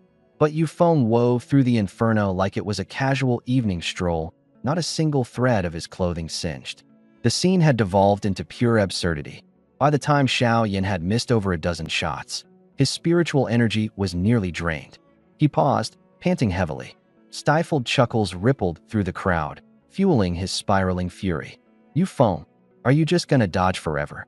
This is called strategic retreat. Ever heard of war tactics? Yufeng shrugged nonchalantly. Stand still if you've got guts. Xiaoyan, desperation turning to recklessness, shoved what was left of his spiritual energy into his weapon. The gun's shaft glowed intensely, bursting with radiance. He leapt high into the air, slamming the weapon into the ground. Spirit skill, earth fire thrust. Boom, boom, boom. The ground trembled violently within a 30-meter radius. Massive magma pillars exploded from below, surging skyward. The martial arts arena transformed into an inferno, the fire pillars forming an inescapable web. Yufeng, get out of there. Xia Shui cried out in alarm. On the high platform, Chun Weimin turned to Chun Weigua. Brother, that kid's backed into a corner. I don't care how skilled his flowing fire step is. There's no dodging an all-encompassing attack like this. Chun Weigua didn't reply, leaning forward instinctively as his hands clasped the railing in front of him. The fire columns closed in, mere half meters from Yufeng's body. Escape seemed impossible. Xiaoyan grinned wickedly, already visualizing Yufeng on his knees, begging for mercy. But then, the air shimmered faintly with expanding ripples. Teleportation. Yufeng vanished into thin air. The fire pillars collapse, flames barely licking the air. Xiaoyan's grin froze. Where was he? On the high platform, Chun Weigua's veins bulged on the back of his hand. Screech. The stainless steel railing, as thick as a baby's arm, bore the impression of 5 clenched fingers. Just as I thought. His voice trembled. Chun Weimin gasped sharply. It really is spatial abilities. Young Master Xiao, what are you looking for? A mocking voice sounded from right behind Xiaoyan. Every hair on Xiaoyan's body stood on end. A crippling sense of doom surged to his very skull. He spun around, about to raise his weapon. Yufeng's palm was already pressed against Xiaoyan's back. The crimson glaze pure flame compressed to an extreme in his hand, forming a line of blinding white fire. Spirit skill, cinder obliteration. Boom. A feral column of fire detonated against Xiaoyan's back. Through agonized screams, Xiaoyan was sent hurtling through the air, shooting up over 10 meters like a ragdoll. Down below, Wu Tai shuddered violently. Instinctively, he reached for the back of his neck. Cold sweat instantly soaked through his training uniform. This scene, it was too familiar. Midair. Weightlessness. Xiaoyan's pupils constricted sharply. His body twisted reflexively, trying to regain balance. If he could just land, based on the foundation of his 6-star bronze tier strength, he'd have a chance to turn the tables. But I wouldn't give him the chance. Ripples spread through the empty space. I materialized in the trajectory of his fall. Gotcha. Flames in my palm condensed to their limit. Cinder obliteration. A blinding white fire beam erupted skyward, striking Xiaoyan square in the back. Just a meter away from touching the ground, the impact sent him catapulting higher. One strike landed, my figure vanished instantly. Left side boom. Right side boom. Above boom. The training arena's sky became my hunting ground. No movement pattern, no casting wind-up. Like a relentless predator, I used teleportation to block every possible point of descent. Cinder obliteration rained down incessantly, turning this so-called SS-level prodigy into nothing more than a battered punching bag. Xiaoyan tried fighting back. His blazing sun core flame erupted haphazardly in midair, fireballs scattering like meteors. They tore the alloy floor below into tattered wreckage, but couldn't so much as graze my shadow. The deafening roar of explosions filled the arena. The group of rich second-generation elites craned their necks skyward, mouths agape like strangled ducks, unable to utter a single sound. Wu Tai instinctively took 2 steps back, his face pale as a sheet. On the high platform, the Chun brothers exchanged a glance, raw exhilaration in their eyes. Spatial distortions. Chen Weiman's voice shook. This has to be a spatial ability user. Chen Weigua drew a deep breath. Any spatial ability user who matures becomes an unstoppable killing machine. This kid not only has spatial powers, but has fused them perfectly with fire. Monster. Midair. What was left of Xiao Yan's training outfit hung in burned tatters. His bones screamed in protest. His pride lay trampled in the dirt. All he had left was one thought: survive. "Aye, sir." Before the words even fell, I appeared right in front of him. "What? You want me to use a bit of force?" I cracked a grin, and with a swift motion, my right fist smashed into his jaw. The sheer power of perfected combat techniques exploded. Crack. His jawbone shattered. Bloodied teeth mixed with unfinished words were forcibly swallowed back down his throat. Ugh. The excruciating pain weakened Xiao Yan's grip. The Crimson Flame Spear. Yes, that 5 million credit, silver tier spiritual weapon, spun out of his hand, plummeting toward the ground. This is it. The moment I was waiting for. Blink. I teleported and precisely appeared beneath the falling spear. My hand clasped its scorching shaft firmly. 5 million secured. With just a thought, the spear vanished into my personal storage space. I landed lightly on my feet, dusted my hands off, and casually strolled back to my squad with an innocent expression, whistling as I looked up at the sky. Thud. The supportless Xiao Yan crashed to the ground like a discarded rag doll. He twitched twice before passing out cold. Silence. Everyone stared at the charred, crumpled mess of a person on the ground, their minds blank with disbelief. Bronze tier 6 stars, SS level superpower, and a silver tier weapon, taken down by a bronze tier 4 star in a one-sided beatdown. Chen Weigua suddenly snapped back to reality and leapt down from the platform. Medics, get the advanced healing pod over here. Military medics scrambled to carry the unconscious Xiao Yan away with surgical precision. Chen Weigua strode over to me with his face stiffened in disapproval. Kid, that was way too heavy-handed. I put on my most innocent and wronged face. Chief Instructor, don't pin this on me. He's the one who wanted a duel, and he made the first move. This was self-defense, perfectly legitimate self-defense. I raised both hands in mock surrender. Besides, he was flying all over the place.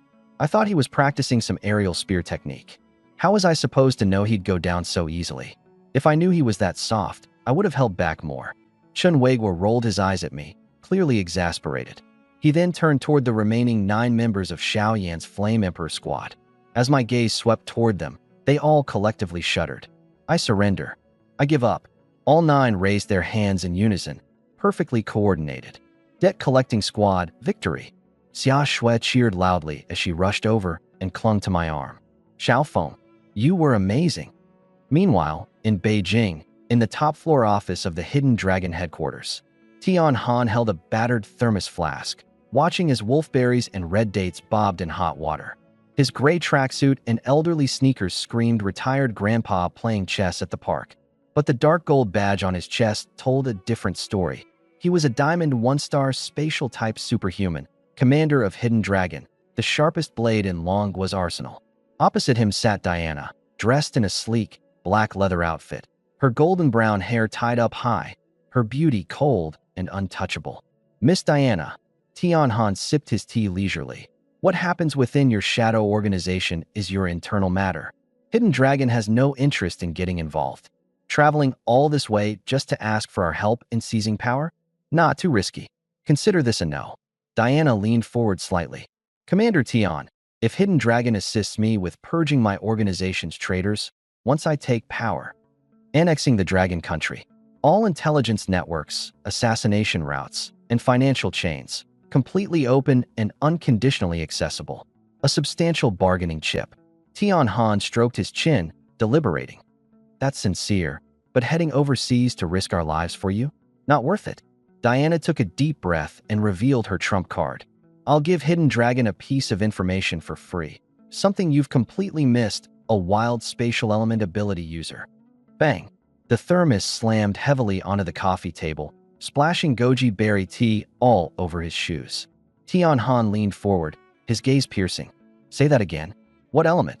Spatial element, Diana answered steadily, meeting his pressure. No incantations, no barriers, instant teleportation. His name is Yufeng, a high school student in Yang City. Tian Han stood abruptly and pressed a red button. Investigate. Yang City Yufeng. I want his file within 30 seconds. 20 seconds later, an SSS class top secret file appeared. Yang City First High School, senior year. Talent, SSS class. Ability, Scarlet Purifying Flame, Fire Element. Status, enrolled in the Genius Training Camp. The file says he's Fire Element. Tian Han frowned. Diana smirked coldly. I guarantee it's spatial fluctuation. Probably dual element awakening. Dual element awakening. A metaphorical bomb exploded in Tian Han's mind.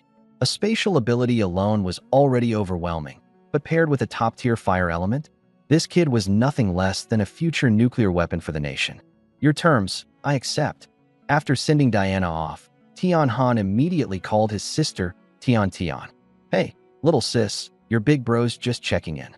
I heard the Dragon Fang unit has a training camp in Yang City. Yep, what's up? Hidden Dragon interested, or something? Tian Han sighed deeply. Hidden Dragon's lost quite a few good people lately. Thought we might drop by to pick a few promising candidates. No problem. I'll have Chen Weigwa select a few to send to Beijing. No. Tian Han cut her off quickly. Let me handle this personally. Just send me the coordinates. I'll conveniently be in Yang City for some business anyway, so I'll take a look while I'm there. All right, sending it now. Hanging up the call, Tian Han's grin stretched wide. Once you realize he's spatial element, would you even dream of handing him over? Opening the window, Tian Han unleashed his own diamond 1-star level spatial energy. Whoosh. In a flash, he vanished, speeding straight towards Yang City. Simultaneously, Chen Weigwa burst into an office, dialing Tian Tian in urgency. Boss, we've identified a wild spatial talent. Yufeng. Not just spatial, he's also got a monstrous fire ability. Treats bronze 6 stars like toys. Tian Tian's hand shook, spilling coffee all over the desk. She suddenly pieced together Tian Han's earlier call. Conveniently take a look and personally select. Tian Han, you lying scumbag. You'd scam your own sister. She barked into the phone at Chen Weigwa. Lock down the camp right now. Detain Yufeng. Don't let anyone near him. Not even the King of Heaven. I'm coming myself. At Beijing Airport, Tian Tian was frantically calling Tian Han, only to hear, out of service area. Blocking signals just to snatch someone? Really? She rolled her eyes and charged onto a hypersonic fighter jet. Take off. Destination Yangdu. Full throttle. Meanwhile, at Villa Number 1, I was sitting casually cross-legged, counting my score points, blissfully unaware that I had already become the prized target of not one, but 2 powerful figures. The villa's living room was brightly lit. Relaxed on the leather sofa, I held a sleek black metal scorecard between 2 fingers and slid it across the reader with deliberate force. Beep. 9,850. As soon as that number flashed across the screen, I shamelessly hugged it and gave it a big kiss. Not even 48 hours into this boot camp, and I was already raking it in. Starting with an initial 500 points, I had snagged 2,000 by acing 2 tests, another 500 for taking down an assistant instructor. The remaining 7,000, all squeezed out of those rich kids' pockets, selling water, band-aids, boxed meals, a hustle, swift and precise. 10,000 points. I calculated with my fingers. A beginner-level blood tonic costs 30 points here, but would go for thousands outside. 1 point is worth at least $300. This stack I've got in my hands? $3 million bucks. With that thought, my mind stirred, and suddenly, the crimson flame spear appeared in my hand. The gunmetal body was simmering hot, glinting with radiant light. This silver-class spiritual weapon, courtesy of that dimwit Xiaoyan's lost to me, was solid gold, at least worth 5 million. I gave it a flick with my finger, and the crisp metallic hum echoed in the room. In 3 months, every single point these spoiled brats have will end up in my pocket. Once I cash out, how does oceanfront villa and parade of beauties sound? Chuckling to myself, I stowed the spear back into storage and gleefully rolled around the leather sofa. Whoever said boot camps were hell? This was clearly a money-printing paradise, tailor-made by the heavens. Upstairs, on the second floor in the master bedroom, Xia Shui and Gu Ningyue, dressed in silk pajamas, were sprawled out on the massive bed. They'd just showered, and the room was filled with a faint, fresh fragrance. Xiao Shui, you've hit the jackpot, Gu Ningyue said, propping her chin with one hand. Huh? What jackpot? Xia Shui clutched her plush teddy bear tightly. You phone, of course. Gu Ningyue rolled over onto her back. An S-tier genius who can crush a bronze rank 4-star as a bronze rank 6-star. Not to mention he beat a silver tier 9-star instructor so badly he didn't have a chance to fight back. Her mind wandered back to the arena's breathtaking scene. But the scariest part? His teleportation ability. It doesn't even have a spirit energy channeling delay, totally ignoring distance. That kind of battle talent? Absolutely unheard of. She nudged Xia Shui's waist playfully. You bring him back to the Xiao family, your dad would be over the moon. That irritating engagement with the Xiao family? Out the window, just like that. Xia Shui's face turned crimson as she grabbed a pillow to bury her face in. Ningyue, quit talking nonsense. He's just a money grubber. All he cares about is cash. Really don't want him? Gu Ningyue yanked the pillow away. 'Cause if you don't, I'm calling dibs. Handsome, strong, 1,000 times better than that pretentious Xiao Yan. No way. Xia Shui jumped at her friend, tickling her. You're not allowed to make a move on him. Busted, aren't you? Gu Ningyue fired back, grinning. Still claiming you don't like him, huh? The two broke into a playful tussle. After they finally settled down, Gu Ningyue's tone turned more serious. Xiao Shui, I'm not joking. Yufeng's performance today definitely caught the attention of the top brass. When training camp ends, he's going to be famous across the entire Langya province. And when that happens, trust me, there will be no shortage of high society ladies throwing themselves at him. You've got the advantage of being close. Better seize the opportunity. Xia Shui slammed her fist into the mattress. That clueless guy doesn't get it at all. Just today, when Xiao Yan came over, he still had the nerve to charge me 500 points as an appearance fee. Gu Ningyue couldn't hold back a laugh. These two, one was at Sundara, the other hopelessly straightforward, a perfect match. Late at night, inside the Yongdu military camp, Chen Weiguo had just hung up a secure line of communication, his forehead drenched in cold sweat. Without hesitation, he charged out of his office, heading straight for the adjacent lounge. Bang! He kicked the door open. Chen Weiman, who had been lying on the bed with an ice pack on his face, jumped up in shock. Geez, bro, are you trying to tear the place down? Where's Yufeng? Chen Weiguo locked the door behind him. The #1 villa, obviously. What's going on? Lowering his voice, Chen Weiguo explained. Just finished reporting to the boss lady. Words leaked. Someone's coming to snatch him. The boss gave strict orders to lock down the camp. No one's taking him, no matter who they are. She's already on her way, flying in as we speak. Snatch him? Chen Weiman's voice shot up an octave. Who'd be crazy enough to go up against the boss? They must have a death wish. Before Chen Weiman could finish his sentence, the air suddenly warped and distorted. A transparent ripple expanded outward as a figure stepped through the void, dressed in a simple gray tracksuit and wearing old man slippers. The figure was holding a chipped thermos cup, a few red dates floating in the liquid inside. Tian Han gently screwed off the lid and blew on the hot broth. Chen Jr., care to repeat who isn't afraid of living dangerously? The ice pack slipped from Chen Weiman's hand and crashed to the floor, scattering bits of ice everywhere. The Chun brothers snapped to attention out of pure reflex and saluted. Good evening, Commander. What brings you here, sir?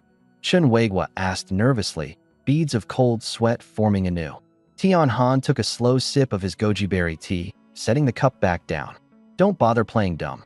You both know exactly why I'm here. Dragging over a foldable chair, Tian Han sat down and crossed one leg over the other. His demeanor appeared calm, but the weight in the room was palpable. Chen Weiguo's heart sank. The boss lady had just issued an unyielding order, and now the head of the Hidden Dragon faction had turned up out of nowhere. Gods duking it out, mortals caught in the crossfire. Commander, how about you rest in the guest quarters for the night?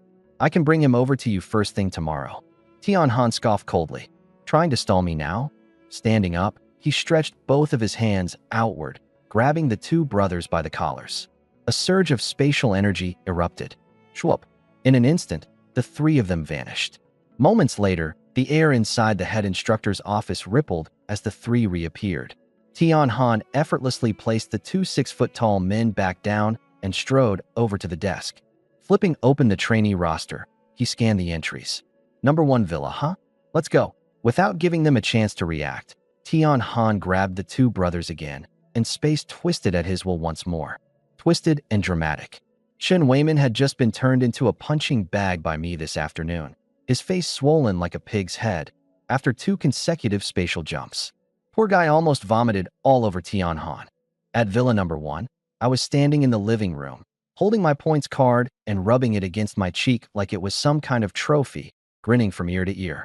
Tucking it away carefully, I decided to grab some water. But as I walked to the center of the room, I abruptly halted.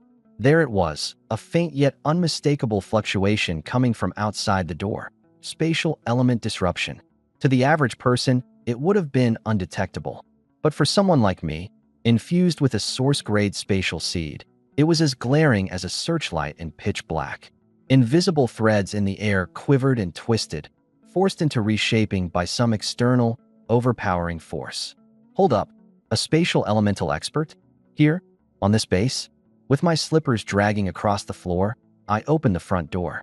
3 people stood outside, Chun brothers pale as sheets, clutching the walls and gasping for breath.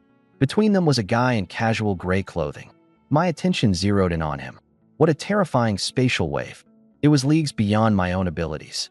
But oddly, I didn't feel any oppression from it. On the contrary, the spatial seed within me seemed unusually invigorated, almost happy, like running into an old friend. Shoving the rising questions in my mind aside, I plastered on a wide, sunny smile. Oh, hey there, coaches. Doing a surprise inspection? Come on in. My gaze landed on the young man in gray, sloppy sneakers, a scuffed-up thermos in one hand, and bland, unremarkable casual wear. And, who might you be? The moment Tianhan laid eyes on me, it was like something clicked. Spatial energy within him reverberated in sync with mine. So pure. This kid's spatial powers were so pure, they actually startled him. A Diamond 1 ranked master. Normal awakening? No chance. Tianhan didn't waste another second. Crossing the threshold, he grabbed my hands in a firm, almost crushing grip, shaking them enthusiastically. You must be Yufeng. I'm Tianhan, Supreme Commander of the Hidden Dragon Division, and I'm here to personally invite you to join us. The sheer excitement radiating off him was palpable. He looked like someone who'd just found their long-lost child. I yanked at my hands, trying to get free. No luck. What kind of grip power did this guy have? Seeing his overly eager expression, a strange chill ran down my spine. Wait, it was the middle of the night, and here was this older dude, refusing to let go of my hands, smiling at me like that. Was he some kind of creep? Summoning all my strength, I finally jerked my hands free, stumbling back 2 steps and instinctively crossing my arms over my chest. Look, mister, whatever you're thinking, let's just keep this civilized, all right? Hands off. I sing for my supper, not, sell myself. I'm straight as an arrow. Tianhan froze mid-action, his hands still awkwardly hovering in the air. Did this brat just accuse him, the mighty hidden dragon commander, of being a creep? The absolute audacity. The Chun brothers standing behind him bit their lips so hard they were shaking, their shoulders trembling uncontrollably as they desperately tried to stifle laughter. Honestly, it wasn't every day someone dared to talk to Tianhan like this. Probably once in a blue moon across the entire nation. What a riot this kid was. Upstairs, there was the faint sound of footsteps. Xia Shui and Gu Ningyue, both dressed in matching pajamas, came down the spiral staircase one after the other. Xiaofeng, who's making such a racket? Xia Shui muttered, still rubbing her sleepy eyes. Gu Ningyue's gaze drifted over my shoulder, landing directly on. In the center of the living room, stood the man in a gray sweater, holding a chipped thermal mug. She froze abruptly. Hangu. Gu Ningyue quickly descended the stairs and scanned Tianhan up and down. What are you doing in Yangdu? Tian Han turned his head, his usually stern face softening in an instant. Xiao Yu, it's been years. You've grown up. I'm here for some business. Summer Snow tugged at my sleeve, hiding behind me. Xiao Feng, who's this old guy? I stroked my chin, recalling his brief introduction earlier. Something about being a leader of dragons. Then I smacked my thigh in realization. Wei Long. That's it. He's the leader of Wei Long Snacks. My eyes lit up as I grabbed Tian Han's hand eagerly. So you're President Tian of Wei Long. My apologies. For you to visit in the middle of the night, you must have heard about my culinary skills and want to hire me as your spicy snack RD director, right? Rubbing my hands together, I leaned in and proposed, President Tian, base salary of 500K plus 10% equity, or it's a no deal. The spicy sticks I make will guarantee to make every kid in China cry with temptation. The living room fell into dead silence. Only the rhythmic ticking of the wall clock could be heard. Gu Ningyue's polite chatter stuck in her throat. Tian Han's hand froze midway to his mouth, holding the cup. Outside the door, the Chun brothers were squatting on the ground, clutching their stomachs, their shoulders trembling uncontrollably. Weilong spicy sticks? The dignified commander of Hidden Dragon mistaken for a snack factory boss? And pitching him for 10% equity? You phone. Shut up. Gu Ningyue pulled me behind her hastily. Tian Han massaged his temples, fighting the urge to slap me into the wall. He looked at Gu Ningyue. Xiao Yu, is this guy your boyfriend? Convince him to join Hidden Dragon. Whatever he wants, he can name the price. Summer Snow practically exploded. Old man, Ningyue wouldn't be caught dead liking this money grubber. Gu Ningyue quickly pulled Snow back. Han Gu, we're just classmates. She turned to us, her tone deadly serious. Stop messing around. This is Tian Han, commander of Hidden Dragon. Hidden Dragon is a special ops unit directly under the military commission, and every member is a 1-in-a-million ability user. She paused slightly before adding, and Han Gu is a top-tier spatial ability wielder. Diamond Level 1. Top-tier spatial ability. Diamond Level 1. My eyes sparkled with a dangerous glow. In my system's inventory, the shiny Double Joy lollipop seemed to be beckoning me. This thing could randomly extract someone's skill. If I could snag a high-level spatial technique from this diamond-ranked boss, I've hit the jackpot. This isn't just some grumpy old man. This is a walking, talking gold mine. My expression switched up instantly. I threw my arm around Tian Han's shoulder and steered him toward the couch. Commander Tian, an honor to finally meet you. Please have a seat. Outside, the Chun brothers were dumbfounded. Is this guy some kind of shapeshifter? Tian Han sat down smoothly, secretly impressed. Seems like this kid knows a good deal when he sees one. Flying all the way from the capital must have been tiring, Commander Tian. I said with gusto as I leaned in closer. With a swift flip of the wrist, I whipped out a red lollipop, tore off the wrapper, and shoved it toward his mouth. Here, have some candy. This is an imported treasure I've been saving for years. You're one of the rare few to even get a shot at it. Tian Han frowned at the bright red lollipop, his eyebrows knotting tightly. I don't eat sweets. Now, that's just not okay. I pushed the candy into his hand. This is a token of friendship. Refusing it is basically looking down on me. No, on all of Yangdu. Tian Han rubbed his aching temples from all the noise. Fine, fine. I'll eat it. He stuffed the lollipop into his mouth. Watermelon flavor. Not bad. But the second the candy touched his tongue, a system notification blasted in my head like an alarm. Ding. The target has consumed the red lollipop, randomly extracting the target's abilities. Extraction complete. Acquired advanced spatial skill, spatial rend. Skill and proficiency, mastered level, stored within the yellow lollipop. What the? An advanced level spatial skill. Fully mastered. Skills like this could only typically be obtained by hunting high-level spirit beasts. There's no way you'd find it in a skill book. On the black market, this would go for tens of millions. No, this is way bigger than money. This is a life-saving trump card, priceless. I turned to look at Tian Han, who was casually licking the lollipop now, my gaze fixed on him like he was a sheep that had just been thoroughly fleeced. Gu Ningyue finally couldn't hold back. Brother Han, what exactly brought you to Yangdu? Tian Han took the lollipop out of his mouth and pointed it at me. Him. Xiao Yu, you've been holding out on me. Keeping a spatial talent like this by your side and not giving me a heads up? The living room fell silent in an instant. Xia Shui and Gu Ningyue turned their heads in perfect sync, their sharp eyes boring into me. Spatial talent? Me. Spatial talent?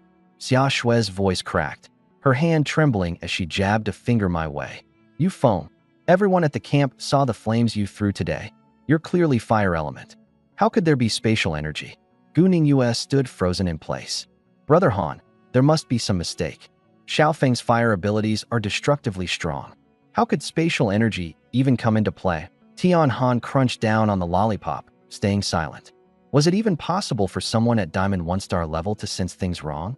Out by the door earlier, the sheer purity of spatial energy inside Yufeng practically lit him up like a spotlight in the dead of night.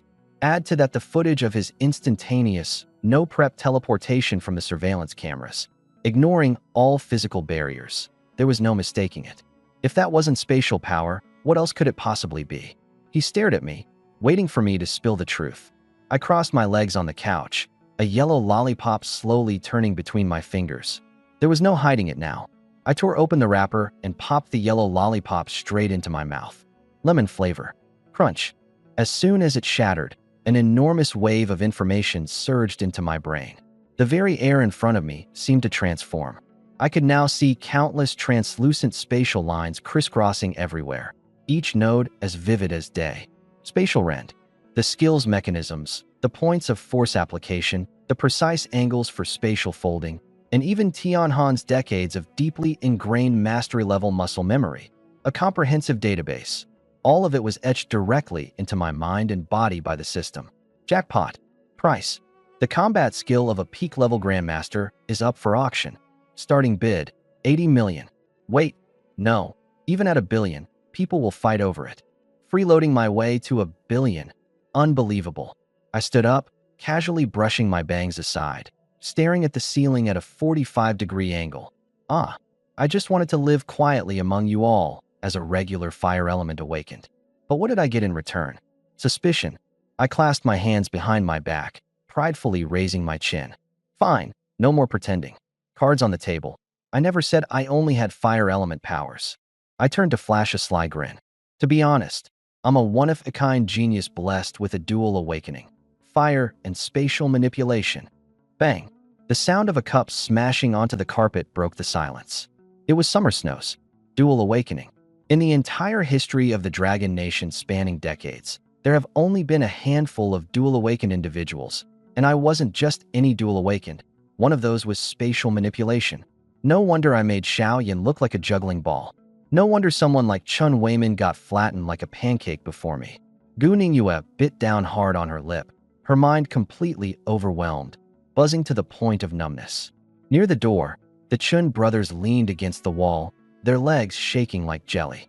Suddenly, Tian Han shot to his feet, lightning quick, and firmly gripped my wrist with a sweaty palm. You punk. His eyes shone with excitement. I knew it. You're wasted on Longya. Come with me. Join Hidden Dragon. His spit practically hit my face as he continued. Hidden Dragon's treasure vault. You can pick anything you want. I'll personally train you. In 10 years, I guarantee you'll become the nation's guardian deity.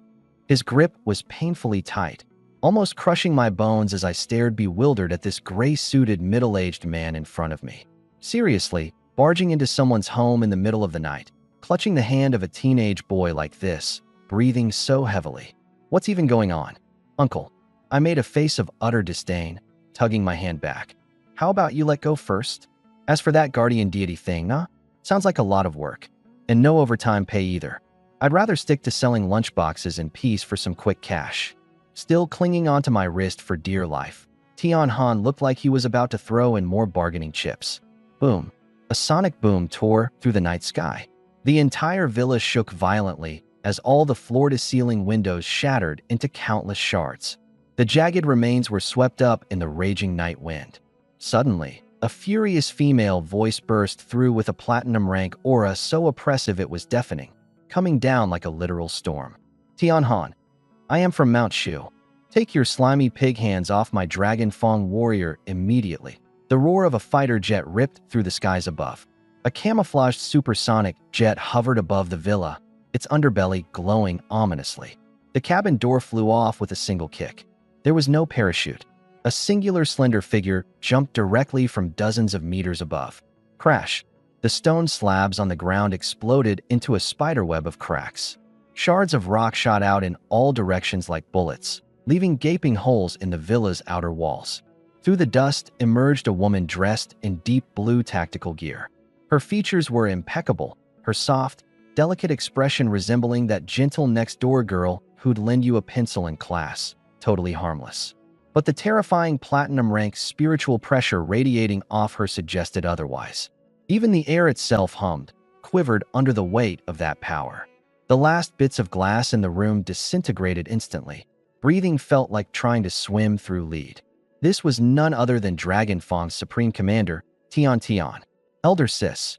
Chun Weigwa shouted, startled and relieved all at once. The two brothers stood at attention and saluted, sweat already soaking through the backs of their shirts. Tian Tian didn't even glance at them. Her gaze was sharp as a blade, directly piercing the center of the living room, where Tian Han was still gripping my hand tightly. Tian Han. She slapped Tian Han's hand away with a loud smack and pulled me behind her. You're unbelievable, you old liar. Digging into your own little sister's turf? Using spatial abilities to teleport just to poach someone? Do you have no shame? Her voice was so loud it felt like my eardrums were about to burst. Honestly, I was about to slam right into her back after getting yanked so suddenly. Jasmine fragrance mingled with a subtle scent of gunpowder as it hit my nose. What's going on here? And who the heck is this woman? Meanwhile, Tian Han calmly unscrewed the lid of his thermos. He blew on his goji berry tea and took a luxurious sip. Little sis, you're being unreasonable. He leaned back into the sofa, crossing his hands on his stomach. Yu Feng is just an ordinary trainee from your Dragon Fong unit. How does that make him your guy? He pointed straight at me and suddenly raised his voice. This kid is a 1-in-a-million spatial ability user. If he stays with you guys, who's going to train him properly? Only I can ensure his talent isn't wasted. Tian Tian sneered. Don't try to guilt trip me with your nonsense. So what if he's a spatial user? Dragon Fong's resources are more than enough to push him to the top. He was scouted at my Yangdu training camp. That makes him one of Dragon Fong's people.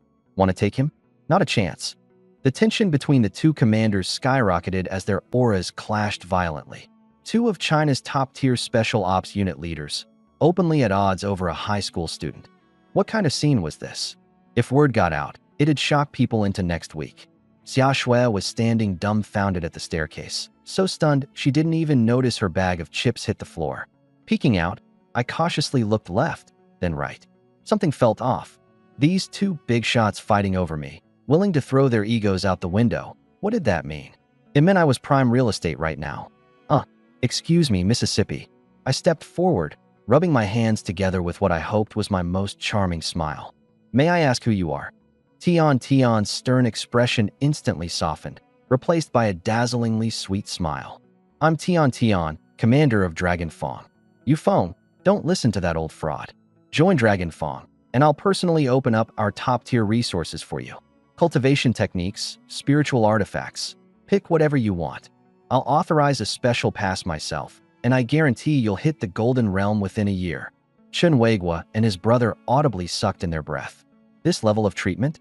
Even veteran soldiers could only dream of it. Tian Han panicked.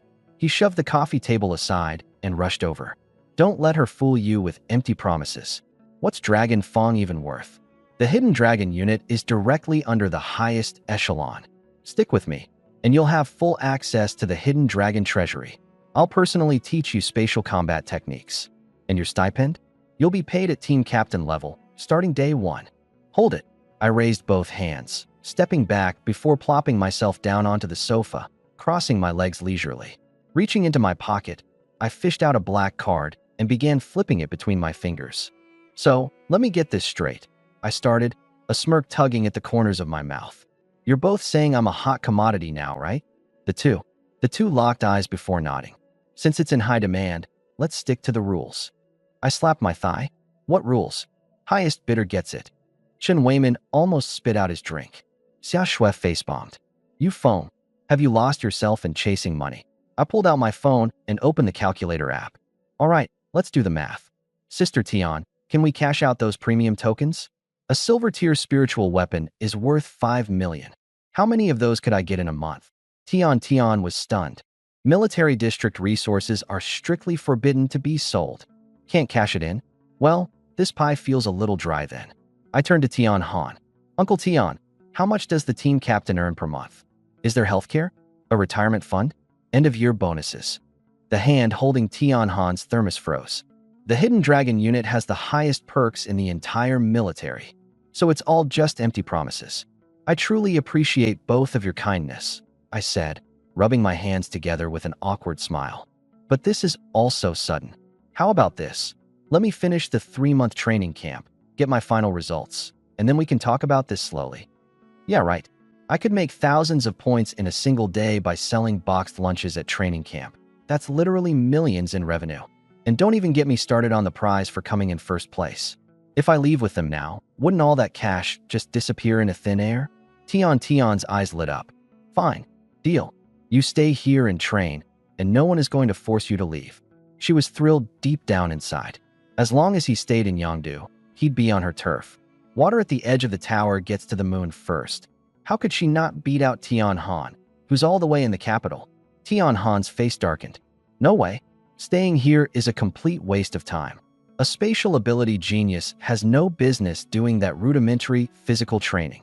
But seeing how determined I was to stay, he could only concede.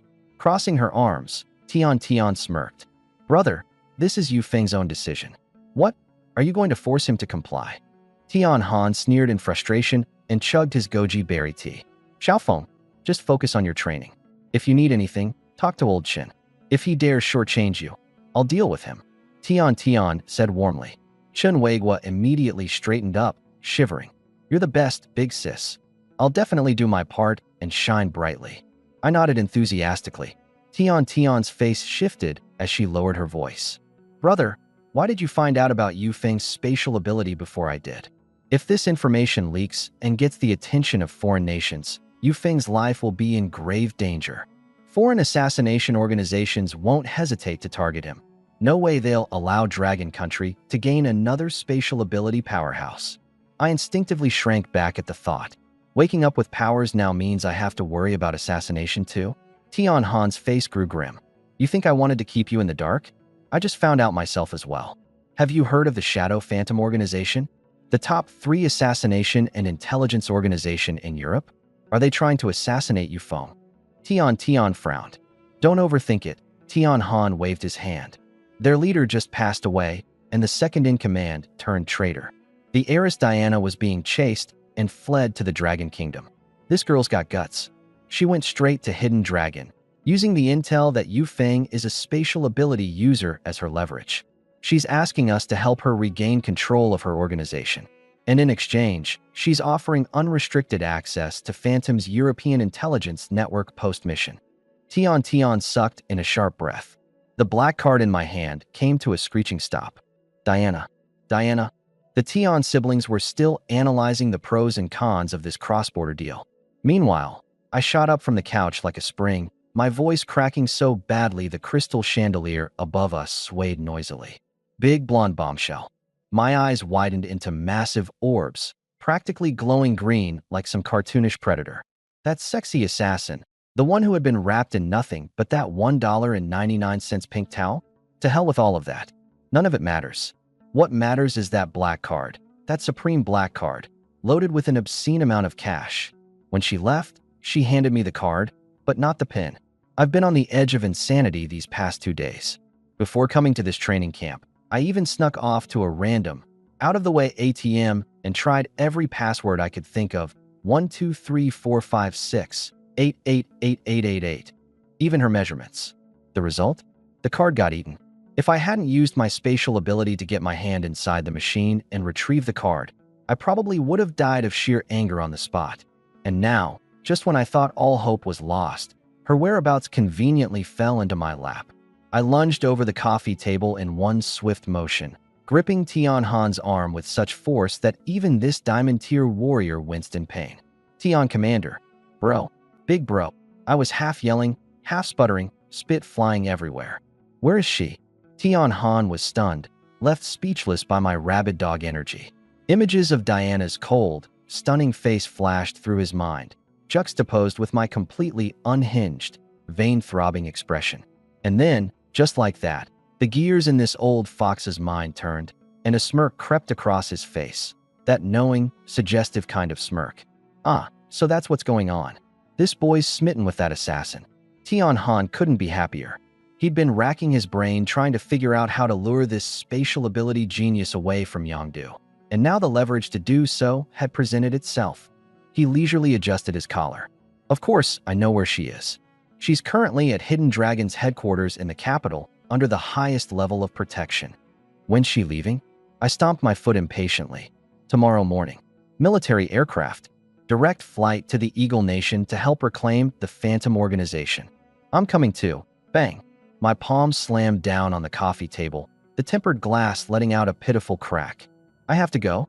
Count me in. I thumped my chest, trying to look all righteous and heroic. Since I was a kid, I've never been able to stand by and watch a girl being bullied. Rebellion? Assassins? Where's the justice in that? What a joke. Do you have any idea how much money is on that black card? If Diana gets taken out during the coup, my card becomes nothing but worthless plastic. That money, I'll chase it to the ends of the earth if I have to. Even at the ends of the earth, I have to come back. Tian's face turned green. You foam. Are you out of your mind? She grabbed me by the back of my collar. That's going to help an assassination organization in their internal war. Do you think it's feeding pigeons? There are mercenaries and high-level supers roaming the streets. You're just a freshly awakened high school student. Are you trying to get yourself killed? Tian glared at Tian Han with fury. Stop setting traps. He's a student of Yongdu. Without my orders, he can't even leave the camp. Tian Han shrugged with an exaggerated innocence. Little sis, he's the one who wants to go. Besides, didn't you just say we can't go against the public's will? Then he turned to me, dropping a bombshell. You foam. The mission is rated S level in danger. But if you're absolutely set on going, Inlong can give you a temporary slot. Flight, lodging, all expenses covered. Complete the mission, and you'll get second-class honors, plus a 500,000 bonus. 500,000. Those 3 words went off like fireworks in my brain. Recovering the passwords could get me tens of millions, and along the way, now I could snag 500,000 for free. I'm in. Not even the King of Heaven can stop me. I turned to Tian, immediately switching to a sincere tone. Big sis, trust me. I've got a tough life, I run fast, and if worse comes to worse I can teleport away. Who could hold me down? Besides, you can't grow into a towering tree in a greenhouse. This is all about gaining real combat experience. Tian gritted her teeth so hard I could almost hear it. Combat experience? Who are you kidding? I don't buy any of it. Old Chun, get in here. Chun Weigwa shuffled in, trembling, and saluted. Tian jabbed a finger at his nose. You? Go with him tomorrow. If Yufeng loses so much as a single strand of hair, you'd better start looking for a rope by the Thames. Chun Weigwa's face instantly turned as bitter as a gourd. Really? A squad captain of the legendary Dragon Fong, a gold 7-star warrior, reduced to babysitting a high schooler? Yes, ma'am. Mission will be completed without fail. And just like that, everything was decided. Tian Han, terrified Tian might change her mind, immediately set the plan. Leave tonight. Direct flight to the Eagle Kingdom tomorrow. I made an excuse to pack my bags and snuck upstairs. Xia Shui was already standing in the hallway, arms crossed, her eyes red with frustration. You foam. Have you completely lost your mind? Risking your life over some foreign woman? Do you even know what the Eagle Kingdom is? It's where the headquarters of the world's top 3 assassination organizations are. And you, a bronze 4-star, are going there to get yourself killed. Looking at her, this little furious spitfire, I almost laughed out loud. Usually so tsundere it's ridiculous, but when she panics, she's actually really caring. But how could I say I'm just going for a bank card password? I fished out a crumpled little notebook and a stack of IOUs, carefully placing them into her hands. Class rep, think bigger. I'm going there for something huge. The Eagle Kingdom is full of money just waiting to be taken. I'll be pioneering an international market. Xia Shui froze, staring at the slightly warm pieces of paper. Little Foam is entrusting me with his life's assets? His legacy? Or his marriage fund? Her cheeks turned a deep shade of red. Before she could finish her romantic daydream, I pointed at the IOU and said, My business empire is in your hands now. Remember, the lunchbox sales must go on. Interest is 5% daily. If anyone dares to default on their debt, have Wu Tai give them a good pounding. Xia Shui's dreamy pink clouds of thought instantly shattered. Get lost. Right now? Don't even think about coming back if you die out there. She turned her back, but muttered under her breath. If you can't win, just run. Got it. Relax. With these legs of mine, even a missile couldn't catch me. I went and dragged Wu Tai out of bed, reminding him over and over to protect Xia Shui and Gu Ningyue, and, if need be, serve as the muscle for collecting debts. Wu Tai slapped his chest in assurance, vowing to smash anyone who attempted to default straight into the wall. Under the canopy of night, a jet-black military stealth transport plane rested silently on the tarmac, like a slumbering steel giant. The interior of the plane was jaw-droppingly luxurious. Genuine leather aviation seats, a fully automated bar, and a holographic tactical projection table. I melted into the soft seat and let out a whistle. Damn, this beats my rundown rental by miles. Leaning toward Tian Han, I asked, Bro Tian, international missions are risky business. Doesn't Yinlong offer perks like bulletproof vests or recovery serums? Without even looking up, Tian Han responded, Nope. Yinlong doesn't take care of freeloaders. You want resources, you earn them with merits. You just said I could pick anything from the treasury. You're not even officially part of Yinlong yet. Stingy old fox. From the back seats, Chen Weiguo rubbed his temples repeatedly. Protect this kid? More like babysitting trouble on legs. The plane climbed steadily. Tian Han tossed me a top-secret dossier. If you're going, at least get a grasp of the situation. The Shadow Organization. Their headquarters are in Mist City, Eagle Country, with a history spanning nearly a century. Currently, their acting second-in-command, Viper, classified as Platinum 7 stars in the Shadow Specialization, has rallied 70% of their elites to stage a coup and assassinated the previous leader.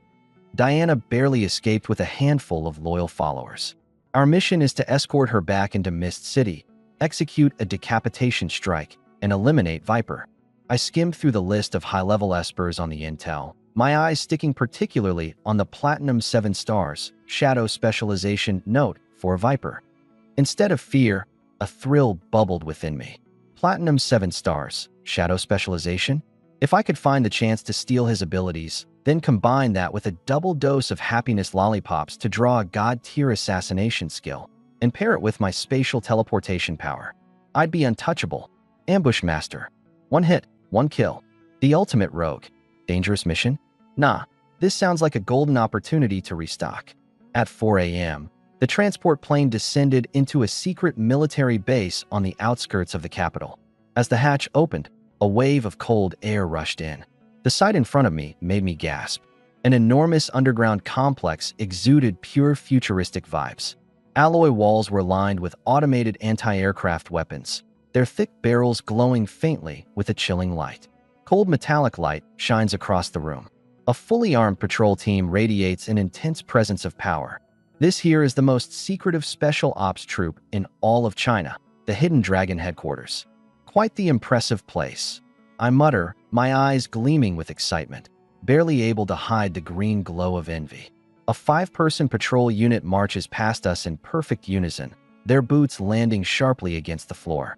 The leader, sporting the prestigious Golden 5 Stars insignia, leads with extraordinary precision. Golden ranked, just for the guards? I swallow hard, trying to keep my composure. This isn't just a military base. This is a walking repository of elite combat skills. Snagging just a couple of techniques from here and flipping them on the black market would probably cover my grandkids' daycare tuition. Stop drooling. Tian Han snipes without even turning his head back toward me. This place is full of deadly traps. Take one wrong step, and you'll get blasted into a fine mist. I quickly follow his footsteps, mirroring his every move with heightened caution. We pass through several layers of security before descending via elevator to the 3rd subterranean level. The alloy doors slide open. In the center of the tactical meeting room, a holographic projection of Mist City's 3D map flickers, throwing faint light across the dim space.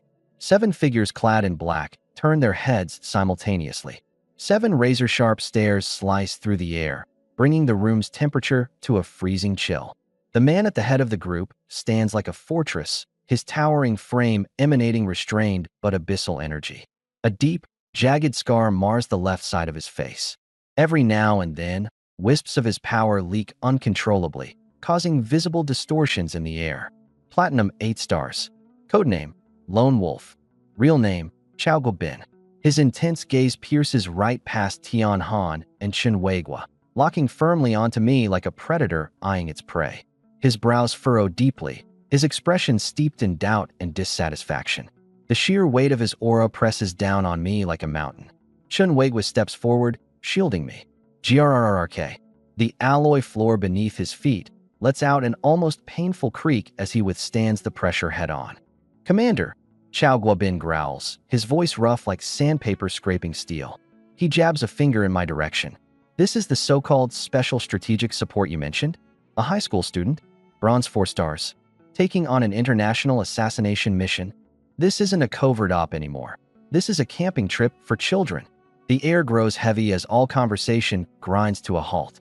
Just as Chen Weigua is about to counter, I push past his shoulder and stick my head out, grinning wide with my big pearly whites. So what about taking a kid along? I smack my chest confidently, my voice booming louder than Chao's. I eat less, run fast, and come with built-in spatial teleportation. When the action heats up, it's gonna be hard to tell who's carrying who. Plus, I double as bait for luring out targets. Where else are you gonna find such a versatile talent, huh? Chao Guobin's expression freezes, his scar twitching as his jaw tightens. Tian Han steps in at the perfect moment. Chao, this kid's a spatial manipulation type. His rank may be low, but he's indispensable for infiltration and extraction. Chen Weigua nods firmly. He's right, Brother Chao. Spatial manipulation? Chao's voice spikes, and his stare drills even harder into me. But after a moment of intense scrutiny, he turns to Tian Han. Commander, that makes it worse. If something goes wrong, we're talking about a national-level loss here. A B-rank spatial manipulator is practically irreplaceable. How can you justify sending him on an S-rank mission? Old Chao, step outside with me for a moment. The two exit into the hallway, the soundproof door sliding shut behind them. In the corridor, Chao fights to temper his voice, but keeps it low and firm. Commander, what were you thinking? Spatial manipulators are national treasures. Sending him into that Eagle Nation meat grinder? Isn't that madness? Tian Han took a sip of tea, lazily dropped a bombshell. The boy has SSS-level space affinity. Oh, and an SS-level fire affinity as well. Clatter. The tablet hit the ground. Chao Guobin froze. SSS-level space affinity? Dual awakening? That's like heaven itself gifting this ancestor. And you're still sending him to his death? He came from Dragon Fong's elite training camp. Tian Han patted his shoulder casually and insisted on tagging along. From Dragon Fong? Aren't you afraid your sister will kill you? Afraid of her? Tian Han snorted coldly. He volunteered. Besides, old Chun is going with him. It'll be fine. His expression turned serious. Old Chao, even if the mission to decapitate fails, you must bring him back unharmed. Understand, not a single hair will be missing. Guaranteed. Back in the conference room, Chao Guobin's gaze on me completely changed, from one of annoyance to one you'd give a fragile, pure gold idol. Ahem, let's do some introductions, he coughed. A fair-faced young man patted his medical bag. Lin Mu, gold 7-star, light affinity, primary healer. Little brother, if you bruise or scrape something, come find me. An exceptional medic. A walking fortune with healing magic that could make clinics obsolete. A bespectacled man adjusted his gold-rimmed glasses. Lu Yan, platinum 3-star, what affinity, control specialist. Top-notch crowd control abilities. Zhao Hu, a muscular man, thumped his chest, making the room shudder. Gold 9-star, metal affinity. When there's a fight, I'm always at the front. Yeah, right. Another brawny man rolled his eyes. Zhou Lei, gold 9-star, earth affinity. I'm the real frontline tank. Two amazing tanks, ready for action. From the corner, a man in black introduced himself. Xin Yi, platinum 3-star, speed specialist. A tall, cold, and stunning woman idly toyed with a frost-covered dagger. Su Yu, platinum 1-star, ice affinity. I almost drooled. This wasn't a team. This was a buffet of high-tier abilities. A lineup fully maxed out. You Foam, go ahead and introduce yourself. Someone nudged me. I straightened up. You Foam, bronze 4-star. Space and fire affinities, dual awakening. Dead silence. Zhao Hu's hand froze midair. Zhou Lei's grin stiffened. Even Su Yu paused as she wiped her dagger. 6 people stared at me as if I was some kind of monster. A total cheat. Time's tight. Get ready to move. Chow Guobin snapped out of it, cutting through the awkwardness. I shuffled over eagerly, rubbing my hands together. Captain Chow, what about Miss Diana? Given her special identity, she left on a private jet 3 hours ago. What? I was struck like lightning. She already left?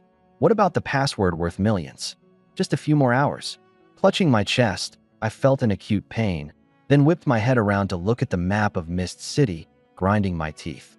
Anyone who dares to stand in the way of me finding that password, their ashes will be scattered in the wind. At the helicopter pad in the western suburbs of the capital, modified, the engines of the heavy transport aircraft roared as it sliced through the air, its stealth coating gleaming like a panther ready to pounce. I tugged at the bottom of my jet-black tactical suit, frowning. Not even a pocket. Where am I supposed to put my phone? What? Stash a wallet in my boots. Linmu chuckled helplessly. That's a nanofiber bulletproof suit. It can stop a sniper round. Of course, it's pocketless to maximize mobility. Bulletproof, my ass.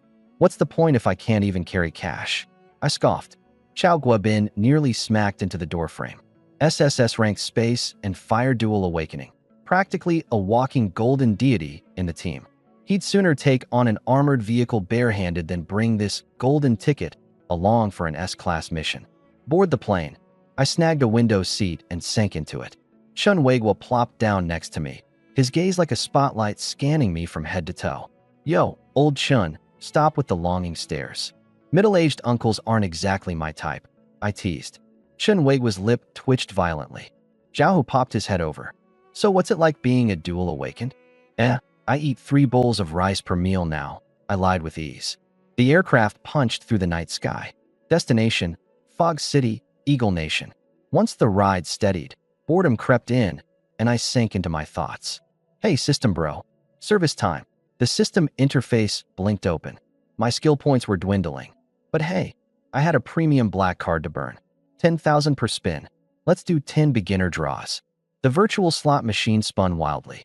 Come on, give me a supernova battleship. Or at least a nuclear launcher. Ding. Thank you for participating. My grin froze half-formed. Ding. Better luck next time. Ding. Congratulations, you've received a bag of authentic sunflower seeds. 10 spins down, and all I got was a bag of seeds. 10,000 credits for sunflower seeds. Another 10 spins. I'm not giving up. The first 8 were all duds. On the 9th spin, a burst of purple light. Congratulations, you've acquired a special item. Fate dice times 2. I shot up in my seat, eyes sharp. The dice shimmered, clear as crystal, with galaxies swirling within.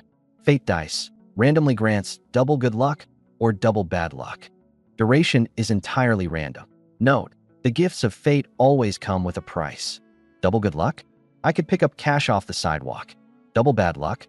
Please, I'm on a military aircraft at 10,000 meters, surrounded by elites. How bad could it be? Let's roll. Fortune favors the bold. The dice spun wildly before finally stopping. The blood-red word misfortune glowed ominously. Effect triggered. Double bad luck activated. Duration, 10 hours. TCH, who are you trying to scare? I waved it off dismissively. My body can tank a silver level 9 attack. What's a little bad luck compared to that?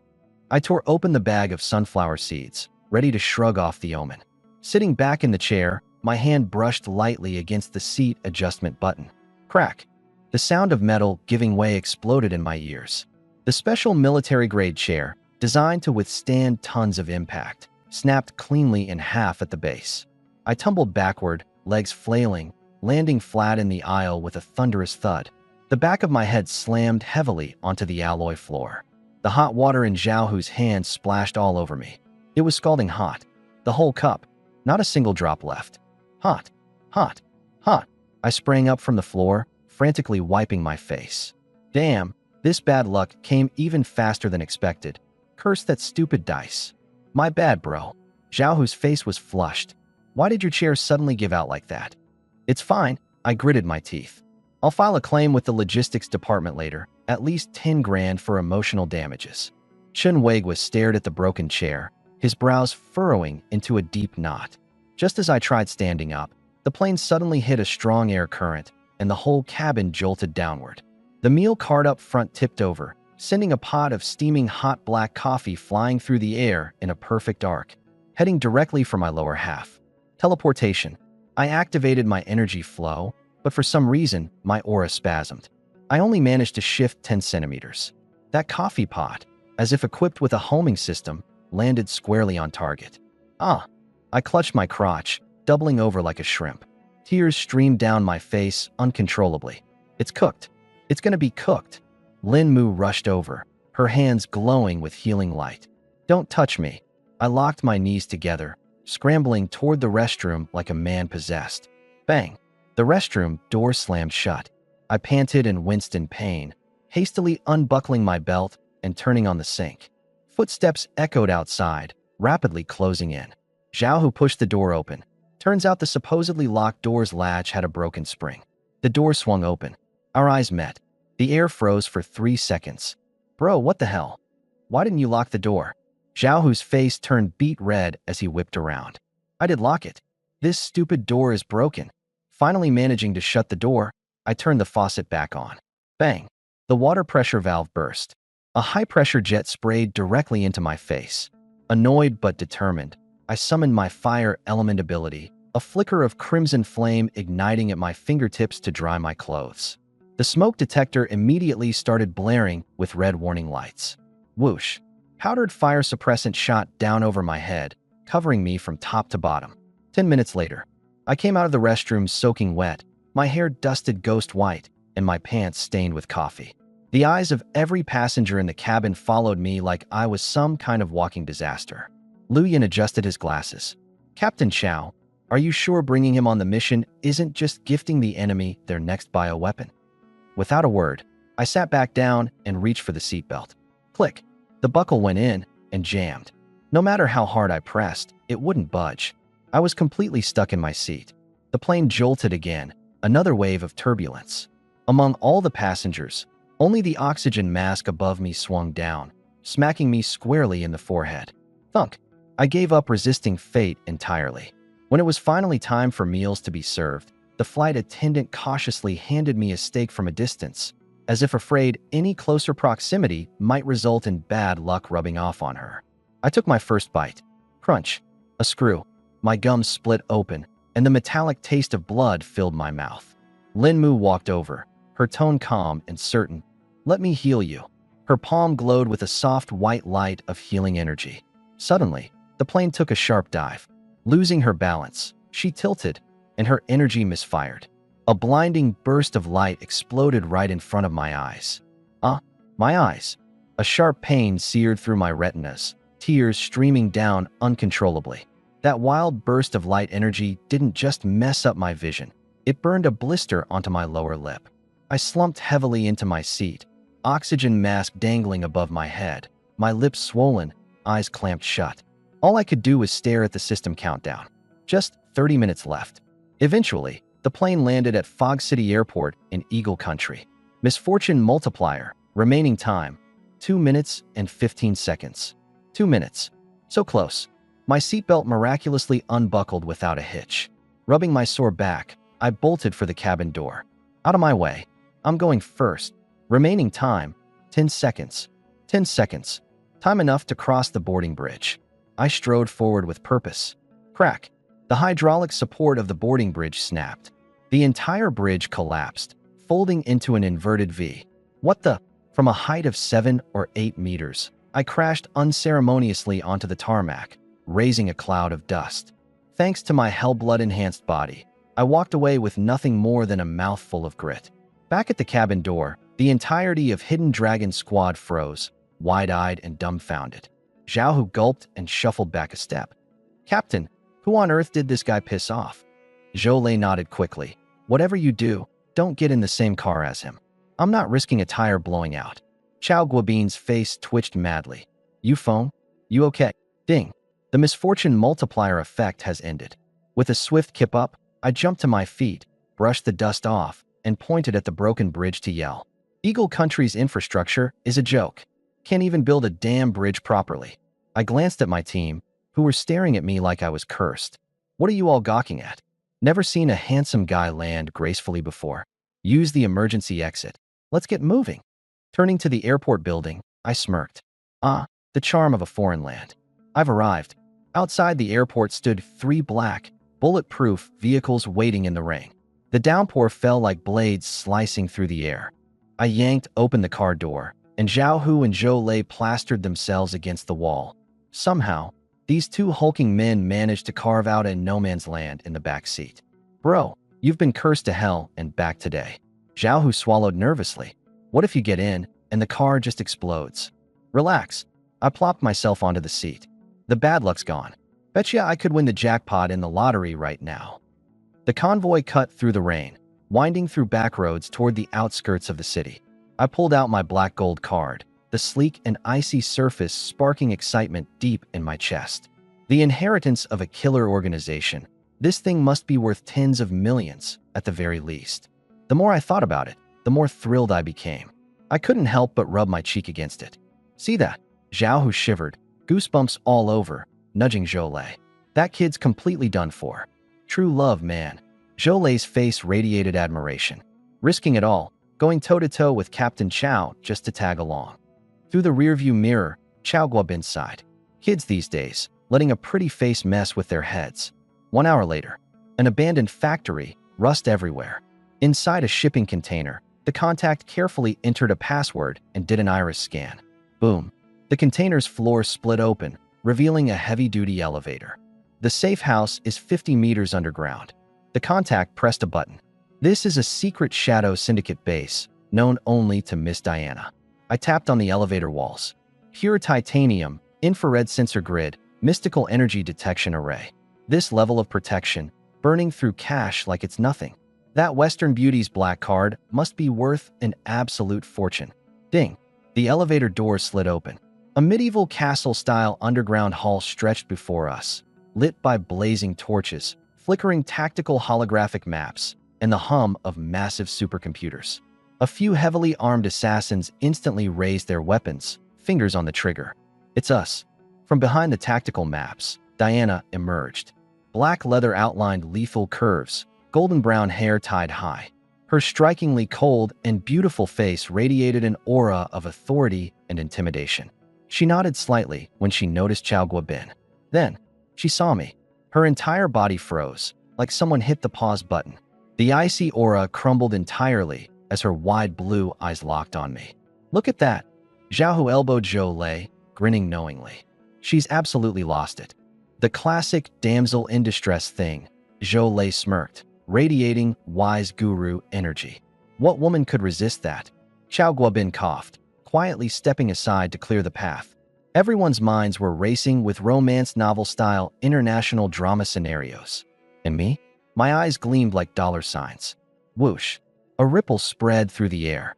Teleportation. I appeared in front of Diana out of thin air, clutching her shoulders with both hands like a man possessed. Western Beauty. Finally caught you. Diana wobbled, clearly dizzy from the shaking I gave her. The Hidden Dragon Squad gave me a collective thumbs up, straight to the point. Bold. No games. Then, cut the nonsense. I demanded, my tone as sharp as a loan shark collecting debt, my eyes boring into hers. The black card you left on my coffee table. What's the pin? Spit it out already. I've been waiting to cash out. Pin drop silence. Only the crackling of torches echoed in the room. Chao Guobin was left utterly speechless, his diplomatic composure frozen mid-thought. Lin Mu dropped his medkit. Suyu flinched so hard her knife nearly nicked her own finger. Zhao Hu and Zhou Lei? Their entire belief system collapsed in real time. Forget international rescue. Forget heroic romance. This guy chased her across half the planet, just to ask for the PIN code on a damn bank card. Diana's icy composure cracked further, confusion flickering across her face for the first time. You traveled all the way from China, just to the Eagle Nation, and teaming up with Hidden Dragon for a mission so dangerous it's almost certain death. Just to ask for a password? What else? I puffed out my chest, my voice raising even louder than hers. Letting go of her shoulders, I started counting on my fingers as I spoke. This is my compensation for the emotional trauma I went through to get it. Plus, the repair cost for the door you pried open, the water bill for that bath, and most importantly, the wear and tear on my $1.49 pink towel that came with free shipping. Not even a single cent short. The more I talked, the angrier I became. Do you even know how much I've suffered? Without the password, I couldn't eat or sleep properly. I went to an ATM to guess the password, and the card got swallowed. If it weren't for my space-bending ability, I wouldn't have even gotten the card out. Leaving the card without the password? That's daylight robbery. The Hidden Dragon team was absolutely stunned, their worldviews completely shattered. Chao Guobin covered his face in anguish, the pride of Long Nation's military, utterly humiliated in Europe. Behind his glasses, Lu Yan's eyes were blank with disbelief. What is this guy's brain even made of? Diana's chest heaved with anger, her leather jacket looking like it was one breath away from tearing apart. Bitterly, she ground out through gritted teeth. 6 zeros. Why didn't you say so earlier? My face lit up immediately. I whipped out a portable card reader, the one I had specially brought along before coming here. Slot the card. Enter the password. The screen lit up. 1, 10, 100, 1,000, 10,000. I counted the zeros one by one. 50 million Long Nation currency. My knees went weak. I almost collapsed. Clutching the card reader, I kissed it hard. I'm rich. Turning to Diana, the gleam in my eyes could have melted her. Big gal, you're someone I can hang with. From now on, breaking into doors or using my shower, just hit me up. I'll even give you a 20% discount. Diana turned away, clearly done with me. Chao Guobin coughed awkwardly twice before stepping up to the tactical map. We'll talk about personal matters later. Miss Diana, please brief us on Viper's defenses. The air became instantly heavier. Diana's fingers flew over the map controls as the hologram shifted. A massive European-style castle materialized. Black Swan Manor, Viper's stronghold. Her voice was ice cold. Thomas Brown, Platinum level 7 stars, Shadow type. After murdering my father, he's been holed up in there ever since. On the perimeter, 3 Platinum level Earth type users have set up defense barriers. Any living thing that approaches will trigger an alarm. The interior's even worse, reinforced beyond belief. Red dots lit up densely across the map. 70% of Viper's elite assassins are stationed there. Over 50 of them are gold level or above. A collective gasp swept through the room. 50 gold level assassins. A frontal assault won't work, Lu Yan analyzed. There are only 8 of us. The second we break the barrier, we'll be surrounded. There's only one way. Diana leaned both hands on the table. Lure them away. I'll make a public appearance around the perimeter. Viper is terrified I might rally my old faction, so he's sure to send his elites after me. With the manor defenses weakened, that's when you sneak in. Go in for the decapitation. Way too dangerous. Lin Mu immediately objected. If you're the bait and they surround you, it's a death sentence. Chao Guobin nodded. You'll need someone to extract you. The further we can lead the enemy away, the better. All eyes in the room simultaneously turned to the corner where I was sitting. I was there, grinning stupidly while fiddling with my black card. Slip past an onslaught of dozens of top-tier assassins? Without teleportation, no one could pull that off. The god of escape himself was right here. I glanced up and caught everyone staring at me. Those eyes, they weren't looking at me. They were staring at the perfect human shield. What? I clutched my pocket and edged back. I'm only here for the password. Don't involve me in your fighting and killing. Brother Yufeng. Chao Guobin rubbed his hands together and sidled over. Your teleportation skill is practically tailor-made for this plan. Just take Diana for a spin and lead them away. Piece of cake. Not happening. I shook my head like a rattle drum. What if the teleport glitches and I get shot in the head? I haven't even had time to spend my millions yet. Mission accomplished, and there's a $50,000 bonus. I rolled my eyes. Buddy, I'm a millionaire. You think I care about 50 grand? We'll throw in a silver-tier defensive artifact from the Hidden Dragon Vault. My eyes lit up. A silver-tier defensive artifact. Practically priceless on the black market, with starting bids in the millions. Deal. I patted my chest, putting on a righteous facade. For the honor of Longhua. For international friendship. Yufeng willingly answers the call. The plan was set.